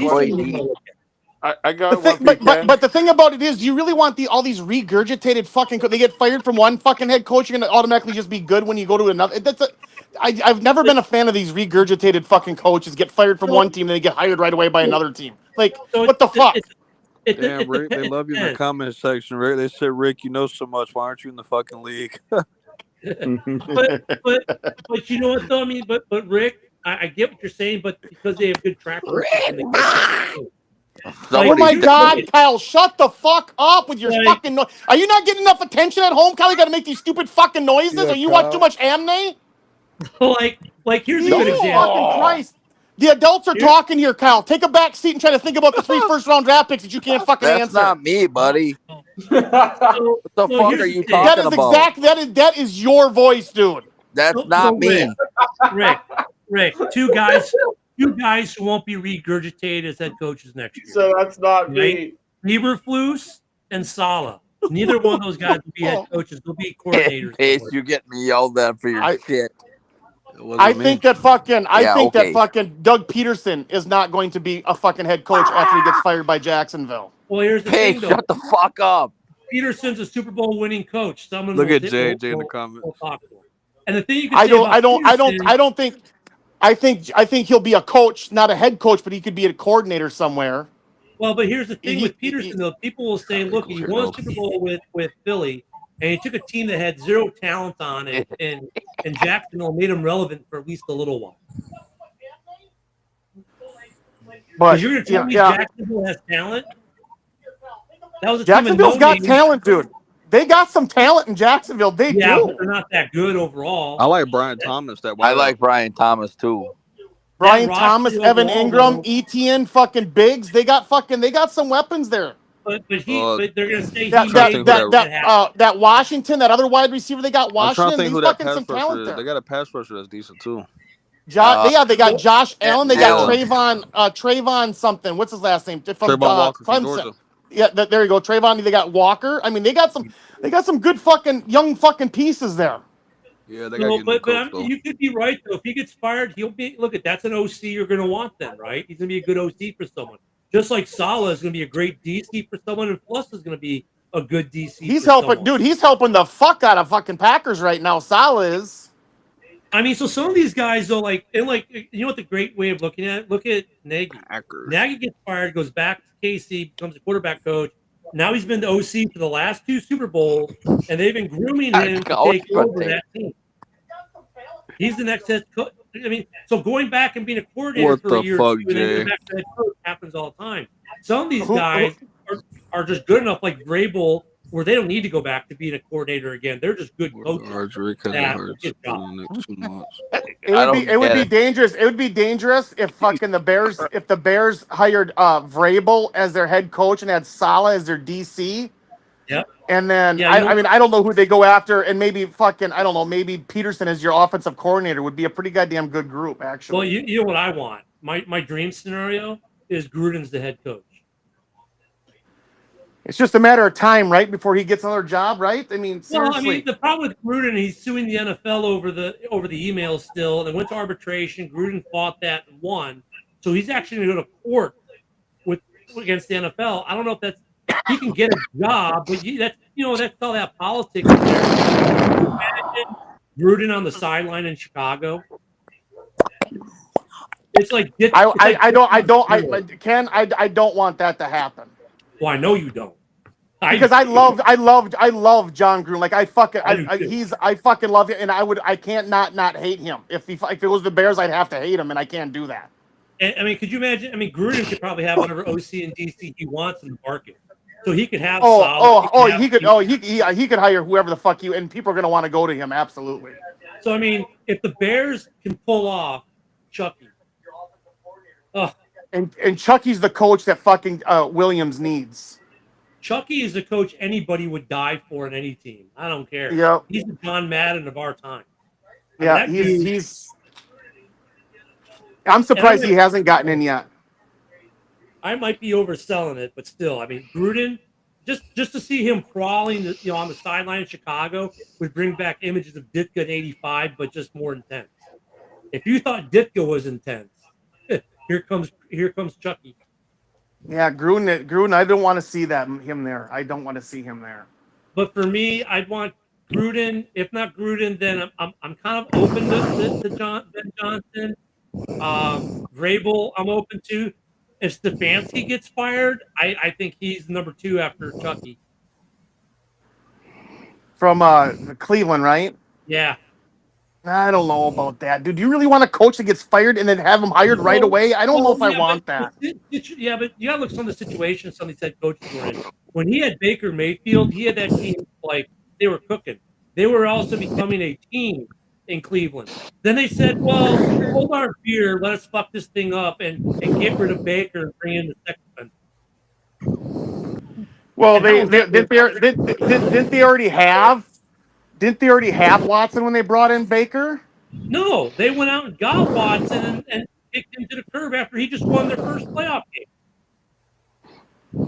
Like that team hadn't won a game in almost 2 years, and then they get Baker and Stefanski get together, and all of a sudden, not only do they that's right, they drafted Baker, didn't they?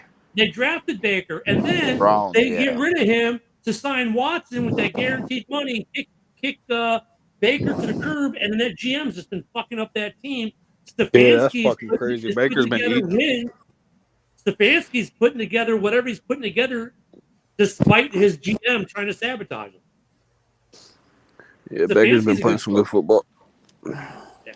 All those afterthought quarterbacks are fucking right now are playing fucking awesome football. Darnold and fucking Baker, and who's the other one?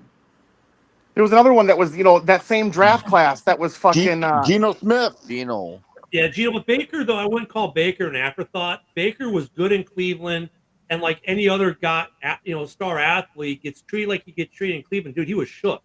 And but he went to fucking how many teams before he landed in Tampa Bay? Though he's with the fucking Rams, with Carolina. He's with 2 or 3 different teams before that. He went to Carolina, where he had to spend time with Darnold, ironically enough, and then he went to the Rams to back up Stafford, and then after he backed up, did that, Tampa said, "Hey, look, we believe in you," and he righted his ship, and now he's back to being Baker that he was. So I mean, Baker kind of his career got sidelined because of what Cleveland did to him. If you took Jordan Love right now, think about it. If you took Jordan Love right now and you said, "Oh, by the way, we're going to go sign Kirk Cousins to a 5-year, $250 million guaranteed deal. See you later. Please bye-bye." stop talking about that Kirk. guy would fuck for a year or two because he'd be crushed. Yeah, you better not bring up Cousins. That brings up a sad point because the fucking Falcons gave him $160 million for 1 year. But that's basically. But think about that. Let's say they did that. To clap his hands on the sidelines. Okay, let's say if they said we're going to bring in Sam Darnold to replace you, Jordan. Bye bye. Dude, no matter where Jordan goes, he's going to suck for a year or two. What? Desmond Ridder beat the Packers last year. Yeah. Yeah. That's crazy. Well, that's the other quirky thing. You know what else is crazy? Talking about last year. Yeah. No, but he brings up a good point though. That's another quirk in the NFL. You got some of these quarterbacks who are terrible teams, but yet they have. What's Cooper Rush? Hey Ray, like you want to talk shit about quarterbacks? Isn't your quarterback top 3 in picks too? That's why I don't give a fuck. You gas him up like you gas him up like he's so good and shit. He's top 3 in picks for throwing this year. Why do I care? Do we have fucking 11 wins? Oh, so Jordan Love won all 11 games, not the Packers? Do we have? Doesn't matter. No, is he part of the team? Is he a part of the Green Bay Packers? Packers have 11 wins, not Jordan Love. Right, Packers. you're both wrong. Exactly. Like it matters insofar as 2 of the wins were with Malik Willis.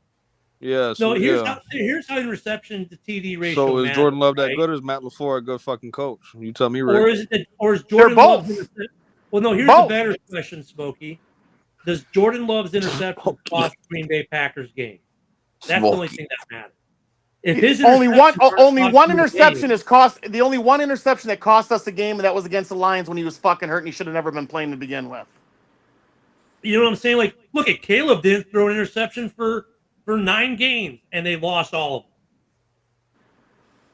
Yeah, but your offensive line, mostly that offensive line and that fucking play caller is stupid. Brett Favre's got the most fucking interceptions in NFL history. Is he not in the Hall of Fame? And he is. I mean, well, you bring up a stupid fucking just because he's got fucking 14 or 13 interceptions this year. Who gives a fuck? Wait, Brett Favre top 3 quarterback of all time? Dude, Brett Favre won the MVP and he threw fucking 24 interceptions that one year. Who fucking cares? Isn't Eli Manning in the Hall of Fame? And look how many losing seasons he's had. Eli's not in the Hall yet. He's not. I mean, how fucking stupid? That's such a stupid thing to say, Austin. I mean, come on, dude, you're better than that. No, I'm saying shit on quarterbacks, but your quarterback. So Jay, and we also win a lot, and we also win a lot of games. They're both wrong, but they're both right, Jay. I wasn't right. They were both right. I just we both win a lot of, and they both win a lot of games. I mean, interceptions matter. So, Austin, let me ask you something, Austin. If you had a fucking quarterback that threw 20 interceptions, but you guys won 13 games, would you be okay with that? Well, that means my team around the quarterback's good. But would you have a fucking problem with that? Is the question? No, I wouldn't. Wait. Exactly. Wait. Before you answer, Austin. Hold on. Rephrase that, Rick. I'll rephrase that. I won't have a problem if we win the Super Bowl. There's no fucking rephrasing. Nah, dude. You can't rephrase it. You have to answer the question. You can't rephrase the question. Rick, it only matters if you win the fucking Super Bowl. 11 wins, congratulations. If you don't win the ring at the end of the year, it doesn't fucking matter. Exactly. I guess the question, though, Austin. But that wasn't the fucking question, Austin. The question was, if you won 13 games, your quarterback threw 22 interceptions, would you be okay with that? I'd be okay if it ended with a Super Bowl trophy, yes. It doesn't matter. If you fucking don't, if you don't. The only point is that you fucking have a chance. He got you a chance to get there. But wait, Rick, hold on. Let's twist that question a little bit. He says he wouldn't have a problem with that, but would you be looking for a new quarterback nonetheless? No.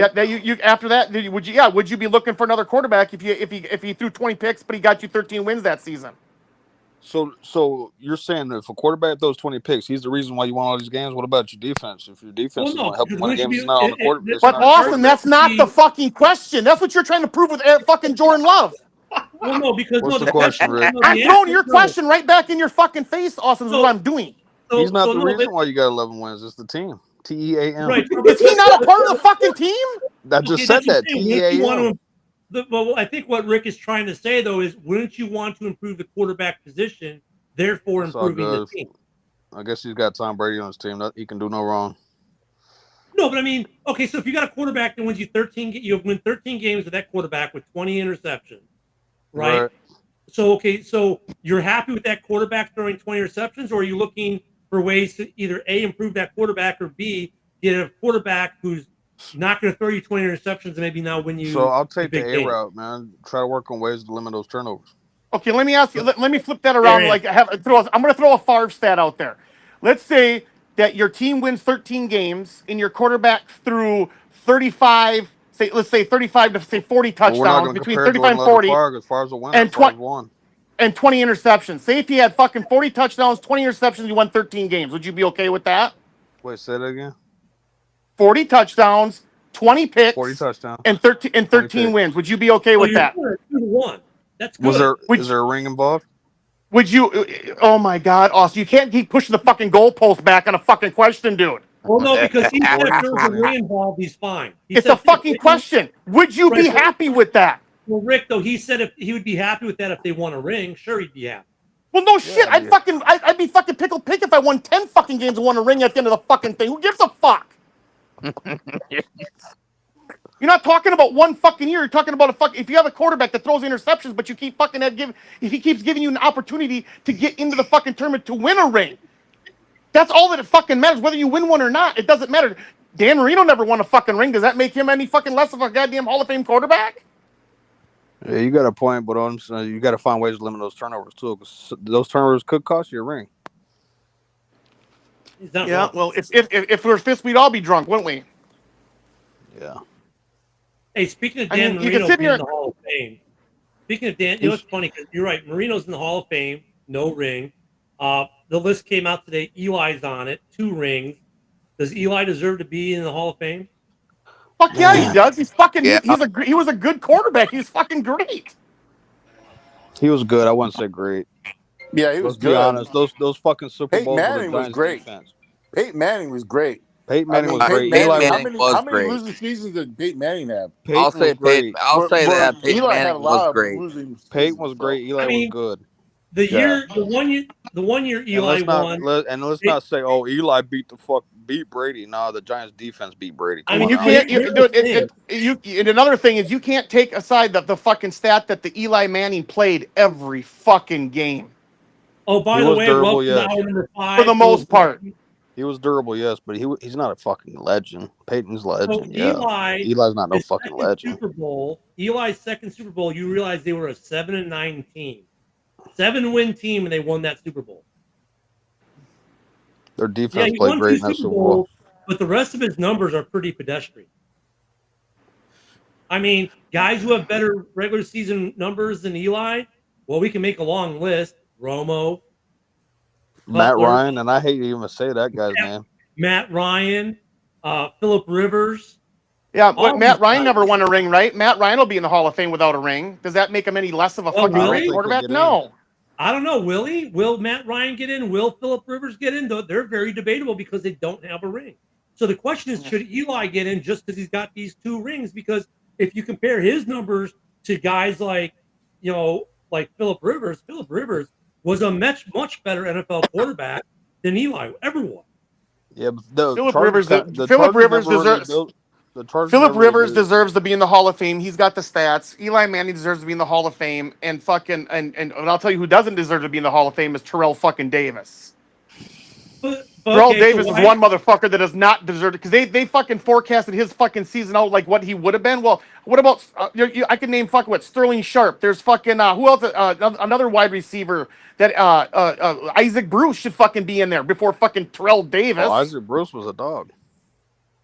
Torrey Holt should be in before fucking Terrell Davis. Terrell Davis played what 4 fucking years?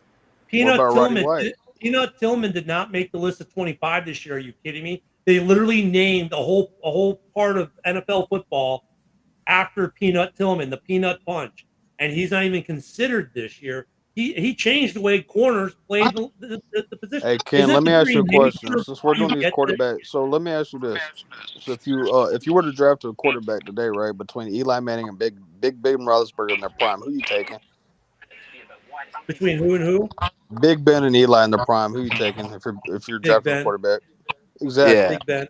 Yeah, but you're saying that now hindsight. You can't ask that question hindsight 2020. You said Eli was great. Everybody's going to take Big Ben over him. Eli's not great. He's good. Well, that's right. I never said Eli was great. Dude, you cannot ask that fucking question after their careers are fucking over. Why not? I mean, because you can't. If I'm drafting and I need a quarterback, I'm taking seeing where they went to fucking college. I'm taking fucking Eli Manning because he went to fucking Ole Miss. I think Eli and the pedigree is there. Yeah, I'm not taking Big Ben who played at fucking Miami, Ohio. You know why Eli's gonna get in the Hall of Fame? Because of his last name and the fact he beat Tom Brady twice in the Super Bowl. That's the only reason. Because the rest of that defense was playing good though. The rest of his I would probably disagree. Since we're saying that Nick Foles. I would disagree because Nick Foles in the playoffs. I mean, in the Hall of Fame. It doesn't matter. It's not like fucking Archie Manning's in the Hall of Fame because he's not there. He'll be in. He'll get in. He'll get in about 10 years from now on one of those, whatever that ballot is. He'll Dude, get in Nick about the senior ballot or whatever, the fucking sneak in Yep, there. I wouldn't he'll even get run in. it at that God point. damn, Alvin. What? Dude, Nick fucking Foles beat Brady. We're not gonna put Nick Foles in the Hall of Fame. No. But no. But Was Nick it one of the Foles what is it? One of the greatest, also- fucking Super Bowls performances ever. That was a Absolutely. damn good Super Bowl though. See, Nick but Jay Foles hits outgunned it. Tom Brady. Nick But Foles was outgunned Foles Tom Brady. But was Foles the MVP in that game? I don't remember. Manning was a Super Bowl MVP. Oh, and by the way, Yeah. his last name is Manning. Foles Dude, was Foles had like 440 passing yards on that fucking defense. yeah. Foles was the MVP. This one He was fucking killing them. He was fucking airing it out. The problem with Foles was after that year, he never did That's anything one of else. those one hit. That's one of those one hit wonder Winning one stories that'll Super never Bowl happen does again. not get you in, because otherwise Brad Johnson would be in. Right? Dude, a lot of people, you know what's But let's funny not- is that let's not take it- Carson Wentz got hurt, and that's the reason why Nick Foles went on to do what he did. That's But- like fucking that same situation. I'm not comparing it, but that 1 year reminds you of Tom Brady taking over because Drew Bledsoe was he was great back then. Before he got hurt, he was fucking great. Yep. And then Tom Brady takes over. It's the same thing. Carson Wentz hasn't done shit Well, and here's the thing, like since I that think fucking game. Eli And he gets should have been the hurt. MVP of the league. And he should have been the MVP of the league that year, but he got hurt. He was fucking great. And Eli did more than Foles over the breadth of a career. But Eli he only gets in because he's got one ring wasn't enough. If he had one ring and that was it, I don't think Eli gets in. But because he got two over Brady, and his last name's Manning. He'll get in. Yep, that's the only reason he gets in. That's it. I think the durability guy has a lot to do with it. I think there's more. You guys are giving the short end of the Matt stick. Ryan had durability, and he might not even get in. Yeah, He'll get Matty in. Ice might not get in, and Philip That's Rivers because might he don't not have get a in. ring. Philip Rivers doesn't have a ring either. He might not get in. Let's be honest. Drew Brees isn't a lock to get in. Even I'm telling you right now, guys. I'm telling you right now. If that's what they fucking base shit on is winning a ring or not, it is. That's the sole fucking. Then the Hall of Fame means absolutely nothing. So with quarterbacks, that's more of a thing. And with quarterbacks, that's more of a thing. I mean, otherwise, At the end of the day, winning a Super Bowl, a ring is a fucking complete. It's got to be a complete team effort. It's not one fucking person. So to determine if a guy gets into the Hall of Fame or not, if they have a ring or not, is absolutely idiotic. Because Rick, I agree with you, but the metric they call it a metric. For quarterbacks, though, that's an actual metric they look at. Like, look at the 06 Bears team. Didn't win a ring, but a couple guys are in the Hall from that team already, right? I mean, and like I said, if that's what they fucking did, if that's what they base their fucking vote on as rings, then they fucking the voters should be not fucking voting for the Hall of Fame. Well, I mean, for quarterbacks, I think that's more of a thing. I agree. Because they're saying, can you, as a quarterback, lead your team to Super Bowl victory? They don't say that as a linebacker, are you, Ray Lewis, going to lead them to victory, even though they kind of It's Leroy's fault. Yeah, it's all his fault. But I mean, with quarterbacks, I think they looked at it as the metric because they're saying that's the quarterback leading the team, not the cornerback. Well, then if that's the case, then Trent Dilfer should be in the Hall of Fame. Nick Foles should be in the Hall of Fame. They both got rings. Yeah, but they want multiple rings over time and other stat lines. It's weird. And Ken, like I said, that has got to be the most idiotic fucking thing in the world to vote on if you have fucking rings or not. But also, I mean, but that's also why. Look at that's why there are quarterbacks who do have rings that aren't in the Hall and probably will never get in the Hall because they don't have the rest of the stats to back it up. I mean, never get in the Hall of Fame. Look what they did to T.O., Chad Johnson, and Randy Moss with them getting in the Hall of Fame. Chad Johnson's still not in. I mean, those guys had to jump through hoops. So, Chad's not even on the list this year. Yeah, I know. Which is like, really? I mean, Chad was a hell of a receiver. He was. That's why I'm saying is basing it on fucking rings is just fucking ignorant and stupid. People, they should not be allowed to fucking vote. It's about fucking stats, longevity, whatever that fucking longevity is. That fucking I don't know how to pronounce it. Whatever. How long you play. Stats are a big part of it, but how long you played for? Were you injured? Games played, Fucking stats are right there. Rings should be the fucking last thing it should be fucking voted on, not the first fucking thing. Moss and T.O., you know what the only reason they got in for is because they actually went to a Super Bowl. Chad Johnson Who's never that? went to a Super Bowl. That's why he's not in yet. I have a feeling that's part That of is it. incorrect. Chad Johnson played for the 2011 Patriots. He did go to the Super Bowl with the Patriots.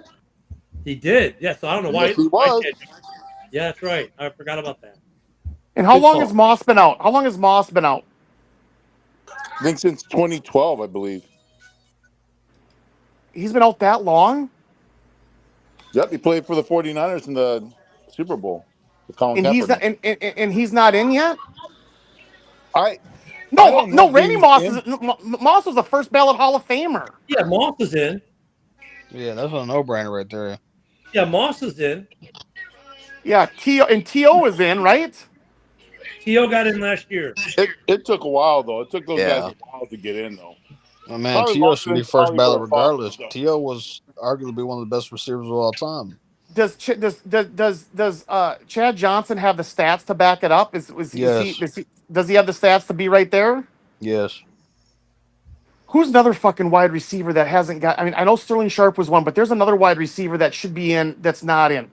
Torrey Holt. Torrey Holt is he? Yeah, I think maybe that's what I'm thinking. Torrey Holt isn't there? Moss got in 2018. Isn't there an old school? Isn't Isn't there like an 80s? Isn't there an 80s wide receiver that's out there that should be getting in? That should get in. That's Did not. Marvin Harrison get in? Oh yeah. Oh yeah, What he about got Reggie in. Wayne? Fucking first Harrison ballot. got in. Reggie Wayne, that's another guy.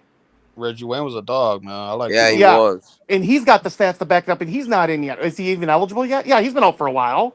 You know who else should be in? But I mean, it's borderline. Roddy White. He had 11,000 receiving yards, man. He was a. Roddy White was good too. Roddy White was good. Did you know that the Badgers signed fucking T.Y. Hilton's son to be their wide receiver next year? Reggie Wayne is still on ain't the gonna win a ballot. championship. Reggie Wayne is a finalist this year. Adam He should get Vinatieri is a finalist this year. He should get in. Yeah, He should. Yeah, he'll be the second kicker ever, right, or third? Third. There's only one punter that's in, and that's Ray Guy. Here's an interesting one. Luke Kuechly is a finalist. Does Luke Kuechly get in? With only Luke Kuechly should be in. But why? But why? He doesn't deserve to be in. He only played like 5 years. Here's one that for me has I'm not so sure I'm happy about that he's here.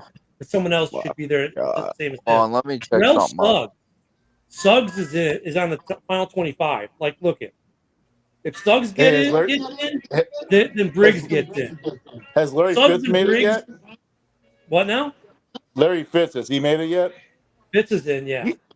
Okay. Oh, Larry Fitz definitely. Like if Suggs gets in, there's no reason Briggs shouldn't be in because Suggs. But okay. Do you see what we're talking about here? Most of these players that we're talking about never won a ring, but they're getting in the Hall of Fame because they got the stats to back up their fucking play, right? In the Hall of Fame.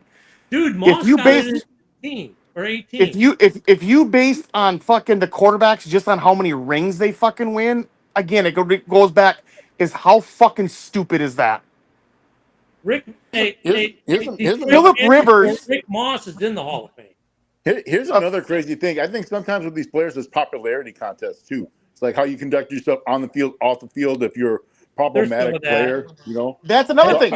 Antonio Brown. Listen to me. When Antonio Brown fucking is eligible, that fucking needs to be in the Hall of Fame. He was fucking great. There was a 6-year period where he was unfucking touchable. Yeah. Hey, hold on 1 second.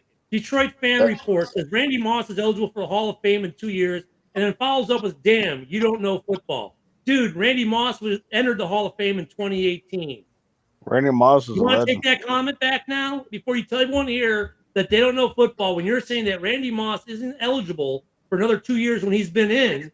Hey, Detroit Fan Report, if you want to talk football, up on Detroit Fan Report. Let's hear your fucking stupidity. Hey, Rick. What? How long do you think Kuechly was in the league? Like 5 or 6 years, 7 maybe. 8 years. 8 years, yeah, short career. Again, not long enough to be in the Hall of Fame. Period. Yeah, but what was his impact in those 8 years? It doesn't matter. Yeah, it does. He was hurt probably fucking. He was out fucking. He was probably out. Impact on what? What's the impact? What was the impact that he had? Screamed at me. What impact did he have? Exactly. You're all your guys' silence says it up fucking all. So you're yelling at me about fucking impact. Yes, it does. You guys don't fucking know what his impact was. Well, I know that he was damn good. Let me look. So he was NFL Defensive Player of the Year in 2013. Was NFL Defensive Rookie of the Year in 2012. Let's see. Oh, there's a hell of an impact. 7-time Pro Bowl. 5-time first All-Team Pro. 2-time All-Pro, 7-time Pro Bowl, 2-time NFL combined tackle leader, 2010 All-Decade Team, 3 Buckets. Yeah, he got a lot of shit under his name. Oh shit! Art Rooney Award, Bronco Nagurski Trophy, Lombardi Award, Loft Trophy, Buckets. He got a lot of shit under his. That's college shit. That's college shit. That shit don't matter. But NFL, I mean, he was the defensive rookie of the year in 12. So being an NFL All-Pro is college.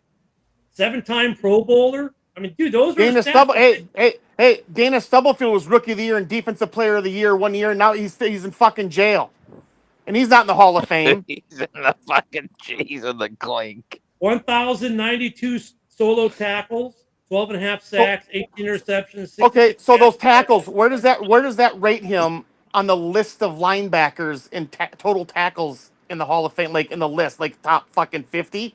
Hey, Rick, did you say Dana Stubblefiel's in jail? Yeah, he raped he's been in jail for the last 5 years, or he's getting out now. Oh shit! I didn't know that. Damn. Yeah, well, they're saying that he fucking coerced some fucking retarded fucking babysitter or something to the house, and he fucking held a gun to her head and fucking raped her. Is what she said, and he gave her $80 or some shit.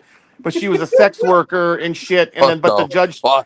But then there was and now it just came out. It just came out now that he's getting out because during the something happened during the trial where it was racial profiling or some shit like that or whatever. So he's gonna fucking get out. He's still jail now, but like next week when they fucking have his court date, he's gonna get out. That dude was a stud. Him and Bryant Young. Because they threw out his case. The appeals court threw out his case on December 19th. They threw out his the appeals court threw out his case and fucking made him eligible to get out. So that's crazy. I didn't know that. He had a big impact. Rookie of the Year, Defensive Player of the Year. He should be in the fucking Hall of Fame then because the impact that he fucking had on the team. In the 90s, him and Bryant Young were studs back in them days. And he played 11 years. He was all-time All-Pro and shit.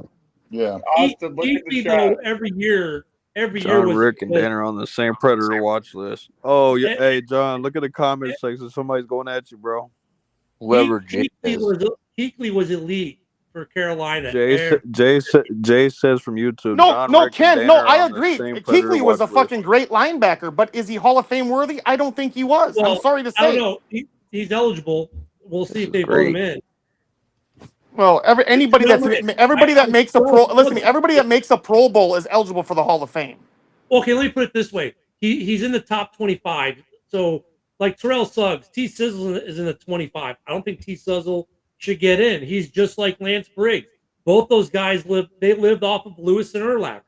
Hold on. So Kuechly is top 25 in total tackles and from linebackers in the NFL? No, Rick. The top 25 Hall of Fame finalist list came out today.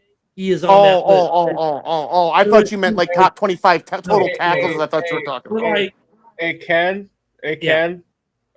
Detroit fan report.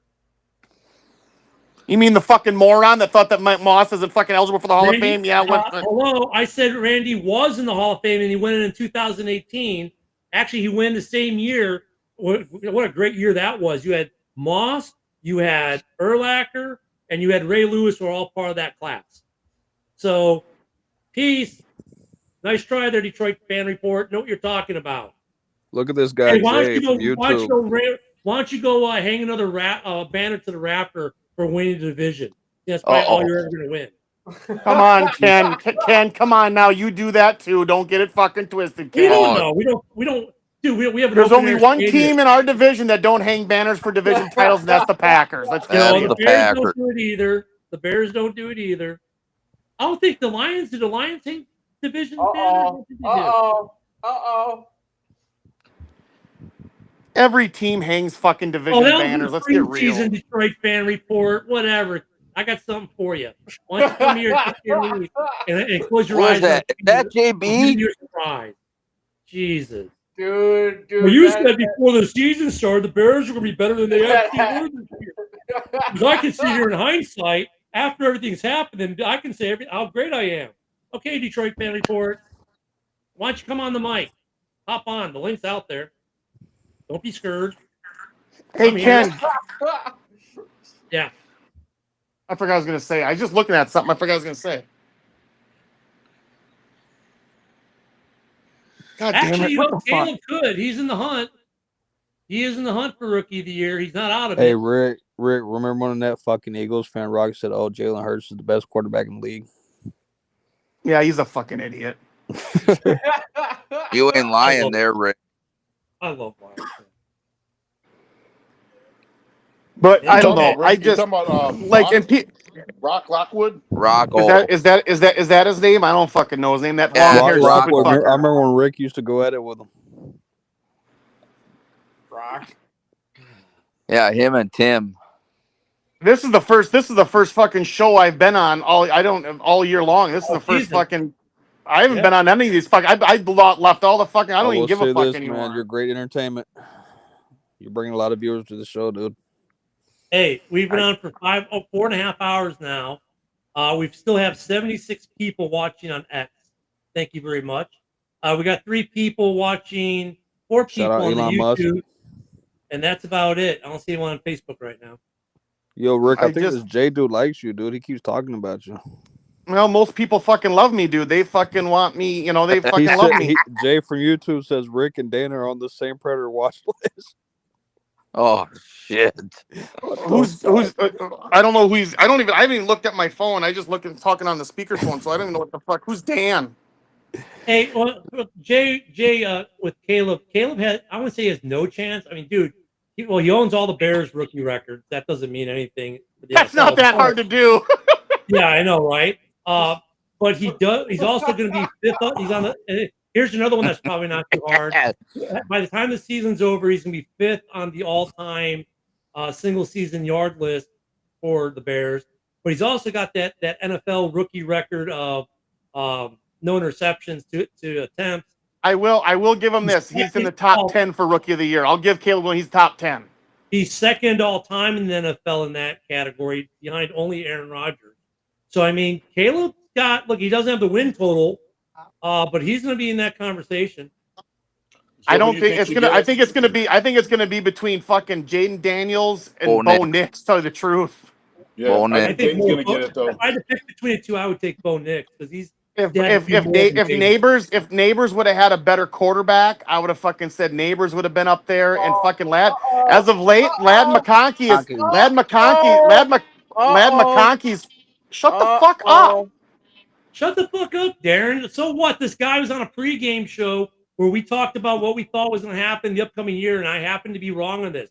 Big fucking deal, Detroit fan report. Lad I wasn't is right fucking about every prediction for the season. I was right about as of late, Lad McConkey is maybe jumped in the top 5 for fucking Rookie of the Year. That kid can flat out fucking play. Yeah, he's pretty good. There's some other, but he's Brian Thomas could be right up there. I mean, he's fucking playing. He's putting up stats without Trevor Lawrence. Jones. With Mac Jones throwing the ball, he's still putting up fucking stats. Brian Thomas is he's good. He's in the conversation. He put up good numbers for a rookie in Chicago. I'll say that much. He's still in the conversation. But Detroit fan report. Sure, we can go to the beginning of the preseason when things look different than they look today and say, "Oh my God, look how you were wrong." Everyone in this panel was wrong. Darren was wrong with how many wins his team. Darren, you suck, man. Get off the fucking air because you said you're only going to win 6 games, and here you won 13. Oh my God, you're so terrible. I'm going to come here and make all these bad comments about it. Ken, idiots are fucking stupid because they're called predictions for a fucking reason. There's people making millions of fucking dollars at fucking saying what their predictions are, and they're still on fucking TV. Well, that's just how sad Darren. Darren, you know, that's how I mean, sad. fucking dude, John Sullivan is saying that the Vikings are going to win tomorrow. He's predicting to win. Well, Yeah. I'm saying that they're not. So, well, look at is if Detroit Fan Report. it's a fucking prediction. Obviously, well, I don't see Detroit Fan Report on ESPN making millions of dollars, but he has to come on here and talk about predictions we made before the season to make himself feel better. Should tell you a lot about his life. Me and my wife are going to New Orleans in 3 weeks. I'm going to fucking predict that I'm going to win $1 million at the casino in New Orleans. Does that mean I'm going to fucking exactly? I mean, you could theoretically. If you do, let me know. But if not going to happen, no. I'll fucking dude. Listen to me. I'm telling you right now. This is on fucking all these YouTube, whatever the fuck. I'm telling everybody right fucking now. Oh boy.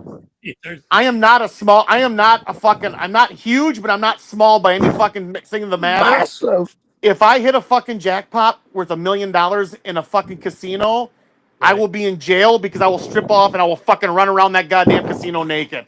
Oh, wait a minute. Hey, Detroit Fan Report. You're not on and that is a guaranteed fucking even on this show, dude. Don't do that. You're trolling a show at 12:40 in the a.m. Central Standard Time, 1:40 a.m. Eastern on a Saturday night, talking about how good you are. When you came on, your first comment was you were even wrong because we said that Randy Moss was in the Hall of Fame, and you started railing about know what you're talking about.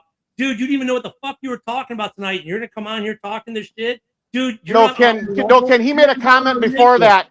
He made a comment before that that fucking Austin said he was talking about me or some shit, and he was fucking wrong again. Detroit Fan Report. Detroit has fans, really? For 3 years, they've had fans. The last 3 years or 4 years. If he's the fucking runner of the Detroit Fan Report, I would fucking not listen to what this fucking moron got to say. He's like a Kyle of the Green Bay Packers. Hey, he got his name mentioned on for all the people who will watch on like Rick Mott. So he must feel good for that big X account he's got in their Twitter, because I don't even see him. I'm more on Lions Twitter more than he is. I don't even see him in Lions Twitter. He exists. He's on a big level, making millions of dollars in his mind, maybe. Yo, Rick, if the draft started tomorrow, who do you want on the Packers? Oh, fuck. Anybody but fucking Jordan fucking stupid-ass Morgan. All right. I don't know. I don't know. A corner? Let's see if Goody... No, but listen. This is the way it's going to go. I'm going to tell everybody fucking right now this way it's going to go. That's how Goody's going to fuck this up again in the first round. You'll listen to the Detroit Fan Report? Jair is going to fucking get traded. We're going to get probably we probably get a first round pick for him, so he can still fucking probably play for somebody else. So we have 2 first round picks. Mm-hmm. He'll trade back for one. He'll trade out of the first round with one of them, and then the other one, there'll be the best fucking starting corner or safety there for him to pick, like Cooper DeJean, and he'll pick a fucking like the 10th best offensive tackle. And he might not even start a game. And he won't even start a game or even fucking play, because that's what Goody should be banned for drafting in the first and the third rounds. Every other round he can fucking draft at, except the first and the third. Done. Packers would be unstoppable if that happened. But he's the worst fucking guy. You know what I hate about this part of the year, though, when we start people like, well, who would you draft? Like, I hate this time of year with the mock drafts and all this. It's like, dude, like, all these mock drafts are funny because they all happen like after next Sunday. The mock drafts pretty much start in earnest, right? Especially for the Ken, as soon as the fucking draft is over, they'll have a 2026 mock draft for the following year. As soon as the draft is over. But here's the funny thing, like, oh, the Bears should be drafting this guy, that guy, and this guy, and they'll do that like a week from Monday when the season's over, right? Okay, well, you forget there's this thing called free agency, and that changes draft plans every season. And then there's this thing called the combine, which changes a draft board every year. Ken, I have to disagree with you because Goody's fucking draft analysis is draft the offensive fucking tackle every fucking first round and fuck up. That's his thing. It doesn't matter. It doesn't change. Hey, Goody fucks up steady. On Detroit Fan Report, we offered you, I guess, to come to the Roku channel, and you decided you don't want to have a free opportunity to have your show air on Roku and Amazon because you're doing so well by yourself. So cool, man. We've never seen you since. I don't see you ever, except for now when you're out here trolling because you have nothing to better do with your life at 12:43 in the morning CST. Okay, you're doing great. We offered you something out of the kindness of our hearts. We don't have to, and we're going to charge you because we don't charge anyone to be on the Roku network. But okay, you're so good. You're doing so awesome. Detroit Fan Report. You're making millions of dollars, aren't you? We don't give a fuck. Get that through your head, dude. You ain't shit. Yeah, John Sullivan. Just like Ken said to that Detroit fucking moron, John. I don't give a fuck if we win tomorrow or if we lose. It don't fucking matter. Rick I'm just gonna wants to get troll a in. show late at I night. know that you want me to fucking have some big argument about it, and like we fucking whatever. No, I don't give a fuck. We're in the playoffs. I don't give a fuck if we lose the last two. Hey, Jay's been here for all 5 hours. We've almost done. Kudos to Jay, man. We're just a bunch of knuckleheads talking football. Jay's been here the whole time. That's freaking awesome. He's been here the whole time. How come he hasn't gotten on then? Is he too scared? He keeps talking. I see. Everybody keeps telling me he's talking this fucking smack in the fucking comments. I mean, why not jump on and fucking say it? Rick, he's just typing.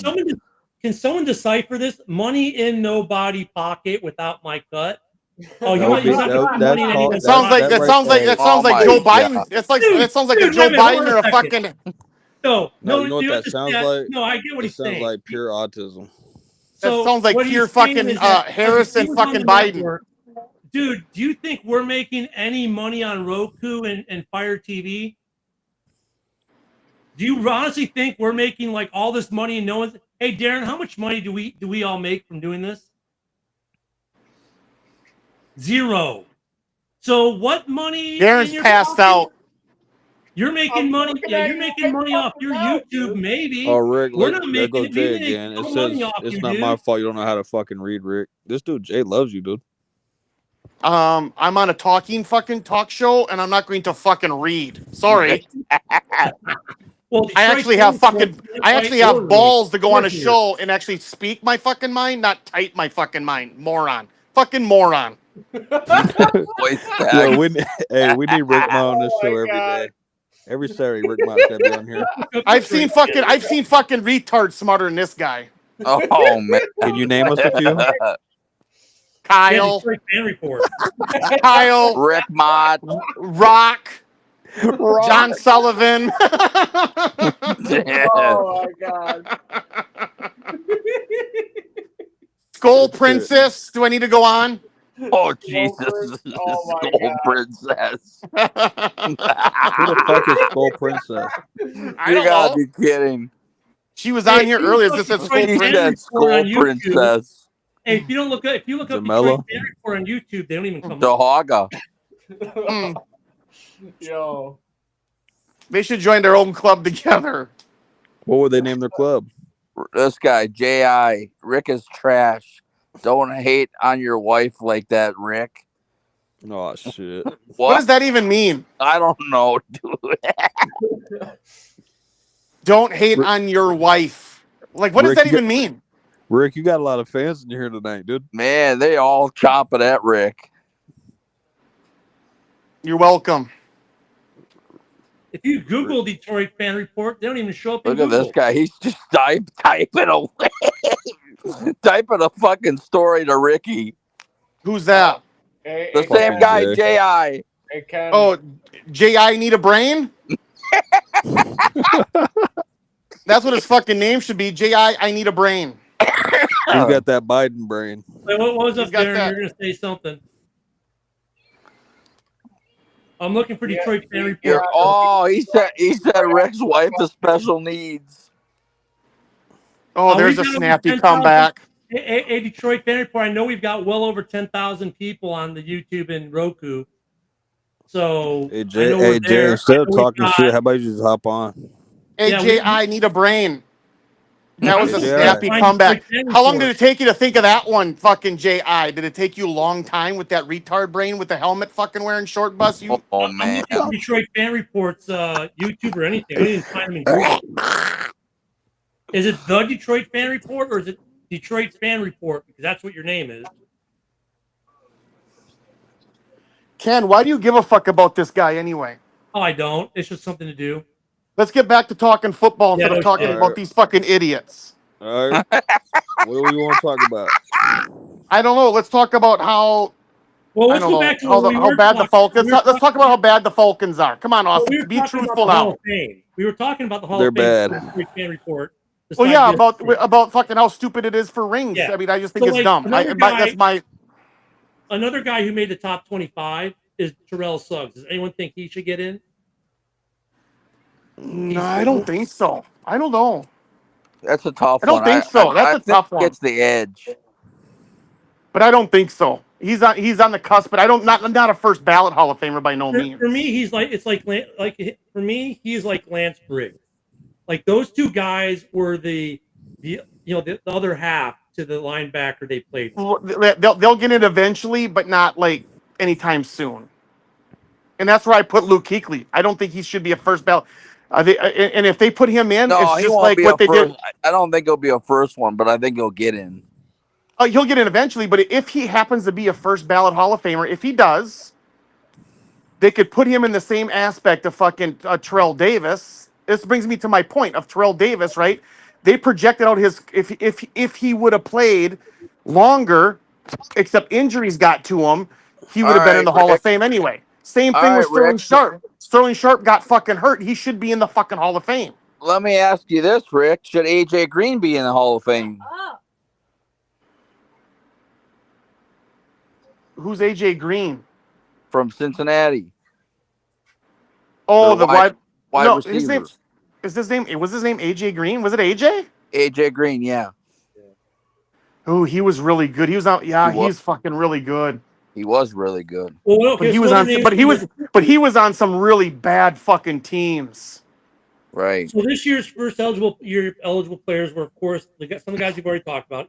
Eli. That's a good. Kyle, did you ask me that? I asked you that. Yeah.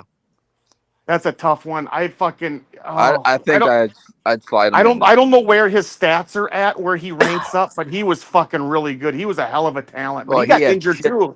He had shit thrown to him. Could we agree that Vinatieri is going to be a first-time ballot? He's going to get in. What? Well, yeah, he's going to win. He's going to win. He's going to go in just because all the Super Bowls that Tom Brady won for him. Here's the other thing. Another first-year eligible guy who made it through. Marshall Yanda. He was a really, really good fucking offensive lineman. He was really, really good. Like, he was good. How's Joe Alt doing? He's doing really fucking good, too. He's really good. That's the kid I really wanted, but there was no way we would have got him. No, he went top fucking 5. What about a certain tight end playing in Vegas maybe being rookie of the year? Bowers, he's really good Brock too. Brock is tearing it up. Yeah, he's good, but he's had just the short end of the stick there, man. He hasn't put up stats as of late because his quarterback situation there is just fucking terrible.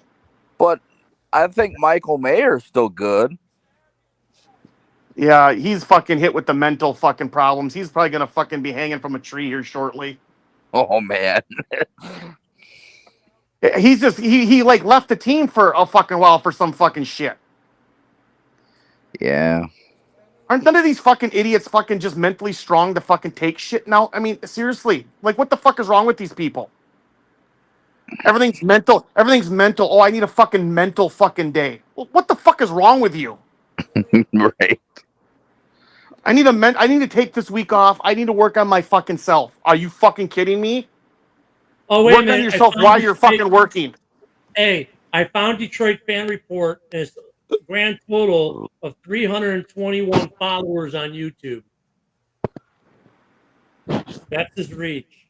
Oh wait, and they're all Detroit, and they're all fucking moron, fucking Detroit Lions fanboys, just like himself. Oh wait, I don't know if this is him on X. Yeah. Oh, on Kyle, I'm surprised you're not on there. He's killing it on X. He's killing it there. He's got 959 followers. On what, Rick? The Detroit the fanboy Detroit fucking family press. Oh man, why would you want me on there? That's funny. Should I give Detroit Fan Report a follow so he at least has one verified follower in his group? Ken, why are you wasting your time on fucking Detroit Family Press? Because I just wanted to fuck with them, and I can. But now you're trying to give him a follow. No, and I that's like give him a follow. and that's He's what not he wants you verified. to do. I won't give him a follow. He's not worth the time. I think it's That's funny what though. he His wants. combined viewership is less than what we get on an X feed every day. He doesn't come here and talk shit. All right, let's go back to the Hall of Fame. I didn't even read those. It came But out. I don't know. I just fucking I don't know. It'll be a close game tomorrow between the Packers and Vikings. I think. Yeah, I think it's gonna be. It'll be close, but if we lose, is it gonna break my heart? No, it's not. I don't give it. Like I don't care. No, here's the thing. As long as we get in the playoffs, like I said the last 2 weeks, as long as we get in, I don't care. It'll be nice to win. Yeah, I don't give a fuck if we lose both games. We're in the nice to 7th win. seed. Well, yeah, it'll be nice to win, but I don't. It's not gonna fucking break my heart because we're already in. I don't give a shit. Hey, you guys want to go over what? You guys just want to go over the all 25 names for this list and give me yays or nays if they get it or not? Sure. Yeah. Okay. Eric Allen, cornerback, played with the Eagles, the Saints, and Raiders. Nah. Jared Allen, second. This is his second year. Jared Allen. No, I don't think so. I don't think he wasn't that great. I don't think. He in Minnesota he was, and then he's only in Chicago for like half a year. And I've got an Allen jersey that I think I've worn twice. And then he went to Carolina to finish out. I mean, he was okay with even with Kansas City. He was okay. He wasn't great, but he was good enough. Really he was good enough. Good. He was good enough to get He was good enough to get a big contract. But it is what I just don't think he was that great. Willie Anderson, 96 to 07 with the Bengals. Then in 08 he played with the Ravens at tackle. Yeah, no. Yeah, no. Jahari Evans. He was a good offensive tackle for the Saints, wasn't it? The Saints? And yeah, he played with the Ravens too for a minute. No, he was what? He was with the Saints for 10 years, and he played his final year in Green Bay. Oh, that's right. Now I forget. Now that you say that, I remember that now. Jahari Evans, I remember that now. What are you doing? What are you doing this morning? He was really good with the Saints. He was really good with the Saints, but I don't know if it's Hall of Fame good. No. Like I said, if you make one Pro Bowl, you're eligible for the Hall of Fame. So most of these guys, like fucking Jahari Evans, because he made a Pro Bowl at some point or a couple of them, is so no. Well, we're gonna get into some arguments on these next couple, I think, or these are some of the contested ones. Antonio Gates, who did not get in last year. 100. He deserves to be in 100%. He's the best fucking tight end ever, or one of them. Yeah, he does. I agree with that. Torrey Holt. Yes, I really do. I would say yes. I mean, how is he not in yet? He should have already been in. Yeah. Both those guys. I can't believe Antonio Gates didn't make it on the first fucking ballot Hall of Fame. I mean, he's got fucking records that still haven't been broke. Steve Smith Sr. Oh man, I don't know. He had a fucking about a 3 or 4 period, year period where he was really, really good, but Hall of Fame good? No. I mean, 12 years with the Panthers and 2 years with the Ravens. He played a long time and was, he actually played games. He played a lot of games, but I just don't think that's enough to push him over the top. Yeah, it's longevity though. I mean, we talked about Suggs, Fred Taylor from the mostly from Jacksonville, and then did 2009, 2010 with the Pats. Who was that? Fred Taylor. He's interesting. Yeah, he's interesting. Do I think he's done enough? I don't think he's done it. He's where is he? Top 15? Is he top? No, what is he for fucking overall rushing? I'm not off the top of my head. I'm not sure. Either am I. If he's top 20, I would say he gets in eventually, but not this year. We talked about Vinatieri. Everyone thinks he's going to be a first ballot. Reggie Wayne. Kickers are tough for first ballot Hall of Fame kicker. You know what I mean? They're tough. Different because he's the all-time points leader in the NFL. He literally won Super Bowls off his leg. Yeah, that's true. Yeah, I mean, will I be mad if he gets in first ballot? No. Will I be surprised if he doesn't? No. You know what I mean? It's one of those. Yeah. If he gets in, it is what it is. You know what I mean? Reggie Wayne. Wow, 2001 to 14, all with Indy. Never went anywhere else.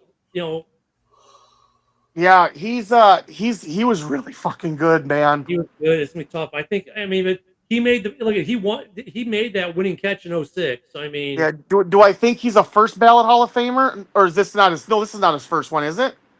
no, it's not. I think he's good enough where he'll eventually get in, but not this year. He's not going to get in this year. Darren Woodson.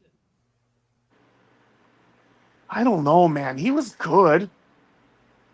Was he? Was he? Do you think he's Hall of Fame good? No, I think he might get in eventually, but it's going to be a long. It's going to be a while. Yeah, I don't think. Yeah. And then the last one's Marshall Yanda, with the Ravens. From look at 12 years on the O line in Baltimore. That's saying something. And he's blocking for fucking not Jamal Anderson. What was his name? Jamal Lewis. Yeah. 2,000. He ran for 2,000 yards a couple times, and Yanda was fucking blocking for him. I mean, he was really good. So of the finalists, this is interesting. Eric Allen's is in his 19th year of eligibility. Darren Woodson in his 17th. Torrey Holt, this is his 11th. How is Taylor's he his 10th. Reggie Wayne his 6th. This is Jared Allen's 5th. Steve Smith his 4th. Gates is the 2nd, but he should get in. And the first year, of course, is Kuechly, Manning, Suggs, Vinatieri, and Yanda.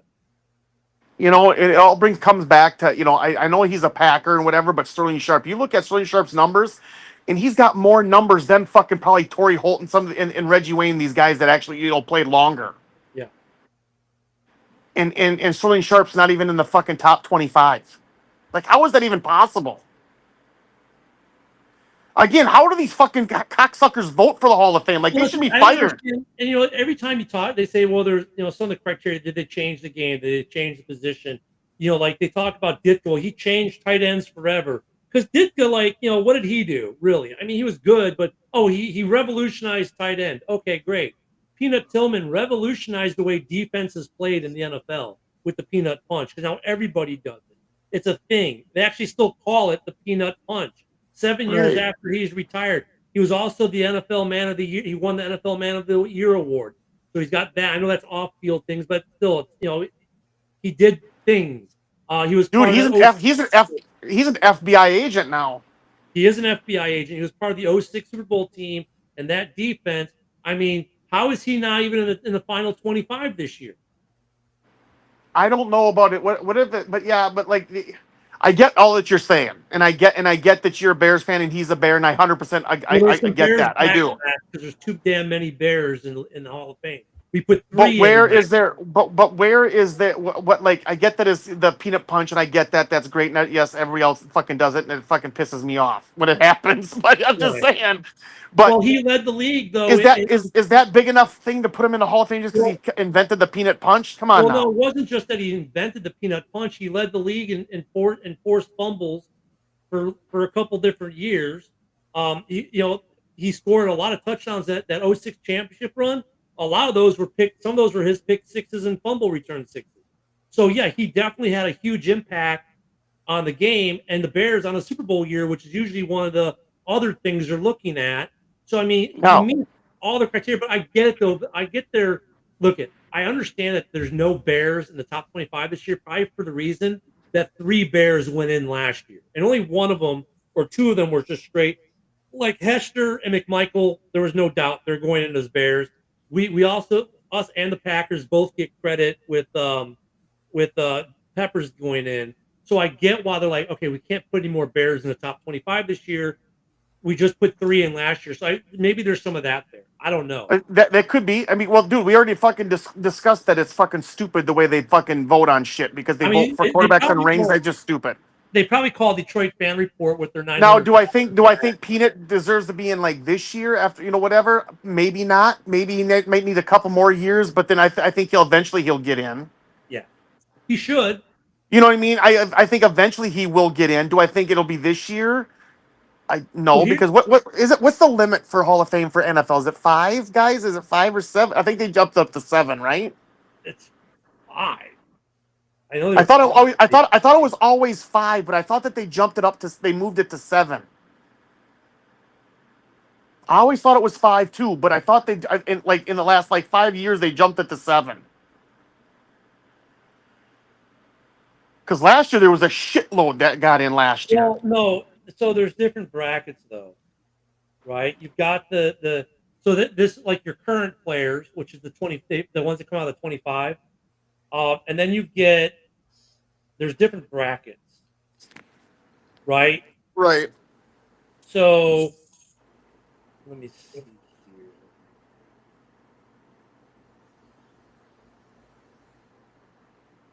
Because then you get so not the article I is it? Let me see. Nope, that's not one. Hit me do a Google search and it doesn't.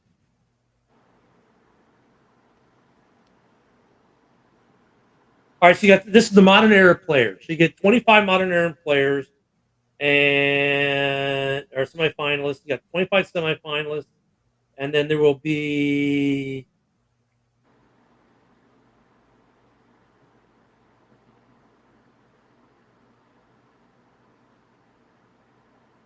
then you get the what do they call it? But it's basically like how McMichael get in. You get usually two of those guys that get in, right?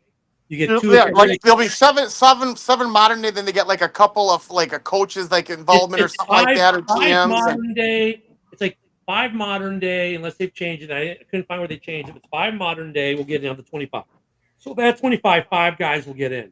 Then you get, hey Timothy, sorry we didn't say hey earlier. Then you'll get 1 or 2 that'll come from the legacy guys, Steve McMichael kind of guys. So guys from the 60s, right. 50s, 60s, 70s, 80s, whatever. I guess they're now considered legacy after because they get 20 years of eligibility. So you get from basically you become eligible after 5 years of being retired. Then you've got 20 years of eligibility. If you don't get in, you're not, unless you then get picked up on that By the senior committee, the senior thing. Right, senior committee.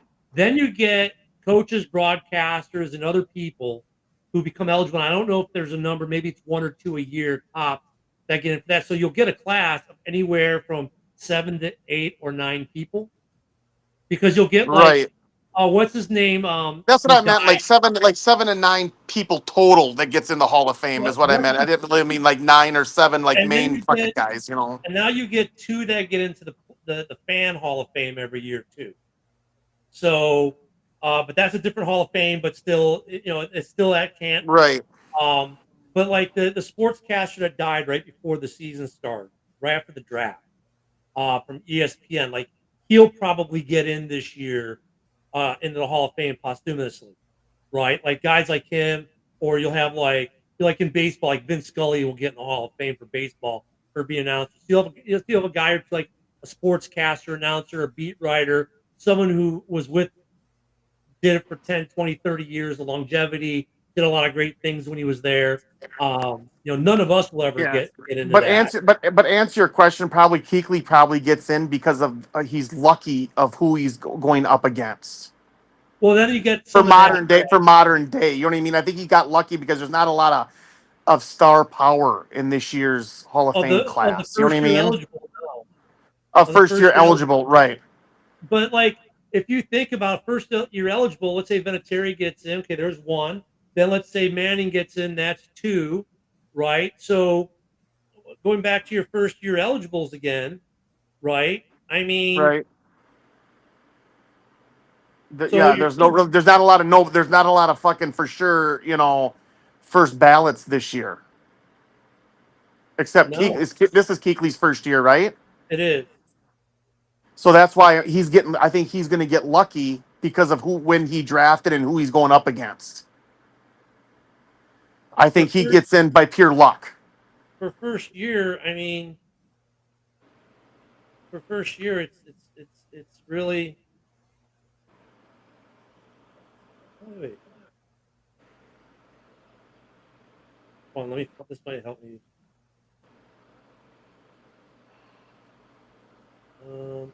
Okay, new and shiny.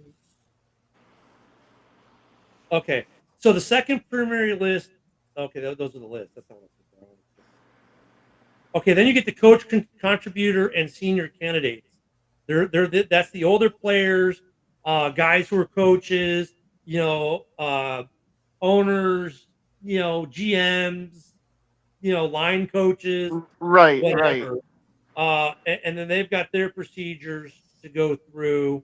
So yeah, I was gonna think of my first timers. So yeah, I mean the first timers. I mean the class is not. It's not like you have, like when in 18 you had Moss, you had um, you had two generational linebackers in that class, Right. generational Right. receivers. Last year's class was pretty good. Some class, Ty Law, was that class of 18 as well. I mean, dude, that guy was ridiculous. So I Right. mean, this class, yeah, Kuechly might get in. And who's another guy who's interesting, who should be eligible, been eligible for a while, is Andrew Luck. Like that guy was 8 years and done, and he's not in. But could you say Andrew Luck deserves to be in? No, he is no. Nowhere near is he good enough to be in the Hall of Fame. So I think quarterback, the Ever. big Like not even a fucking like ever. Like the thing with the Andrew Luck is not a player where he might get in eventually. He's not even that. Like he's not. I don't think he has a chance in hell of making it. Yeah, I don't think. I think if he would have stuck around, he might have. But Oh yeah. If he would have played right, if he would have continued to play, absolutely. I mean, All right, guys. Kenny, you know, it's freaking it's 1:00. I got to get some sleep. oh, And you're in Florida, so it's no, past 2:00 there. no, I'm Central Time Zone in the Panhandle. Oh, are you Central Time? Yeah, I'm Central Time. Yeah, but I got to get some sleep, guys. When you come down to NOLA, dude, you'll be about 3 hours from the house because I'm in their TV bubble. Oh yeah, I can't. Yeah, we've always wanted to go to. Now that my son's done playing baseball and shit, we're gonna spend some of our money on us, on us finally now, so and enjoy some of the money. When you mentioned it earlier, are you staying at Harris downtown or are you staying in the quarter? We're staying in the quarter. Okay, so you're not going to win $1 million. Here's what's going to happen: you and the wife are going to go down Bourbon, and you're going to spend all your money on grenades, which you'll know what the grenades are. You'll find out when you get there, and and then in the morning you got to go to. Well, they're open 24 hours, but you got to go to Cafe Du Monde, and you got to get. Yeah, we're going there. We're gonna go there a couple times. We're gonna bring some of those home to my son on the morning before we leave. Well, they sell them in the airport. There's a Cafe Du Monde in the airport there at Louis Armstrong International. There is a Cafe Du Monde there, so you can buy them right before you get on the plane if you want to, because you won't be able to bring them through security. We're going to the Bucks game. We're just so happen the Bucks are playing the Pelicans down there. We're going to the game on Wednesday night, the June 22nd. Wait, the Bucks are playing the Pelicans? Yeah, the Milwaukee Bucks are playing the Pelicans in the New Orleans. Yeah, we're going to that game. We're big Bucks fans. That stadium is right next to the dome. The dome. It looks. It's funny when you see it next to the dome. It's like, oh, is that like an office supply store? Oh no, it's a basketball stadium. It's just dwarfed by the Superdome. But the other thing you got to do when you're down there, if you want a good place to eat, right, you might want to write this one down. It's about 2 blocks off of Bourbon. So if you Google it when you get down there, Deanie's, Deanies, Deanie's Seafood. It can be a good hour to 2 hour wait, but their food is phenomenal. I think because I looked up, did some research already. I think I saw that already on one of the lists I wrote down. I think. Yeah, and then the big beer down there is Albita, which is good beer actually, which is a locally produced beer, and I can get it here actually in my part of Florida. Albita is pretty good, but Deanie's is the shit, and it is really good food. Yeah, we're going on an original steamboat, paddle boat kind of like thing where they got live jazz on it and stuff, and there's like a dinner. We're going on that the first night we get down there. We're going on that, and then we got the basketball game, and then we're going on a pub crawl that starts at Coyote Ugly on Friday night. So yeah, we're going. We're staying about a half a block from Bourbon. Yeah, it's a good time down there. Do not cross the bridge over to Metairie though. Do not cross the bridge. We also cruise out of there because it's a good cruise port. Hold on, when you say don't cross the bridge, do you mean that like the longest bridge in the world? Well, it's not the longest bridge in the world, but no, you'll see it coming out of the city. It basically goes across the Mississippi River, and you go to the other side there. you're taking your life in your own hands. Okay. Oh, Um, there's a bridge that my wife wants to go. It's 28 miles long. It's like it fucking goes from one side of some big ass fucking lake to the other, and she has to go on this bridge. so yeah, is that the one on I-10? I've driven it. I I don't know. mean, I don't know where it's at. I don't know if she wants to go on it, and it's got like it, fucking its own police station. Like it's got its own yeah. fucking police. No, Nola's an interesting place, man. We go there quite a bit, and then we fly out there every so often. Like we're going to Cozumel or something. It's easier to fly out there than it is Pensacola, but you'll like it, dude. You'll have a good time. The World War II Museum is down there. That's a must see. A See, I cool want to fact. go there. My wife's not too keen on that, but my grandpa was in World War II, and I really I used to hate history in high school, but now it's As you so get older, fucking it's so as you get older, it's so fucking interesting to me, and I really want to go to that. well, the cool thing about that museum, that is actually the factory. All the D-Day landing boats were produced at that factory, which is now the museum.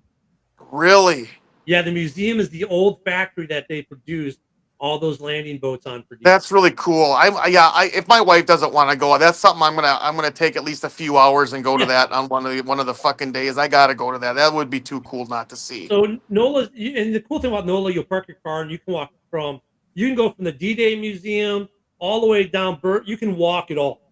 Everything is walkable there. You can be Yeah, able to we're park renting your a car. It's car. going to cost us $500. I think we're going to park it there because it costs $50 a day to park it there. You know, Yeah, you know what you do. but yeah, I gotta have a car. Yeah, I gotta have access to a vehicle, so I have no choice. But we probably won't use it because we'll take the trolley. We can take the trolley all the way to the fucking game on You fucking can on walk to the Wednesday, game. or It's that too. Right. I mean, honestly, you could Uber it from the airport to the hotel and not need a car the whole time you're there. Right. Yeah. I saw that, but I gotta have a vehicle. I gotta have a vehicle. I got to have a vehicle just in I case. I'll spend the money just because I gotta have it just in case. I get you, but yeah, you'll love NOLA. Darren, have you ever been to NOLA?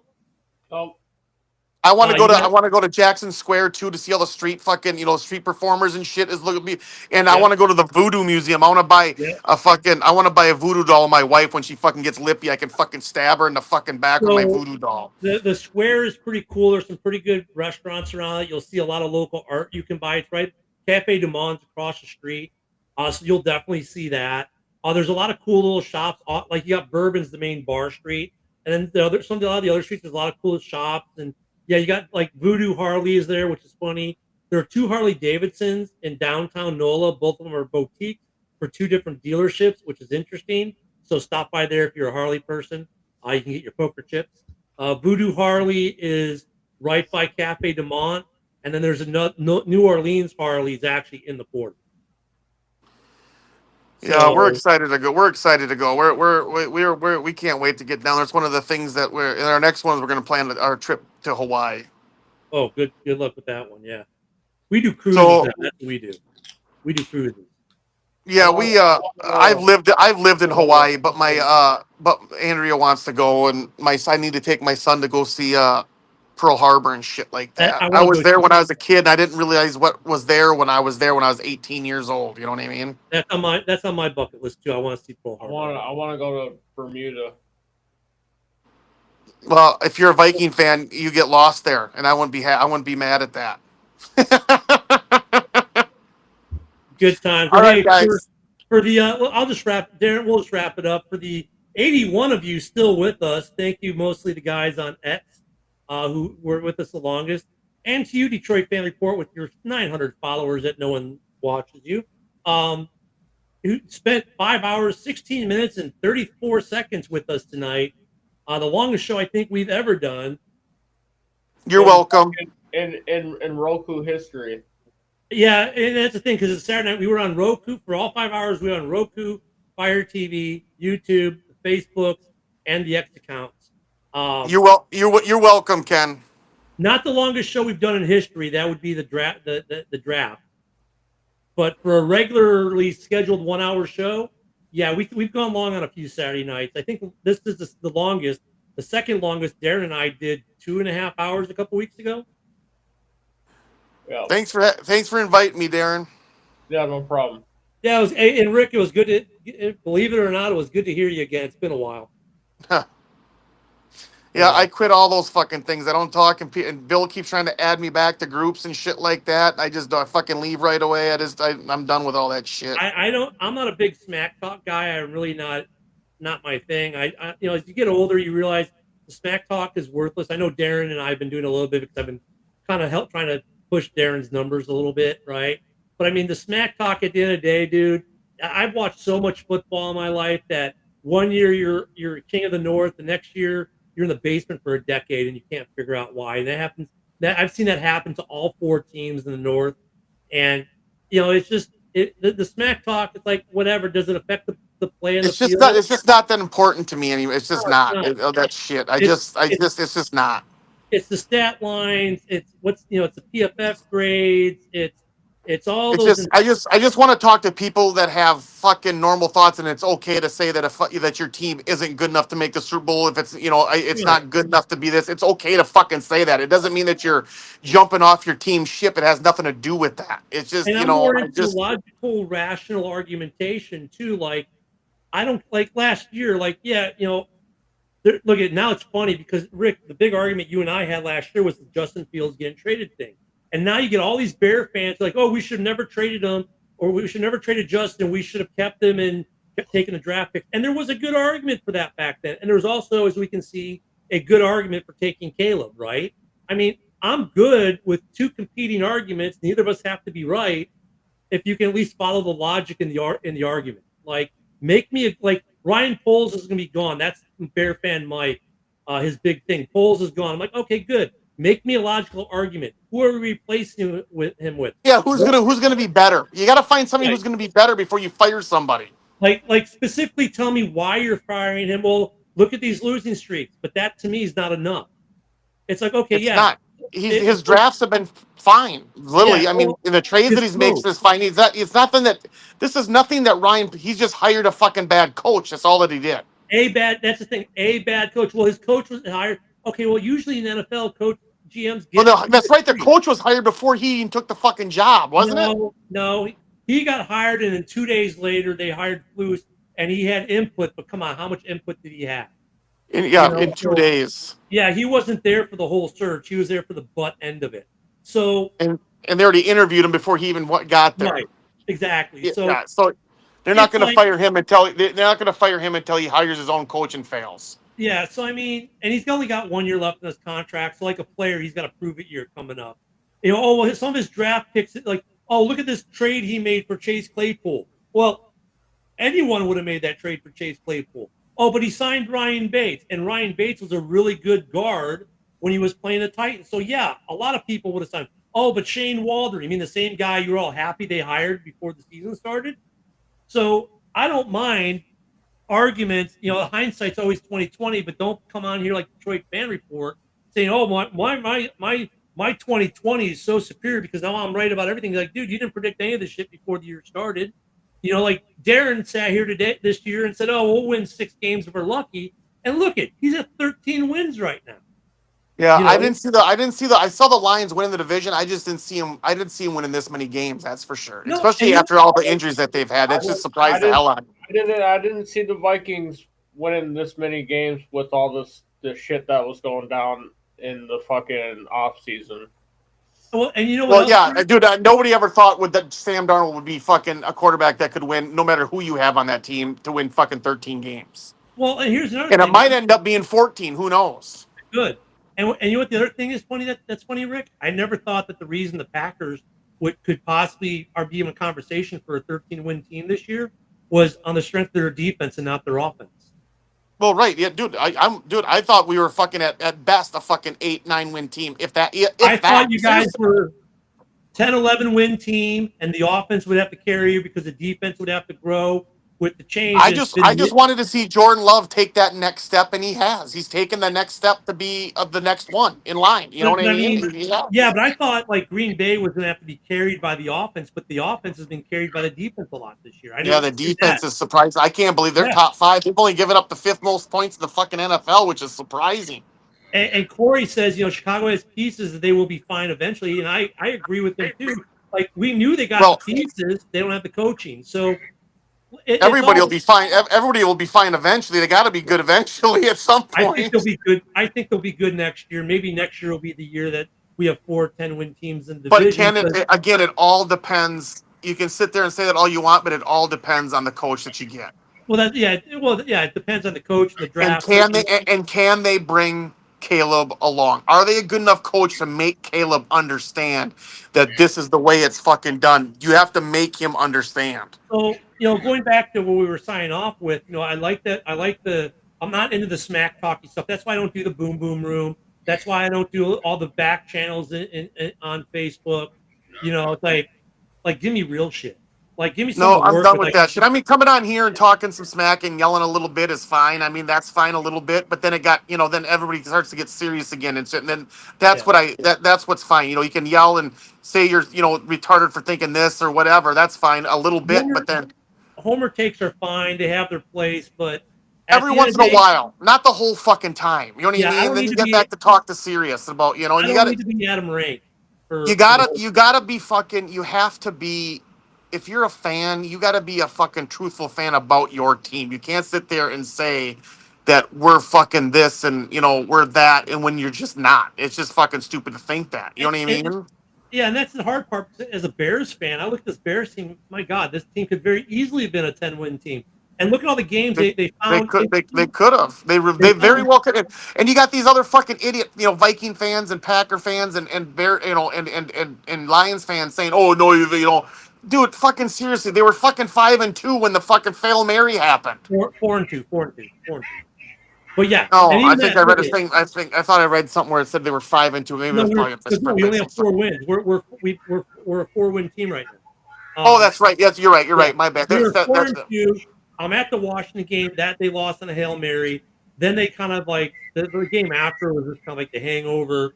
Then you get the New England game, which is what got our OC fired finally. And then from week 11, when we start playing NFC North, like dude, the first 3 NFC North games, the combined point total that we lost by between all 3 games were 7 freaking points. 7 yeah, freaking points. yeah. And people and retards that don't that say that fucking the Bears are just no, they're not terrible. They got the fucking short end of the stick in a few games. Yeah. So, And I and, like and the talking people real can talk. say the Packers got fucking lucky on a few games this year, and people can say the same thing about the Vikings got lucky in a few games this year too. You know what I Yeah. mean? That's the fucking NFL. Yeah. It takes So, luck to be fucking good also. the difference between you being a 13-win Vikings team from a couple years ago, right, to a 4-win team is literally sometimes one play a game. And Yeah, I know that's all it takes. We give Vikings fans shit for going one and done against the Giants that year. But dude, they won 11 one-score games where it's like one play. They were getting it. They were getting luck and everything aligned for them that year. They had a great year in Chicago this year. Anything and everything that could go wrong almost went wrong. Be it I mean, the coaching. Packers lost to the Vikings that first game. I mean, Jordan Love came back from that knee. It was that when he came back after being hurt in the first game, right? It was Yeah. his first game back. He was kind of gingerly on his foot the first half, and that's when the Vikings were kicking our ass in the first fucking half. The second half comes around. The Vikings scored 3 points the whole second half, and the fucking Packers almost come back and won that fucking game. If I remember right, we think we got shafted by the refs that game. That last play of the game, if I remember. Is that right there, Darren? Did the Packers get fucked? Yeah. He's like, there was a play. There was at the end of the game. There was a fucking play. Well, I don't remember exactly what the play was, but I thought it was something that was maybe a first down, that fourth down or something. I don't remember what it was though. But I mean, real talk is always appreciated, and Rick, I appreciate you coming on with real talk today. Darren, No problem. Darren, I have fun smack talking to try to push your numbers up there a little bit on X. Yeah, we always push each other's buttons. Yeah, I'm not saying I'm going to come on every Saturday because the Bucks and my No. shit like that or whatever. But if I have the time and shit like that, I'll definitely jump on. Whenever you don't have anything going on, say you ain't got shit to do, just fucking shoot me an inbox. Yeah, I will, or just shoot me in the invite, and if I see it, and I'll see it, and if I have time, I'll jump on. That's not a big deal. And Rick, we got some other, we got the open mic on Friday. Wait, open mic was tonight actually earlier. 7 o'clock. Yeah, and then we've got the Red Zone rant on Sunday at 10 a.m. Central, and then 11 a.m. Central, we've got House Hall Report. It's always good to get real, like when we do real talk. So, like for the Bear, dude, Hallis Hall tomorrow. It's Sunday already, right? Like, I'm a football fan. I can talk about any team. It doesn't mean I'm fucking talking down about people's teams. It's just that if I was the GM, I would think of doing this. That's how I fucking think about this shit. You know Well, what I you know mean? what About the the funny thing Packers, is? about every team. None of us are all of us have our opinions, and none of us are getting paid by the NFL or ESPN or Fox or Well, CBS. exactly. It's just my opinion of what I think. Like a long time ago, I thought that the Vikings should fucking trade Adrian Peterson. Everybody jumped down my throat. I'm talking not on these shows. I'm just talking about in Well, my I my get it. Viking friends, my Well, Viking like Detroit friends. You Fan know what I Report. mean? Look at Detroit Fan Report made it very simple. He's in it only for the money. We're not, right? I mean Right. and not to keep bringing this cat up, but he talked about money in my pockets. Like, dude, none of us are making money. We just like to do this. We offered you a spot on our network. You said no. See you later. Bye bye. Yeah, I mean, we're not getting paid. I make more money on my X account than he's probably making on all his stuff combined. And yeah, I got a lot of football there, but it's from non-football stuff that I make most of mine. I mean, So I I'll could take, sit and talk about fucking about 2 hours on somebody else's fucking team if that's what you chose. I don't need to talk about the fucking yeah, Packers. You know what I mean? I could talk yeah. about the fucking Falcons, or I could talk about the fucking Niners or the fucking Denver Broncos and shit like that. I don't give a shit what team it is. But I guess we'll wrap it up. Don't forget House Hall Report in about an Yeah. hour at 11 a.m. Central. I'll be on for that. Enjoy the games tomorrow. Thank you, everyone. The 79 of you still watching us right now between all the platforms at the 5-hour, 29-minute mark. Darren, Thank this is your show. you. So why don't you close Thank us out, man? you, everybody, for tuning in to Skol Gang 365 of Viking Podcast. We are live every Saturday night at 8 p.m. Central Standard Time. We will see you next Saturday. Y'all have a great night. All right, guys. Talk to you later.